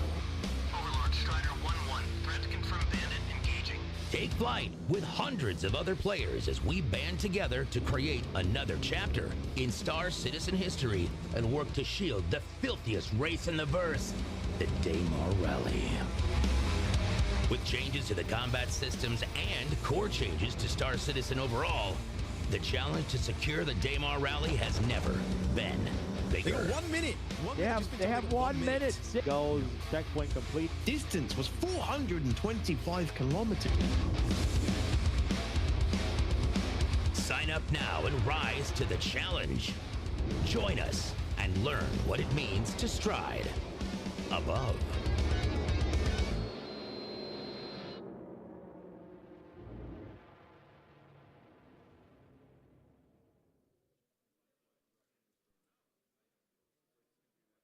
Inter-Atmosphere has been brought to you in part by Tobii Gaming. Unlock the next level of immersion in Star Citizen with the Tobii Eye Tracker 5. Monstertech. Transform your gaming experience with innovative, high-quality simulation equipment designed to enhance performance and immerse you in every virtual adventure. Icon City. Dominate the game with over 600 Star Citizen icons and hotkeys right at your fingertips with the click of a button. Verbal Controls. Delivering precision-engineered flight simulation hardware that elevates your aerial adventures with unmatched realism and control.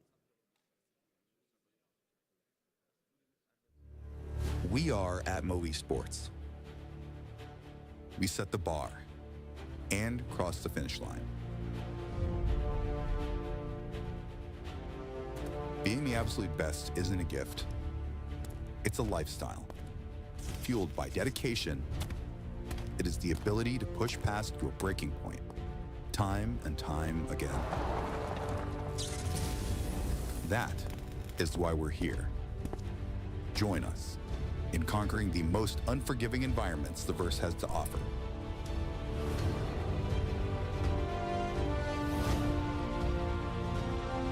Unite under our banner to become what you were meant to be. Against all odds, stand victorious amongst the legends.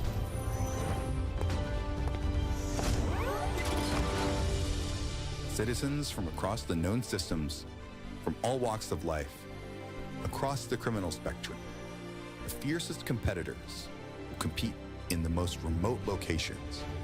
Only determination, your trusted craft, and luck can carry your team across the finish line in one piece. Become a champion. Or ride the sidelines to support your favorite team, cheering them to victory. Racing is in our blood. We are ATMO Esports. We're built for this. Are you? Visit atmo.gg to learn more.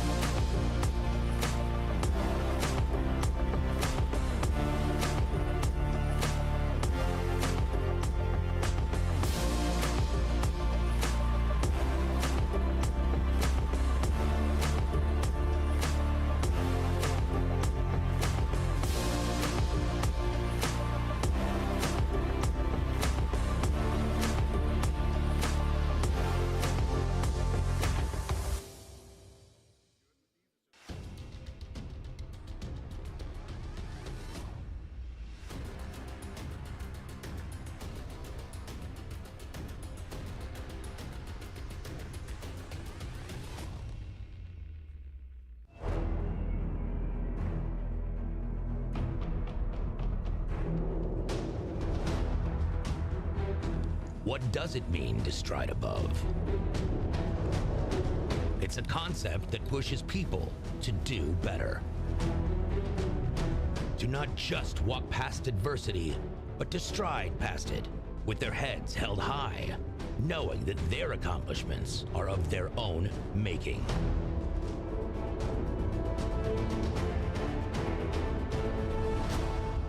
That goal will serve to organize and measure the best, not because they are easy, but because they are hard. Strider 1-1 Overlord, confirmed threat is bandit, cleared, weapons hot. Overlord Strider 1-1, threat confirmed bandit, engaging.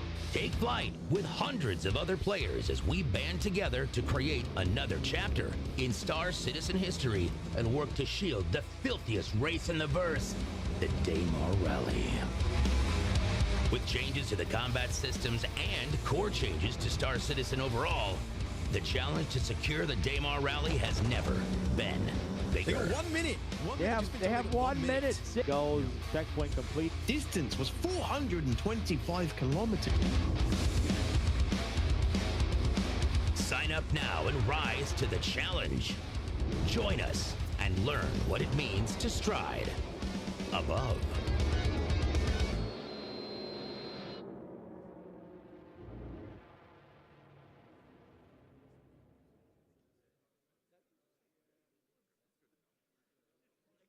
Enter Atmosphere has been brought.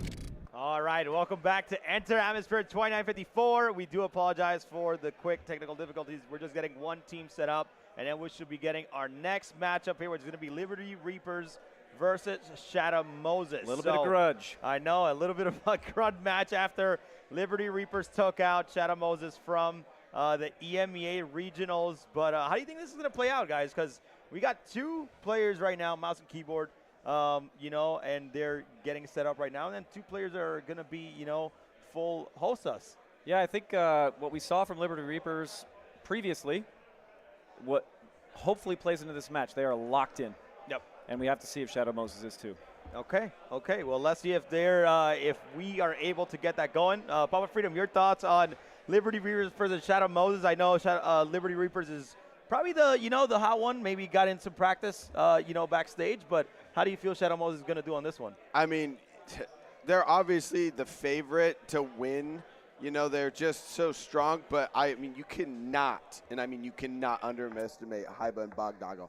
If you just saw how serious and locked in both of those guys were, they were tight, they were coordinated, they weren't taking any chances, they weren't allowing any risk. As soon as their shields were down, they went full defensive, and any time that FAP or Zap went out there and tried to have a disengage, they had missiles on them. So these guys are doing everything at their disposal to get this win in. So this is going to be, like I said, a grudge match, but both teams are here to kill each other in game. Well, let's talk a little bit about controls, and you talk about this zero state, because controls in the game right now, they're playing with Hosas, mouse and keyboard. What is the main difference here? Does it even matter at this point with this new flight model? It matters, I would say a little bit less, but I would say things are getting a little bit closer. You see a lot of these teams, a lot of these high-end teams using these different forms of combat. The beautiful thing I think about Star Citizen for a long time is that it doesn't matter what you use, you can use it long enough to be good with it. Yep. And we see that in these tournaments every single time. We see people on mouse and keyboard, mouse and stick. We see people on dual sticks. Maybe we'll see somebody on HOTAS. Hey. But that is amazing about Star Citizen, because there isn't a necessarily best way to do it. We might see a team come through that uses mouse and keyboard. We might see a team that comes through that does HOSAS. And that's really cool about Star Citizen. Especially cool about our competitors today is that we get to see that variability. See that often, yeah. Well, what are your thoughts, Papa Freedom? There is, from my conversations with Foreman, I forget specifically who it was. Maybe it was St. Nick's, but not Sin. But one of the Shadow Moses teams had somebody using a steering wheel in their left hand. That's right. Yeah. That's right. And it's and was killing it, right? Yep. So it's just to prove to your point, it's all about the time you put in, just like racers and PvP. If you want to get good at your craft, you have to have the discipline and the perseverance to push through all the adversity to get to Goat Mountain. And today we are here at the summit of Goat Mountain. Absolutely. And we're going to crown a world champion today, and I'm really excited for that. Well, it's been a great night here at Aviva Studios in Manchester, UK. I'm actually super excited because We still see so many people here mingling with the devs and also watching the tournament, getting hyped, and it's just been great. So far, how has your night been here at Public Freedom at Enter Atmosphere? I am just absolutely overhyped right now. Energy through the roof. Vibes are just swarming. You know, like you said earlier, I walked through the hall because I hadn't got to see it with everything up, and I'm just like waving at everybody, saying hi to the VIPs, saying hi to the crowd, and they're screaming back. It was just such a cool experience. I've never had that before, and I just love seeing everybody there. They look they are having a great time. PvP is popping, so I'm in my element. You're right in the zone. now. Yeah, no, I'm in my element. I am loving every second of this. Ship racing was pretty awesome. We had some very, very hype, courses. Kaplan. Absolutely. Kaplan was incredible. We Skyscraper. had, Skyscraper, and then we had Yadada Valley as well. So how about your night so far here at Enter Atmosphere? Man, I've just been having so much fun meeting people here and there. You lock eyes with somebody and you go, I think I know you. Or they say, I think I know you. And it's just really cool to have these conversations from all over the world. You meet people from everywhere that have come here today. And just to see this tournament, they're here at SitCon, and they said, you know what, this is worth my time. I want to come here. I want to check this out. So the energy is absolutely fantastic. And for the record, I followed Papa through the front, and I wasn't as hyped as him, but I got to watch the crowd react to him, so it was super fun. Oh, gosh. Well, it's going to be a great, I think we're about getting almost ready here. And for those of you guys that are watching at home, thank you guys so much for hanging out with us today. I really appreciate it. I hope you guys have been enjoying the show. Enter Atmosphere 2954, seeing, ship racing competitors. I hope you guys enjoyed the panel. I think it was a great pleasure to have Yogi and Richard Tyler here to talk about, ground vehicles and some flight models. They didn't want to give up too much, but at least they answered some of the questions that we had. Are we getting Boost back in the RC Cyclone yet? He said it's coming. He said it's coming. So I'm down for that. I'm down for that. I mean, we all knew that they were concentrating on 4.0, so 4.0 was the main thing. Yep. So yeah, we should be like all good to go. So I think once that is out and they're done with that work, I think we'll see a lot of that motion coming back into the game. Hopefully more things in Arena Commander and get that, they said they want to have like ground vehicles to be like ships where you can change out the components, which I think is going to be really cool. So I think we're getting ready here though. So we're going to shoot it over to Croncy and Xperia, who's going to break out this next match for you. Is going to be Liberty Reapers versus Shadow Moses.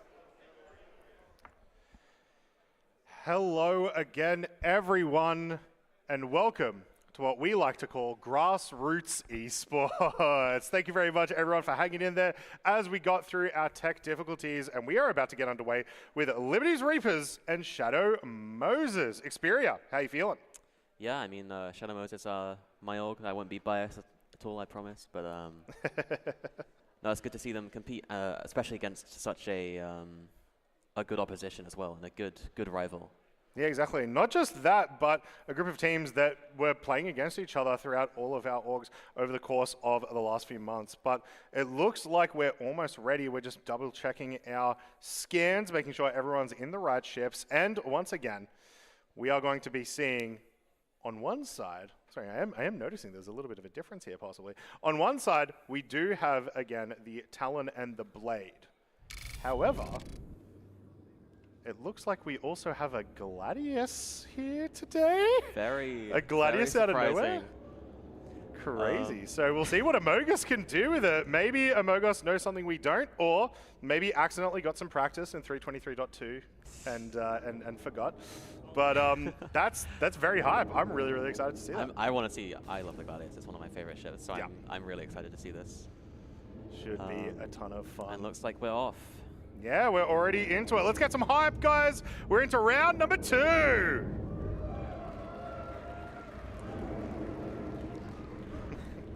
Someone let some dogs in here or something? All right, here we go. Gladius has light strikes, as expected. It's just really the best gun right now. So, taking pot shots at Bogdoggle. Yeah, we're going to try to get into an engagement here. Focuses on floor mat. A little bit of a switch there as they get in. Let's see if we can take down this Blade on the first pass. Some damage being traded. Shields going down. Ooh, that is some big damage on the front. You are alone. You are alone. You are alone. Shredding. Hyper there. Gonna try to get out. Trying to get away. I'm out. Get out. Get out. It looks, Yeah, he gets looks away. like he gets away, but yeah, some damage sustained. Big damage there. on that Talon from Amogus, though. Yeah, and here we go. The Gladius just trying to harass them, get them away from the opponent. The benefit of the Gladius is that we can actually see when ships are red, so... So yeah, you're exactly right there. Look at that blade, guys. Absolutely lit up. So we'll see what happens in our upcoming fights here as we regroup and go in for another engagement. Regroup and recharge resources. Regroup, recharge, resource. Love it. Here we go, second engagement. Watching Bogdoggle. Bogdoggle's going to be the first one to take some damage here in these trades. But those shields aren't going down particularly fast. A couple of missed shots here. There we go. Shields are down. A little bit of damage being applied to the right. Damage as well, it looks like. But big damage on Bogdoggle from that Gladius. And then we go. And down it goes. And now for Hyber. Maybe the Gladius was the choice after all. Who knew? So there we go. We see one elimination, and I think we're about to see a second as Hyber struggling to get out of the way. Huge damage onto the blade, chasing Gladius still. Down, yep. And Amogus out of boost, so this got to kill. There we go. There we go. Floormat takes down Hyber. Well, what an excellent first round. Amazing. Not only that, but a kill from a Gladius? I mean, I know, right? Most of our preliminary rounds, we didn't even see the Gladius do much damage. I think we saw one single Gladius. Possibly. So yeah, huge first round there. Floormat and Amogus, well done. We're going to see these guys reset their ships and go in for round number 2. Now, obviously, Hiba and Bogdoggle are in back-to-back rounds right now. So they may be feeling already a little bit of pressure coming from just, back-to-back runs. So we'll see if they can recoup themselves here and bring it back. Yeah, and I mean, this Shadow Moses team is so scary. Like, they are yet to lose. Although, I think the Zap is also yet to lose, going 7-0 in... That is correct. In our APAC league, they were 7-0. So we don't have a full grasp on exactly how the APAC community looks like in a full competitive environment. Next year, I'm hoping we'll be able to see it all up on stream when we come back for Fight or Flight. But for now, yeah, we get to see our friends here, Floormat, Amogus, Hiba, and Bogdoggle. And it looks like Amogus is taking the Gladius again, so... Hey, it worked the first time. Yeah, right. I mean, if it works, it works. Any fans of the Gladius in the house? Nice. You love to see the Gladius love. Any fans of the PTV in the house? You know, we should honestly host BIS. Any fans of the Ravager 2-on-2 twin shotgun in the house? Far less, apparently. Yeah. Blade comes out at the ACM, but he's sideways. I'm not sure if it's in a very good spot right now. Yeah. Where's Zach? What are you doing, Zach? All right. Buff the custodian. All right, here we go. Looks like we are going into round 2. Yeah, there we go. We have launched off round number 2.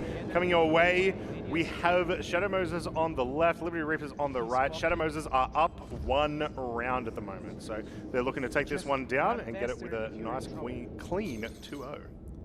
Yeah, let's see how they do.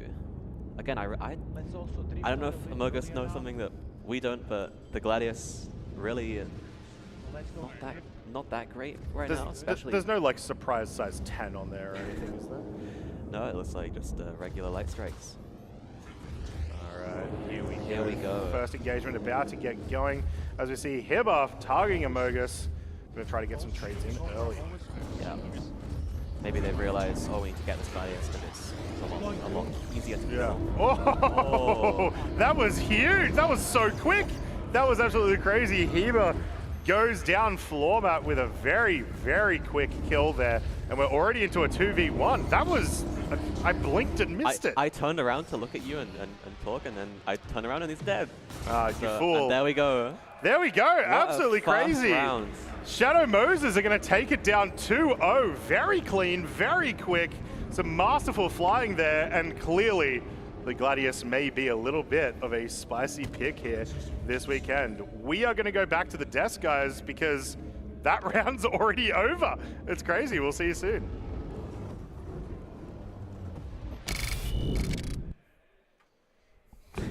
quick one here. It was so quick you couldn't even write your notes down. I know. I got 2 little notes. It's blank. Well, I mean, we're going to talk about the obvious here. We see Amogus and that Gladius with those light strikes. Papa Frida, we'll start off with you, man. That was a different change here. Yeah, I'm going to pass the Gladius over to Zero State because the thing that I noticed about that fight, the second round specifically, is I just watched Amogus and Floormat's communication, and Amogus isn't saying anything. Floormat is saying minimal communication, and they are laser focused in. I mean, laser focused in. There is minimal comms. They are tight. Formation, super tight. If you look at the radar, they're basically one blip. So their coordinated fire is disgusting. Like, there's just disgusting. It's like reading each other's minds pretty much. Yeah. Really it is. I think well, you found an assumption that it's like if we get separated, we're back together, right? Yep. Well, Zero, I mean, tell us about this matchup because, man, this was a quick 2-0. Absolutely. I don't know if that's going to freak out Liberty Reapers here, but, man. That's a punch in the face, but we'll see how they do. I think the Gladius was all of us. We saw the Gladius and we went, yeah, we get to see it, Yeah. That's really cool. And we said, all 3 of us kind of said, I wonder if they figured something out with it. And I think they might have. We looked at it early. The aim was just on point. The convergence of the Gladius is pretty good with those 3 hard points close together, and that benefits somebody who's very accurate like Amogus. Yep. It's very interesting to see. And we'll see if other teams pick up on that. I mean, we talked about, of course, in ship racing, no desync here, having one of those servers locally here. Everybody's here in the building, have the same ping, so everybody's the same. So I'm just thinking about maybe, if that Gladius is helping with that accuracy. Could be. Now it's even worse. It's got a snappy nose and it's got good convergence. You add snappy nose, good convergence, 0 desync, high with velocity, high velocity rounds with the light strikes, and you get somebody like Amogus is going to prioritize that. And you could see it if you guys are watch back the stream or something like that. You'll see that those shots were just on point. Yep. Very few misses. That was super quick, and you want to. Something that I was pretty surprised is that Liberty Reapers didn't even have a chance to hit that nav mode and get out of there. No. It's too quick the second match. We saw the second match that Liberty Reapers realized, hey, this Gladius is going to chew us up. Let's focus it early. We saw the Gladius' shields pip a little bit, a blip a little bit, came down a little bit. We said, okay, we might have a fight here. Maybe this Gladius takes some damage. Match came in clutch and absolutely deleted. And it was just, it was clean up after that. Man, that was such a quick matchup here, and honestly, I'm happy I saw the Gladius, but man, that was quick. Well, right now we got Shadow Moses versus Zap Lee Sheen next, and again, this is going to determine which team is going to end up, how the bracket is going to be seated here at the Fight or Flight World Championship here at Adder Atmosphere. So I'm very excited because, we talked about Floormat and Gimmick. They're pretty good friends that played last year. So, Papa Freedom, how do you think this next match is going to play out here? Yeah. Is it going to be a same 2-0 for Shadow Moses here? I think so, but I think this will be they have more experience, I believe, fighting Gimmick and Vit and Floormat and Amogus because I know that they probably train together a bit. Liberty Reapers is probably a bit of an unknown for Zap, so they kind of maybe just felt them out a little bit, was like, oh, okay. So I think we'll see more of a tight fight here, but, I mean, obviously the favor goes to these 2 incredible pilots from Shadow Moses. All right. Your thoughts on this next match of Zero State? I think the theme I've seen tonight is who can react, right? So we've had a strat come in, and then somebody reacts to that strat. Well, they've reacted to your strat. How do you counter that? How do you counter that? And you got to go back and forth, and it has to happen in a second. And we've seen Shadow Moses now do that silently. They saw a strat come at them, and they said, and Floormat just said, don't worry, I got your back. I'm going to delete this guy. Right? By the way, question here, because I know that Floormat, he doesn't use pedals at all. What difference does it make for someone to have those rudder pedals where obviously they can have a little bit more control and kind of, take those keybinds off of either their hands or, on a keyboard overall? I think that could be pretty helpful sometimes. And again, we talked about this earlier. It really depends. The practice makes perfect. I'm somebody, I use dual sticks and I use twists on both. I don't use pedals, nothing like that. Gotcha. I do okay, right? And I could do great if I had as many hours as these guys do to be as good as they are. But also, a lot of these guys, they'll be using pedals, they'll be using mouse. And mouse is something that it's just a pure, you get good at it, right? You just got to get good at moving that mouse the way you need to move it. With something like sticks, sometimes there's a little bit more nuance, especially with pedals, getting that muscle memory of your feet going and things like that. But like I said, I mean, a steering wheel. Well, any control scheme can be good and deadly. Yeah. I mean, a steering wheel, that takes some skill right there. I'm going to tell you that, man. I mean, we're going to see somebody with a Guitar Hero playing Fighter Flight soon. DDR pad, you know. Oh, man. Henkin would be great. Henkin, I got to shout out to Henkin. He'd be great at that. Anybody, if you guys know Henkin, you know. Well, I just want to give a quick shout out to Virtual Controls, man. They really came through. And, you know, not only did they give all the Fighter Flight competitors some Virtual Constellation Alphas. I'm jealous. A little bit jealous. Home and provided all of the loader pedals for the competition today. So I have to give them a big shout out. So thank you so much, Virtual Controls, for really coming through. And I'm not going to lie, they came through very last minute. They're like, hey, you need something. You're throwing a big, you know, competition. Let's help you out. And we just greatly appreciate that. Yeah. So shout outs to them for providing that. And they didn't provide some Warbirds, some Virtual Aces with toe brakes. So hey, man, some pretty top-notch gears. So pretty. So I appreciate that. Big ups to them, yeah. Yep. And, of course, you know, we got all the Tobii Eye Tracker. Tobii gave all the Tobii Eye Tracker 5s for the practice rooms and, of course, the stage as well. And we're actually giving some away. So everybody here at Atmosphere that bought a ticket, right, in the next few days, we're going to give away all the items that we got from all of our sponsors. CIG gave a lot of ships. We're going to probably – maybe you win something. We'll send you an email. If you get that email, you know, you win. So – we got your back. And then for those at home, don't worry. We got you. We're watching. All you guys are chatting in chat. Maybe you win something too. So, but let's take a look at the bracket one more time because this is going to be our last round-robin match. So this will if determine by a lot. some weird reason Shadow Moses loses, that's going to be very hard. I think at this point, if they lose, which I doubt, I think they still are going to able to get that bye no matter what. But if they go, if they lose 2-0, then I believe Liberty Reapers might be that team that, I don't know, it's going to be close. It's going to be very close. We'll have to do the math. We'll have to do the math. Yes, because it honestly, like, it could be, I'm not going to say it's going to be a tie, but it could be a tie. So let's take a look at the bracket real quick and see how this is going to play out. So if, so what happens here is the team that wins the most is going to end up getting that second round bye, while the two teams are going to fight for that knockout spot to move on. So things are going to start moving here fairly quickly. So I think our competitors should be ready soon. So once we take a look at the bracket, we can send it over back to Xperia and Croncy. Oh, right. EU was? Yeah. Whoop. Hello. Oh, we're here. We're hot micing. No, we're not. Are you? How we doing, guys? We were just talking about how we love CitizenCon. Hell yeah, guys.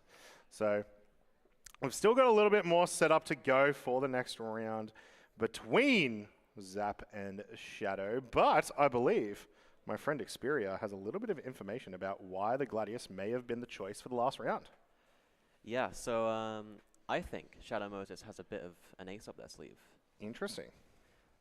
Because the Gladius, despite it being incredibly fragile and easy to kill, is slightly better in a few regards. One of being which it has a lot better nose control. You can be much more precise with your aim. I think the second reason is it's Amogus. Yep. And Amogus is just built different in that regard. So, fun fact, Amogus does not use ESP. For those for those of you who are PvPers, that probably just like shocked you drastically, but ESP is basically where, as your crosshair moves onto the pip, you have less sort of rotational velocity, which helps people aim. Yeah. And pretty much everyone uses it. Except for Amogus, who apparently doesn't need help to aim, from what we can tell there. So I wonder if we're going to see the same strategy here again against Zap. Now, once again, this is also going to be an opportunity for Zap to sort of prove themselves here on the stage. We know what Gimmick can do, but we don't necessarily know what they can do here on the stage live. So while we're still getting set up, I'm going to ask the crowd a couple of more questions because I like you guys yelling for me. It's very validating. So we're going to do a little bit of a poll. Based on your shouts, which day of CitizenCon was better? Are we fans of day one? Are we fans of day two? Yeah. Xperia, I think I found the base builders. Yep. Well, I think a lot of people here who are here for the fights especially are going to be very interested by 1.0 and all the sort of setup for that PvP org stuff. Oh my gosh. Yes. Yes. It's going to be a real ton of fun. Honestly, I got to admit, one of the biggest highlights for me for the entire weekend was a very small thing, and it was literally just the Mirai driving suit. Yeah, it looked really good. Now I have a suit that I can lose all of my races to. The specialist stuff is extremely exciting. It's going to be good fun, yeah. I especially love how we've got... there was mentions of the flight suit being able to withstand a lot more Gs, which I imagine in future, our competitors that are here are probably going to be in those kinds of suits. We're going to have a FPS loadout for ship combat. Yep. Start bringing out the ATSCAVs once you get out of your ship. Adding more factors is always fun. I mean, yeah.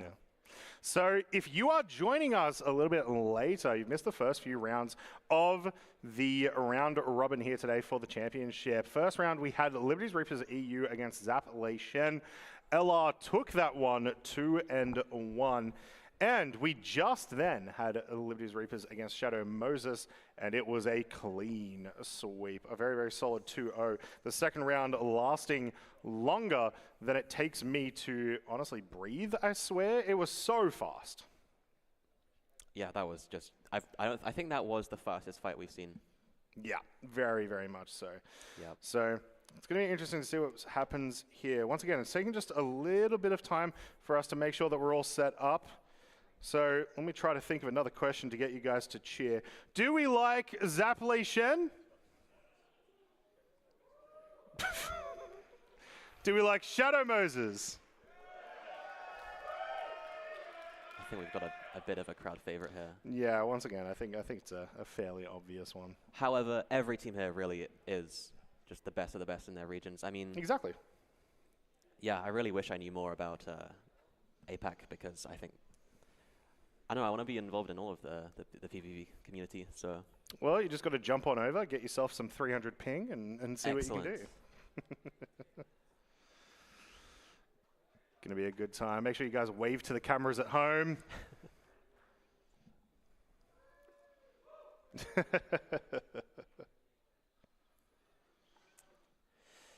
Seems like we still have some setup delays, so... yep, just taking a little bit of time. We've made sure that we've got ourselves in a spot where everyone's able to upload all of their personal settings for all their sticks, pedals, what may have you. So it can take a little bit of time as we swap between each round.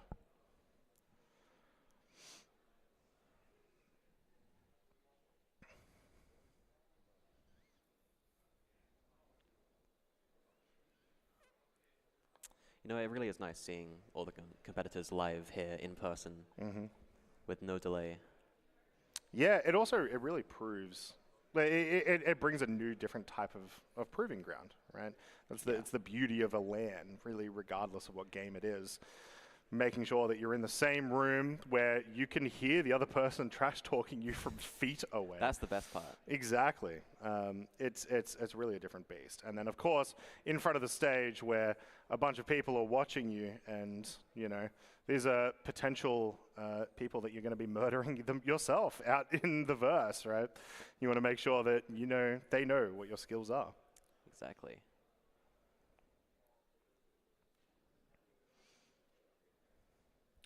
So we've seen the Blade, we've seen the Talon, and now we've seen the Gladius. Surely we don't see anything else weird today, right? I mean, surely. Who knows? At this point, we just saw a ship that was basically not used at all in the meta until now.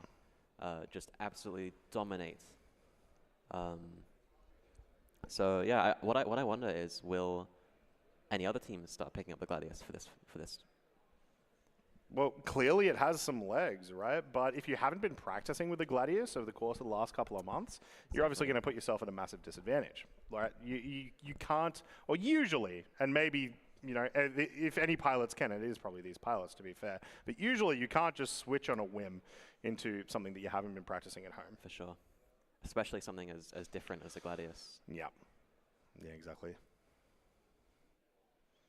But I really think it proves just how in-depth StarCitizen can be when it comes to PvP.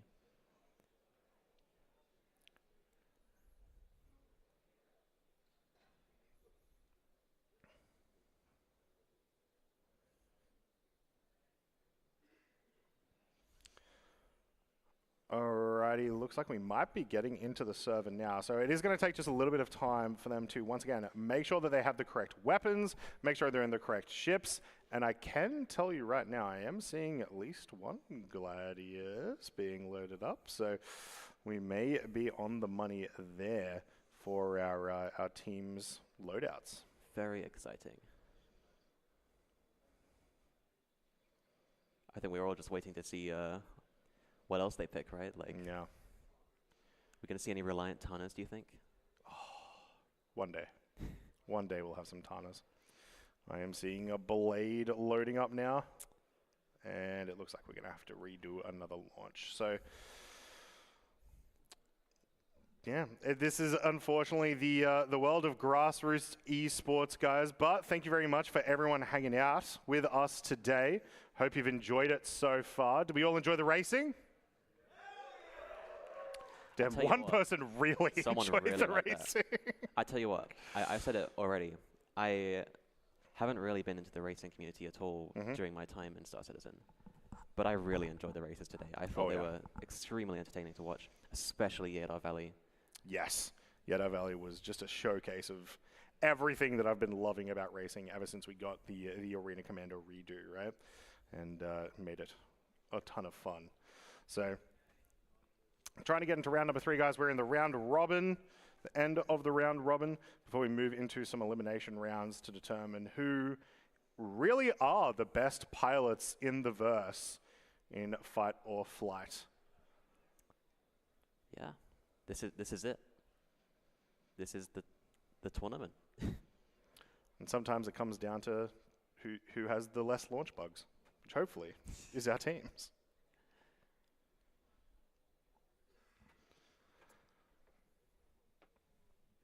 All right, I've got another question for the crowd. And this is a very important one that everyone should have a big opinion on. Yay or nay double dogs? Crucian, can we kick these people out, please? You don't need a double dog. Just have 2 hot dogs. No, I'm not going to explain it anymore. Have you ever had a double dog? Yes. And I've also had 2 hot dogs. 2 hot dogs, way better. Tell you what, I had one of the torpedo burritos at CitizenCon. Yeah? Very good, actually. Yeah, not too bad. I do love the amount of effort they put into the branding of all the places, even to the bar at the back having all of the names and brands of all the drinks that you can find in Star Citizen. I didn't have time to go to the bar. That's a shame. That's really cool. Yeah, it was very, very awesome. All right, looks like we're attempting another launch here. Once again, we'll see what ships we're in. And here we go. So I see a Talon, I see a Blade, I see a Blade, and I see a Gladius. So looks like we're going to be running back this loadout here. You can see that we have a Flormat and a Mogus. Once again, running it back, Blade and Gladius. Gimmick and Vitania are going to be in Blade and Talon. Once again, they're going to move towards SBK. We're going to do some scans on them before they head back out, and we start our run. Can we get some applause for a successful launch? All right, don't glitch. Don't glitch it, guys. Holy shit! What the hell? Well, you just jinxed it. Yeah. Oh god! I said the word. Sorry? Nothing. I'm excited to see another Gladius round.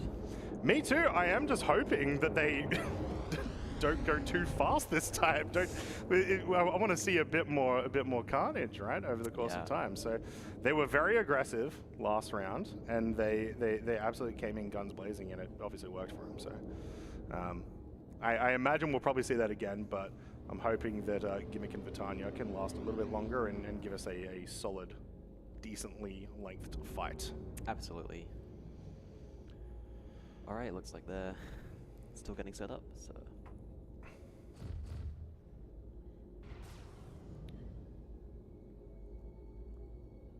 Love the intensity of the faces just before Oh every yeah, fight. right. Look at a Mogus right now. No, yeah. Pure. You ready? Pure focus. That's the face of a winner. Yeah. But is it going to be a winner for this match? We'll find so out pretty soon. Right? I'll go 5K. It's nice to put a face to all the names that you see in Arena Commander and. Yeah. That way, I can be sad when I see them in real life as well. Yeah.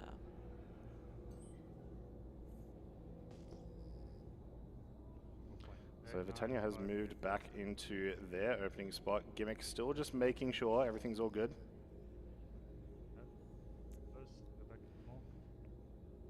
So, control schemes. Mm-hmm.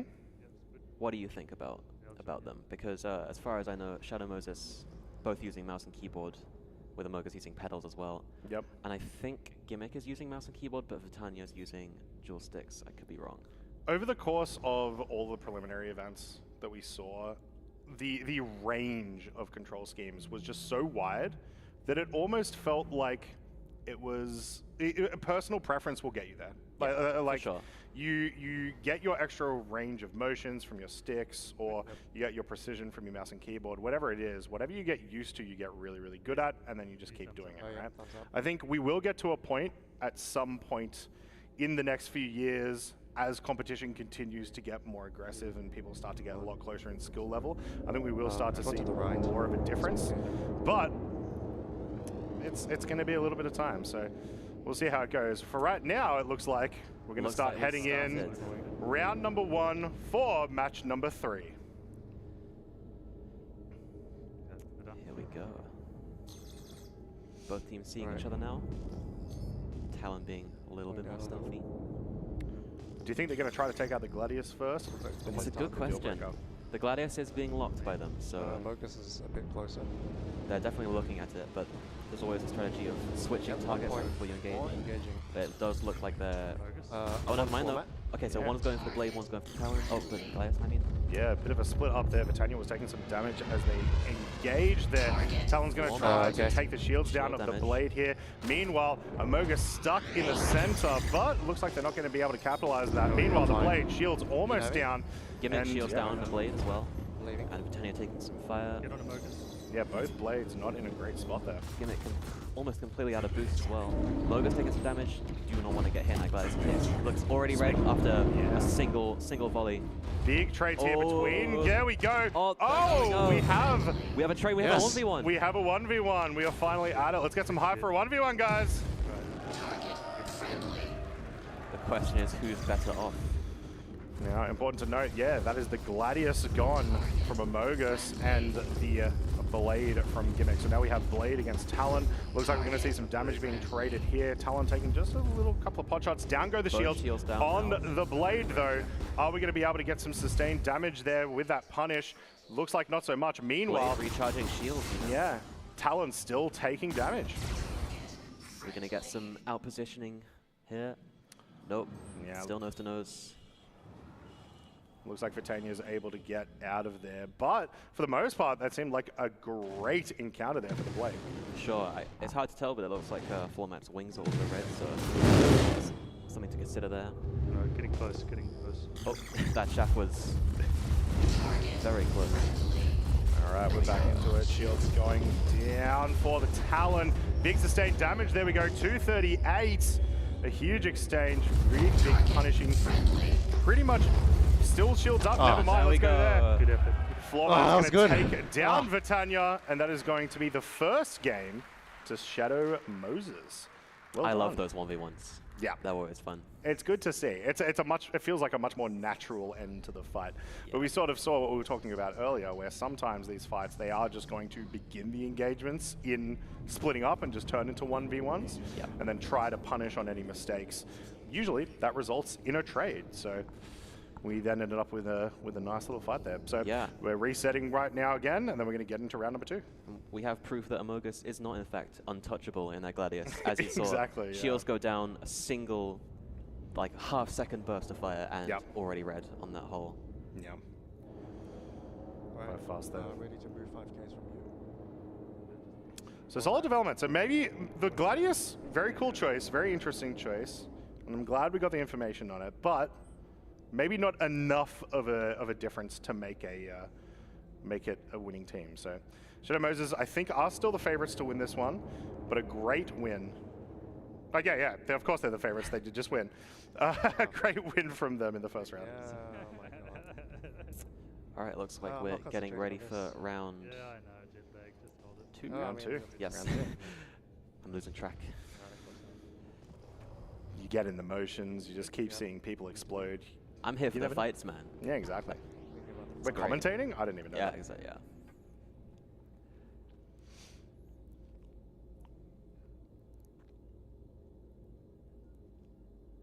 All right, looks like we've got some clarifications going up on the stage there.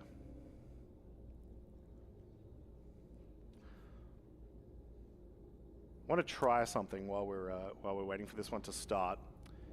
A request again for the crowd, my puppets. Could I get everyone in the crowd to do a very quick golf clap? Wow, I've lost the favor of the crowd. What was the golf clap for? It's fun. You just felt like it. Love a golf clap. Guys, can we get a disappointed golf clap for Crunchy? 3, 2, 1. Here we go. I mean, that worked. Yeah. All right, we're into round number 2, guys. We're going to get in here, see if Shadow Moses can take this one 2-0, or if we're going to go to a round 3. Yeah. God, I think it's so cool that we're seeing a Gladius in one of these. Yep. Going down a little. I'm going to keep saying that the entire night. Focus is closer. Yep. All right, here we go. You want to go? First move on the engagement. Will they split up again, or are we going to see a bit more of an alpha strike on one of the players? Yeah, I mean, we both saw that burst on the Gladius really dealt with it. Are we going to see that again? Are they going to go for the blade? Looks like Vitania and Gimmick are both primarying Amogus, so maybe it is an attempt to just get the Gladius out ASAP. You have to wonder what's going through these other teams' heads where previously, that was a good burst. That was a massive burst. And now you're seeing the Gladius's better sort of weapon positioning because it has a center gun, unlike the other ships. Yeah, huge first engagement there against the blade. And then switching it right back around to the Talon, also getting some hull damage on the Talon. Wasting no time. The second the shields come back up on the blade, we're going back onto the blade. So much pressure being applied here. Gimmick takes some more damage. Down goes Gimmick. But Amogus is in a bad spot. Shields are low. I thought we were leaving. Boots is low. Yeah. But it looks like Tanya's going for format. Yep, shields down on that Talon. Damage being applied. It's going to get risky here as there is a ton of aggression. Down goes Titania. That is a 2-0 for Shadow Moses again. What a round. Absolutely crushing it. That is the end of our first rounds. We're going to be heading to some elimination rounds soon. But before we do, we're going to go right back to the desk. He gave his back to Amogus, who got free shots in, but didn't have the boost to finish the kill. All right, well, we are back here at the desk. Here at Enter Atmosphere 2954, but man, wow. You can't stop talking again. about it. Now, I'm going to say something, though. I thought that Zap looked more comfortable out there in that first round than the second round. Yeah. Going in that 1v1, which is an incredible matchup. And now that second round, you know, Shadow Moses says, yeah, not getting comfortable, denied. So, anyways, kick it off to you for Zero. I mean, this this matchup here between Zap Lishin and Shadow Moses, what are your thoughts here? Yeah, I mean, in the first fight, you know, clearly SM stuck with what they thought was going to work. Yep. And, I mean, to be fair, in the second fight, it pretty much did. They were doing a great job of using like nav mode sniping with missiles, trying to keep people out of nav mode, keep them from running when they didn't want them to run. I think Zap just did a great job. They just focused that Gladius with a surprise focus. It was just like they snapped to him, and then all of a sudden we were looking and we saw Red Hall and the Gladius, you know, and then it was a trade. Super good fight after that. And of course, Floor Mat came out on ahead. The burst damage is hard to contend with, you know, in a Talon versus a Blade, so came out on top. Man, yeah, that's a tough one. I mean, we've seen that Gladius do some incredible things out here, you know, and a lot of people are going to say, oh, maybe it's this, maybe it's that, but, like, I don't know what happened, man. Like, everybody was, what was the weapons they were using again? I totally forgot. Omni Skies. Omni Skies, all of a sudden, now Light Strikes and Gladiators. Yep. But anyways, your thought on this matchup here, Shadow Moses versus Zap. Just to piggyback up what you were saying, you know, with Gimmick and Vit in the first round, they seemed nervous. You know, like, coming up against Shadow Moses, though, you could tell that they fought each other before. Gimmick and Vit are both smiling, you know, in this, so they're a little bit more confident, they're a little bit more comfortable, so you get to see that play out. Zero State and I were talking about, like, how do you address the Shadow Moses team, and we were saying you got to get Floor Mat and Amogus a little separated so you can kill that Gladius. And there was an opportunity a target of opportunity on the Gladius that Vit missed.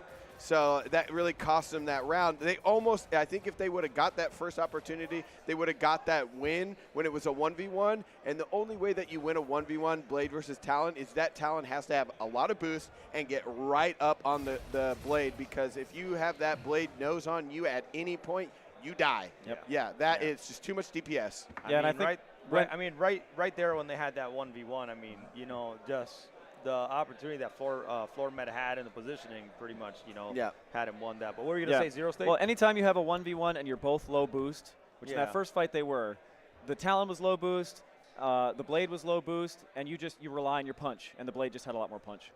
Well, I mean, that's going to easily determine, you know, Zapply Sheen going, you know, up against Liberty Reapers again. So they're going to be going up against them, and then this is when the bracket starts, right? This is where the positioning starts. So Shadow Moses is going to have that bye. All they need to do is win one round in order to go straight into that finals. And it's going to be that finals is going to be a best of 5. So now we're starting to move a little bit quicker here. So right now, as you can see on the screen in the bracket, Liberty Reapers versus Zapply Sheen.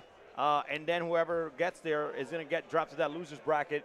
And then it's up to Shadow Moses to knock that next person down to this loser's bracket. And then that's going to be someone's tournament life for third place. So again, this is the Fighter Flight World Championship. So this is to determine which region is going to take home this Fighter Flight trophy. Yep.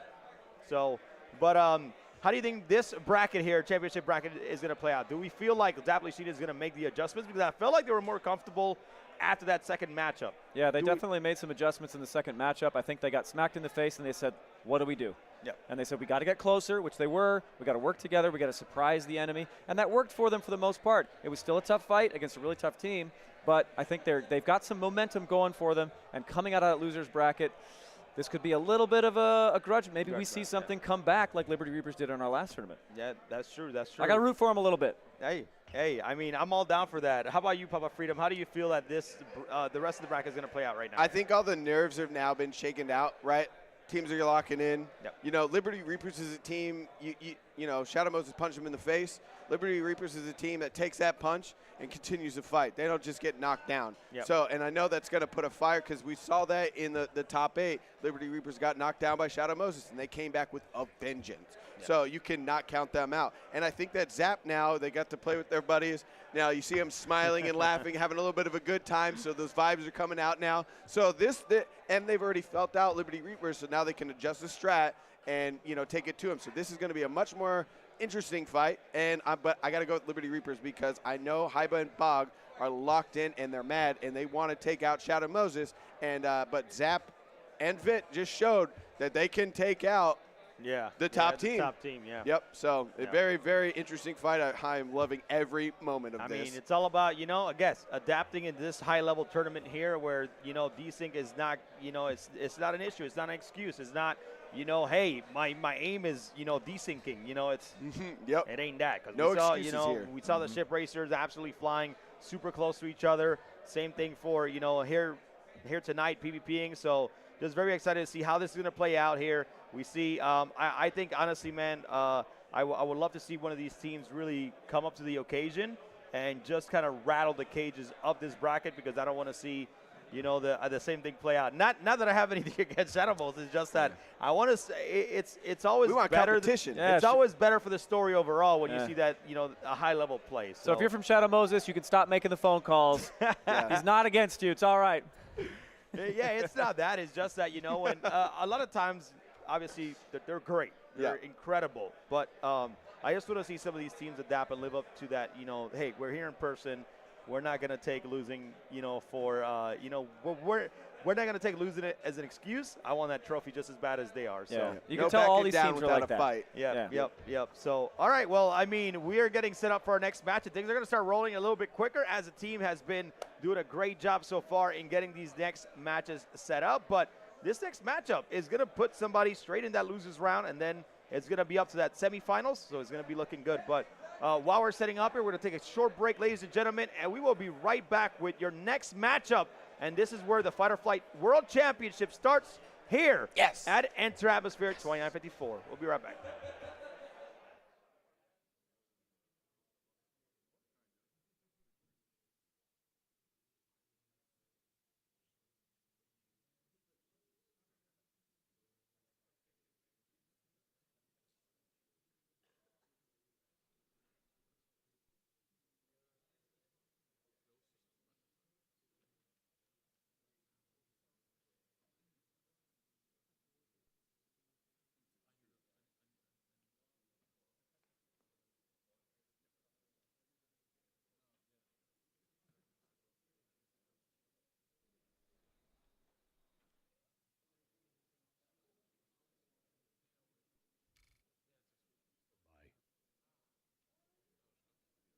Tobii Gaming.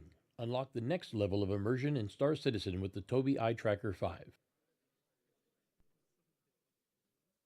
Monstertech. Transform your gaming experience with innovative, high-quality simulation equipment designed to enhance performance and immerse you in every virtual adventure. Icon City. Dominate the game with over 600 Star Citizen icons and hotkeys right at your fingertips with the click of a button. Verbal Controls, delivering precision-engineered flight simulation hardware that elevates your aerial adventures with unmatched realism and control. We are ATMO Esports. We set the bar and cross the finish line. Being the absolute best isn't a gift. It's a lifestyle. Fueled by dedication, it is the ability to push past your breaking point, time and time again. That is why we're here. Join us in conquering the most unforgiving environments the verse has to offer.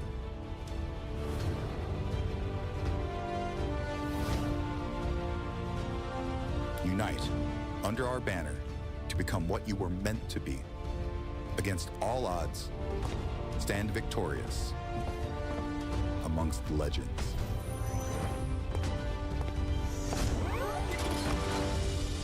Citizens from across the known systems, from all walks of life, across the criminal spectrum, the fiercest competitors will compete in the most remote locations. Only determination, your trusted craft, and luck can carry your team across the finish line in one piece. Become a champion. Or ride the sidelines to support your favorite team, cheering them to victory. Racing is in our blood. We are ATMO Esports. We're built for this. Are you? Visit atmo.gg to learn more.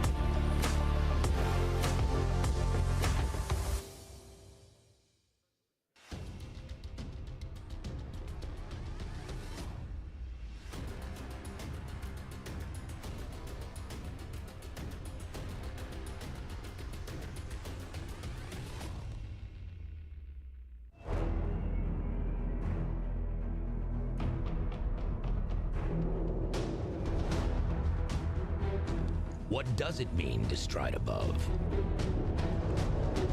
It's a concept that pushes people to do better. To not just walk past adversity, but to stride past it with their heads held high, knowing that their accomplishments are of their own making.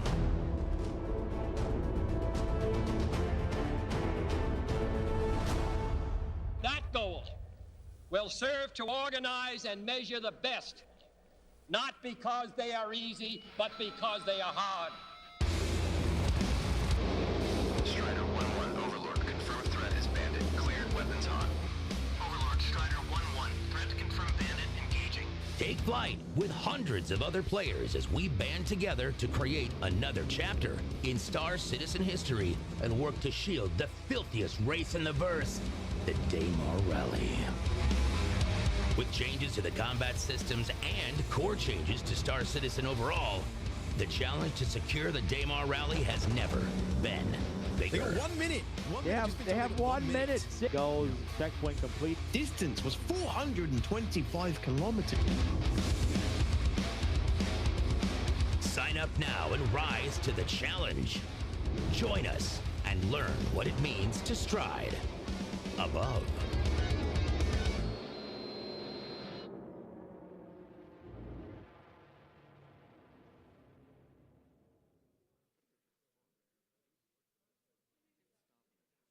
Inter Atmosphere has been brought to you in part by Tobii Gaming. Unlock the next level of immersion in Star Citizen with the Tobii Eye Tracker 5. Monstertech. Transform your gaming experience with innovative, high-quality simulation equipment designed to enhance performance and immerse you in every virtual adventure. Icon City. Dominate the game with over 600 Star Citizen icons and hotkeys right at your fingertips with the click of a button. Verbal Controls, delivering precision-engineered flight simulation hardware that elevates your aerial adventures with unmatched realism and control. We are ATMO Esports. We set the bar and cross the finish line. Being the absolute best isn't a gift. It's a lifestyle. Fueled by dedication, it is the ability to push past your breaking point, time and time again. That is why we're here. Join us in conquering the most unforgiving environments the verse has to offer.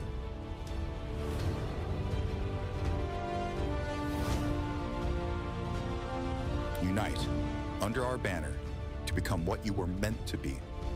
Against all odds, stand victorious amongst the legends.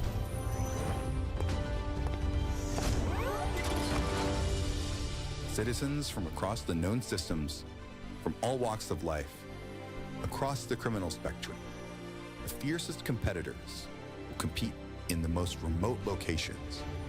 Only determination, your trusted craft, and luck can carry your team across the finish line in one piece.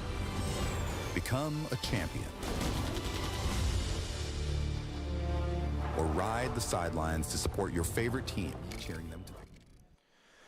Hello again, CitizenCon and our fantastic friends here at Enter Atmosphere. Hope you're all doing fantastic. We're going to be getting round number 4 underway very, very soon. And we're going to be starting with Liberty Reapers against Zap, as we're starting to get into some elimination rounds. How you feeling, Xperia?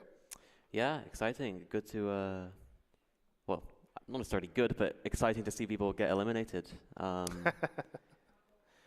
Let's kick him out. Let's get him out. Get them all out of here. Get him out of here. So as per normal, we're going to get everyone into SPK. We're going to make sure everyone's using the right weapons, they're using the right ships, and there's no tomfoolery going on here. And I imagine we won't be seeing the Gladius here this time. Obviously, Shadow Moses chose the Gladius in the last 2 rounds, and it went really, really well for them. But it looks like traditionally, these 2 teams are fans of the Talon Blade combination. Why, Xperia, did we see so many Talon Blades over the course of the tournament? So the Talon is, for a light fighter, pretty tanky. And it only has 2 guns, which is, sounds bad, but it's actually kind of a good thing. Yep. However, that is somewhat overshadowed by the Gladius having 3 guns with 1 in the middle. True. Which makes aiming a lot easier, combined with its superior rotational acceleration when it comes to aiming. And then the blade, I mean, it's the blade. It just does so much damage. It does bladey things. Yes.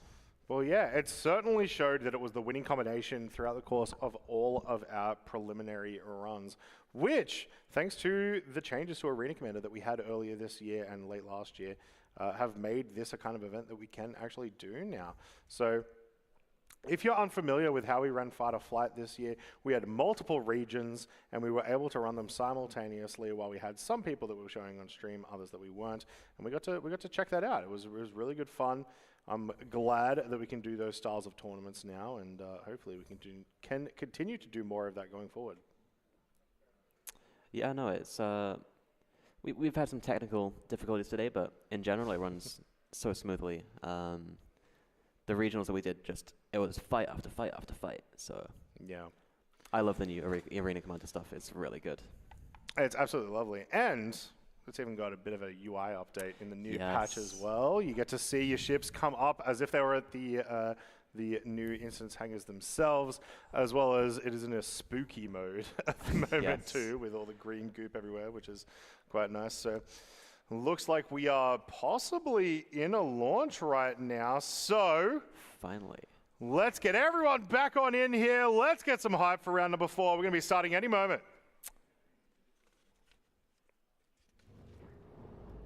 All right.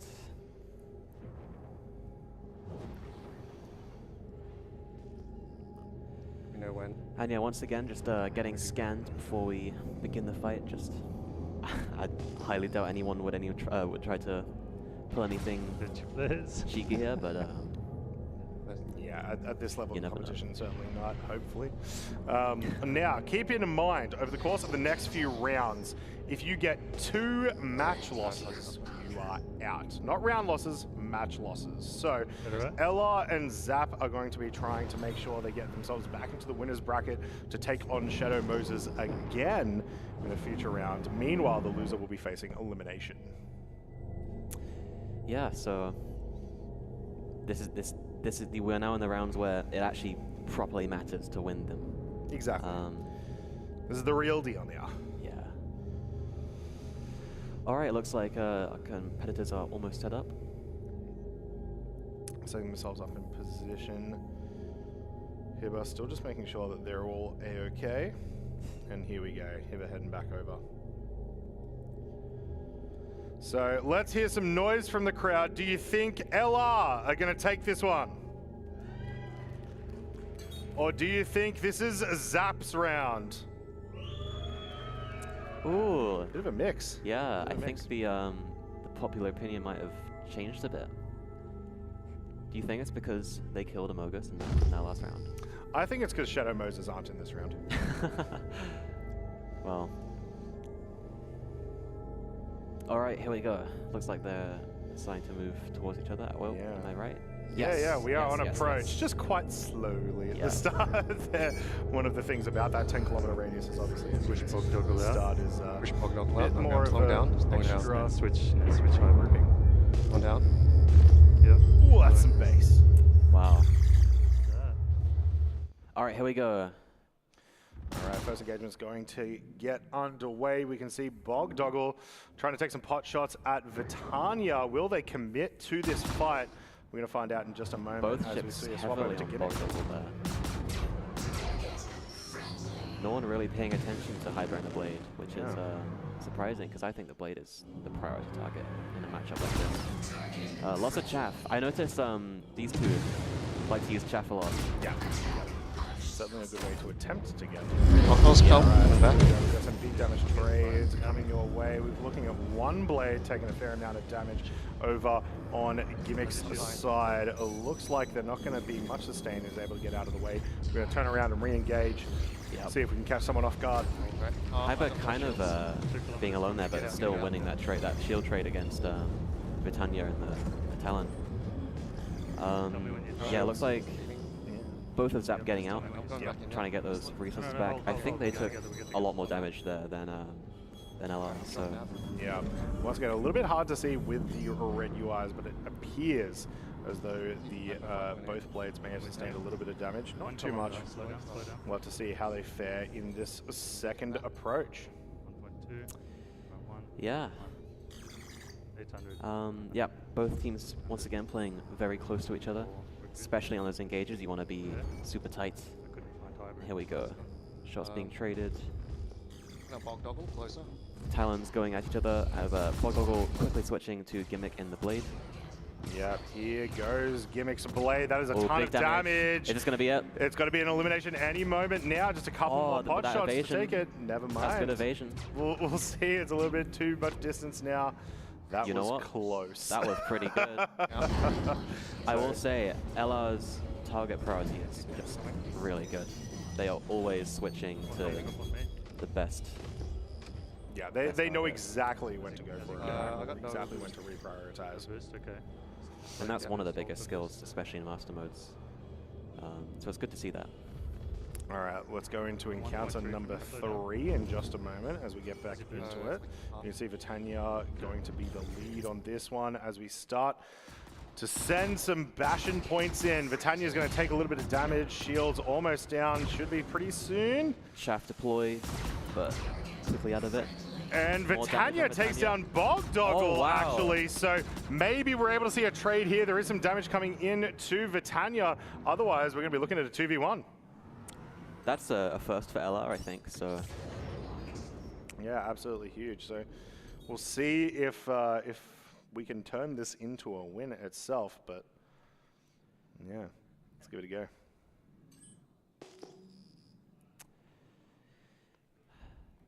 So both teams have all their resources back. Although looking at it, I think Gimmick might not have all his boost back. Missiles being flung. All right, we're going to try to re-engage now. Will this blade be able to take out the Talon and bring it in? It's going to be awkward. It's going to be tough, I think. Ooh, shields down. Yep. This may be over for Hibba. Smoking again. You just keep hitting him. Just too hard to get themselves into a point where they can exploit it. So that's going to be first. That's going to be first round to Liberty Reaper. No, sorry, to Zap. My apologies. Gotta say, wasn't expecting that, but it is cool to see. After that that punishment where we saw Bogdoggle get eliminated, it seemed rough. It seemed rough, and it ended up being that way. So we'll see if they can pick it back up for round number 2 and make it an even Stevens. Remember, no one gets eliminated this round. You get put on the chopping block after this round. Yeah, I mean, that last round really shows how if you make just one simple mistake, it can be over. Yep. Oh my god. So that's why so many of these teams play to be safe. Yes. And only try to capitalize on mistakes. Yeah, that actually may have been our longest fight that we had as well. A lot of the initial engagements, there was a little bit of punishing, a little bit of damage coming through, but nothing super significant. So yeah, a lot safer in the early days, a lot less aggressive. Like I said, we'll see how they go for the next round. Looks like we're going to be doing a relaunch at the moment. Can we get a cheer for a relaunch? Love it. More importantly, can we get a cheer for Zap? Because I believe this is their first round win tonight. Am I correct in that? I think I am. I believe you are. At least that we've seen. That we we've did seen, have we did yes. have the weird issues with that first round. So. Oh, of course, I forgot about that. All right. We'll see how we fare getting back into it. Once again, looks like we will probably be still looking at Talon and Blade. Kind of like what I was mentioning earlier, a lot of the practice that our teams have been doing have been, these exact same loadouts over the course of the last few months, not to mention the actual preliminary tournament itself. So you want to stay with what you're comfortable with, not move too far out of your comfort zone. Absolutely. It's better to be good at what you know, whether opposed to being bad at what is good, if that makes sense. Yeah, like, obviously I'm pulling these percentages out of nowhere, but if one ship is 51% favorite, the other ship is 49% favorite, you just having a lot of practice with that 49% can make all the difference. So, it can put in the work. For sure. But I gotta say, it is really nice to see the Gladius. Yeah. Hopefully we'll see it again soon. And Shadow Moses don't pull one on us and start swapping their ships out.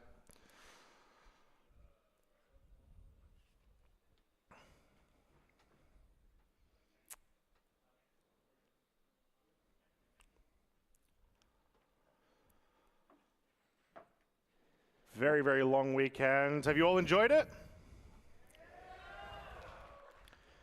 Are you guys starting to lose your voice because I keep asking you to yell? Some yeses there. Yeah. Interesting. I gotta say, this SitCon has been my favorite ever that I've seen. Yeah, this is the second one I've been to physically, and it's now gotten to the point that I don't think I can miss one ever again. Yeah, I agree. It's just too much fun. It's so good. Meeting the communities, watching all of this, watching the panels is just so much fun. So yeah. Yeah, so we are still in that round number 4, Liberties Reapers EU and Zappelation. 1-0 currently. Whoever loses this one will be pushed into the elimination bracket. Whoever wins is going to have to go up against Shadow Moses. So regardless, we're going to see all of these teams at least 2 more times. Yeah, it's good to see these just top of the top fighting. All right. I don't know about you, Xperia, but looks to me like that is a successful launch. We're going to try to get into this again, see if we can get a round number 2. Will Liberties Reapers be able to pack this one up into a 2-0? Oh, sorry, will Zap... Oh, my apologies. It's been a long day, ladies and gentlemen. Will Zap be able to pack this one up into a 2-0, or are Liberties Reapers going to tie it up and take us to a game 3?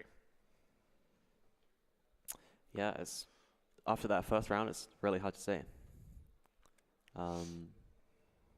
Yeah. Yeah. All right. Not much more to say. Not much to say. All right, here we go.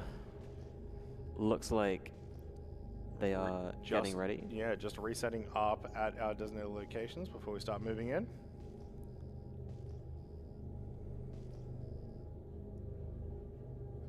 Sure. Let's try to hit high. Okay. I'm gonna fake on. Fake on Bog. Which on the Hyper? Alright, the Gent Bog. Okay. If he's powered to shields, he may as well commit, but I doubt he will be. What you mean powered? If he's powered a weapon? You're right. Yep. Yeah. If Bog is powered a weapon. Are we ready? Yeah, we're ready.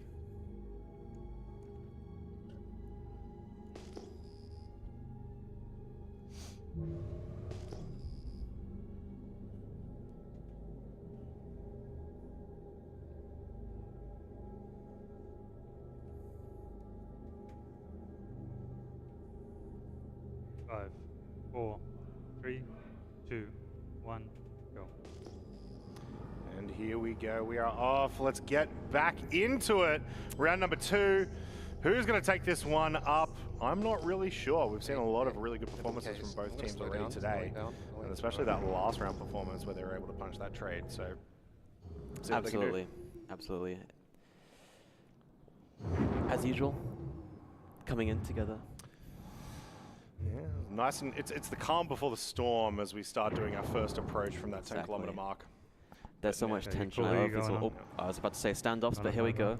Yeah, everyone's getting into this real aggressively. As you can see a target here on Bogdoggle. Bogdoggle trying to return fire on Vitania. We're going to swap some targets, go into a 2v2. See if we can take down some shields and maybe get an elimination here.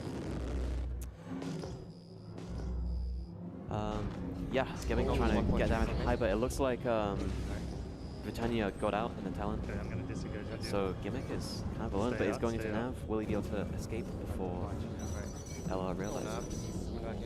Shield's almost down.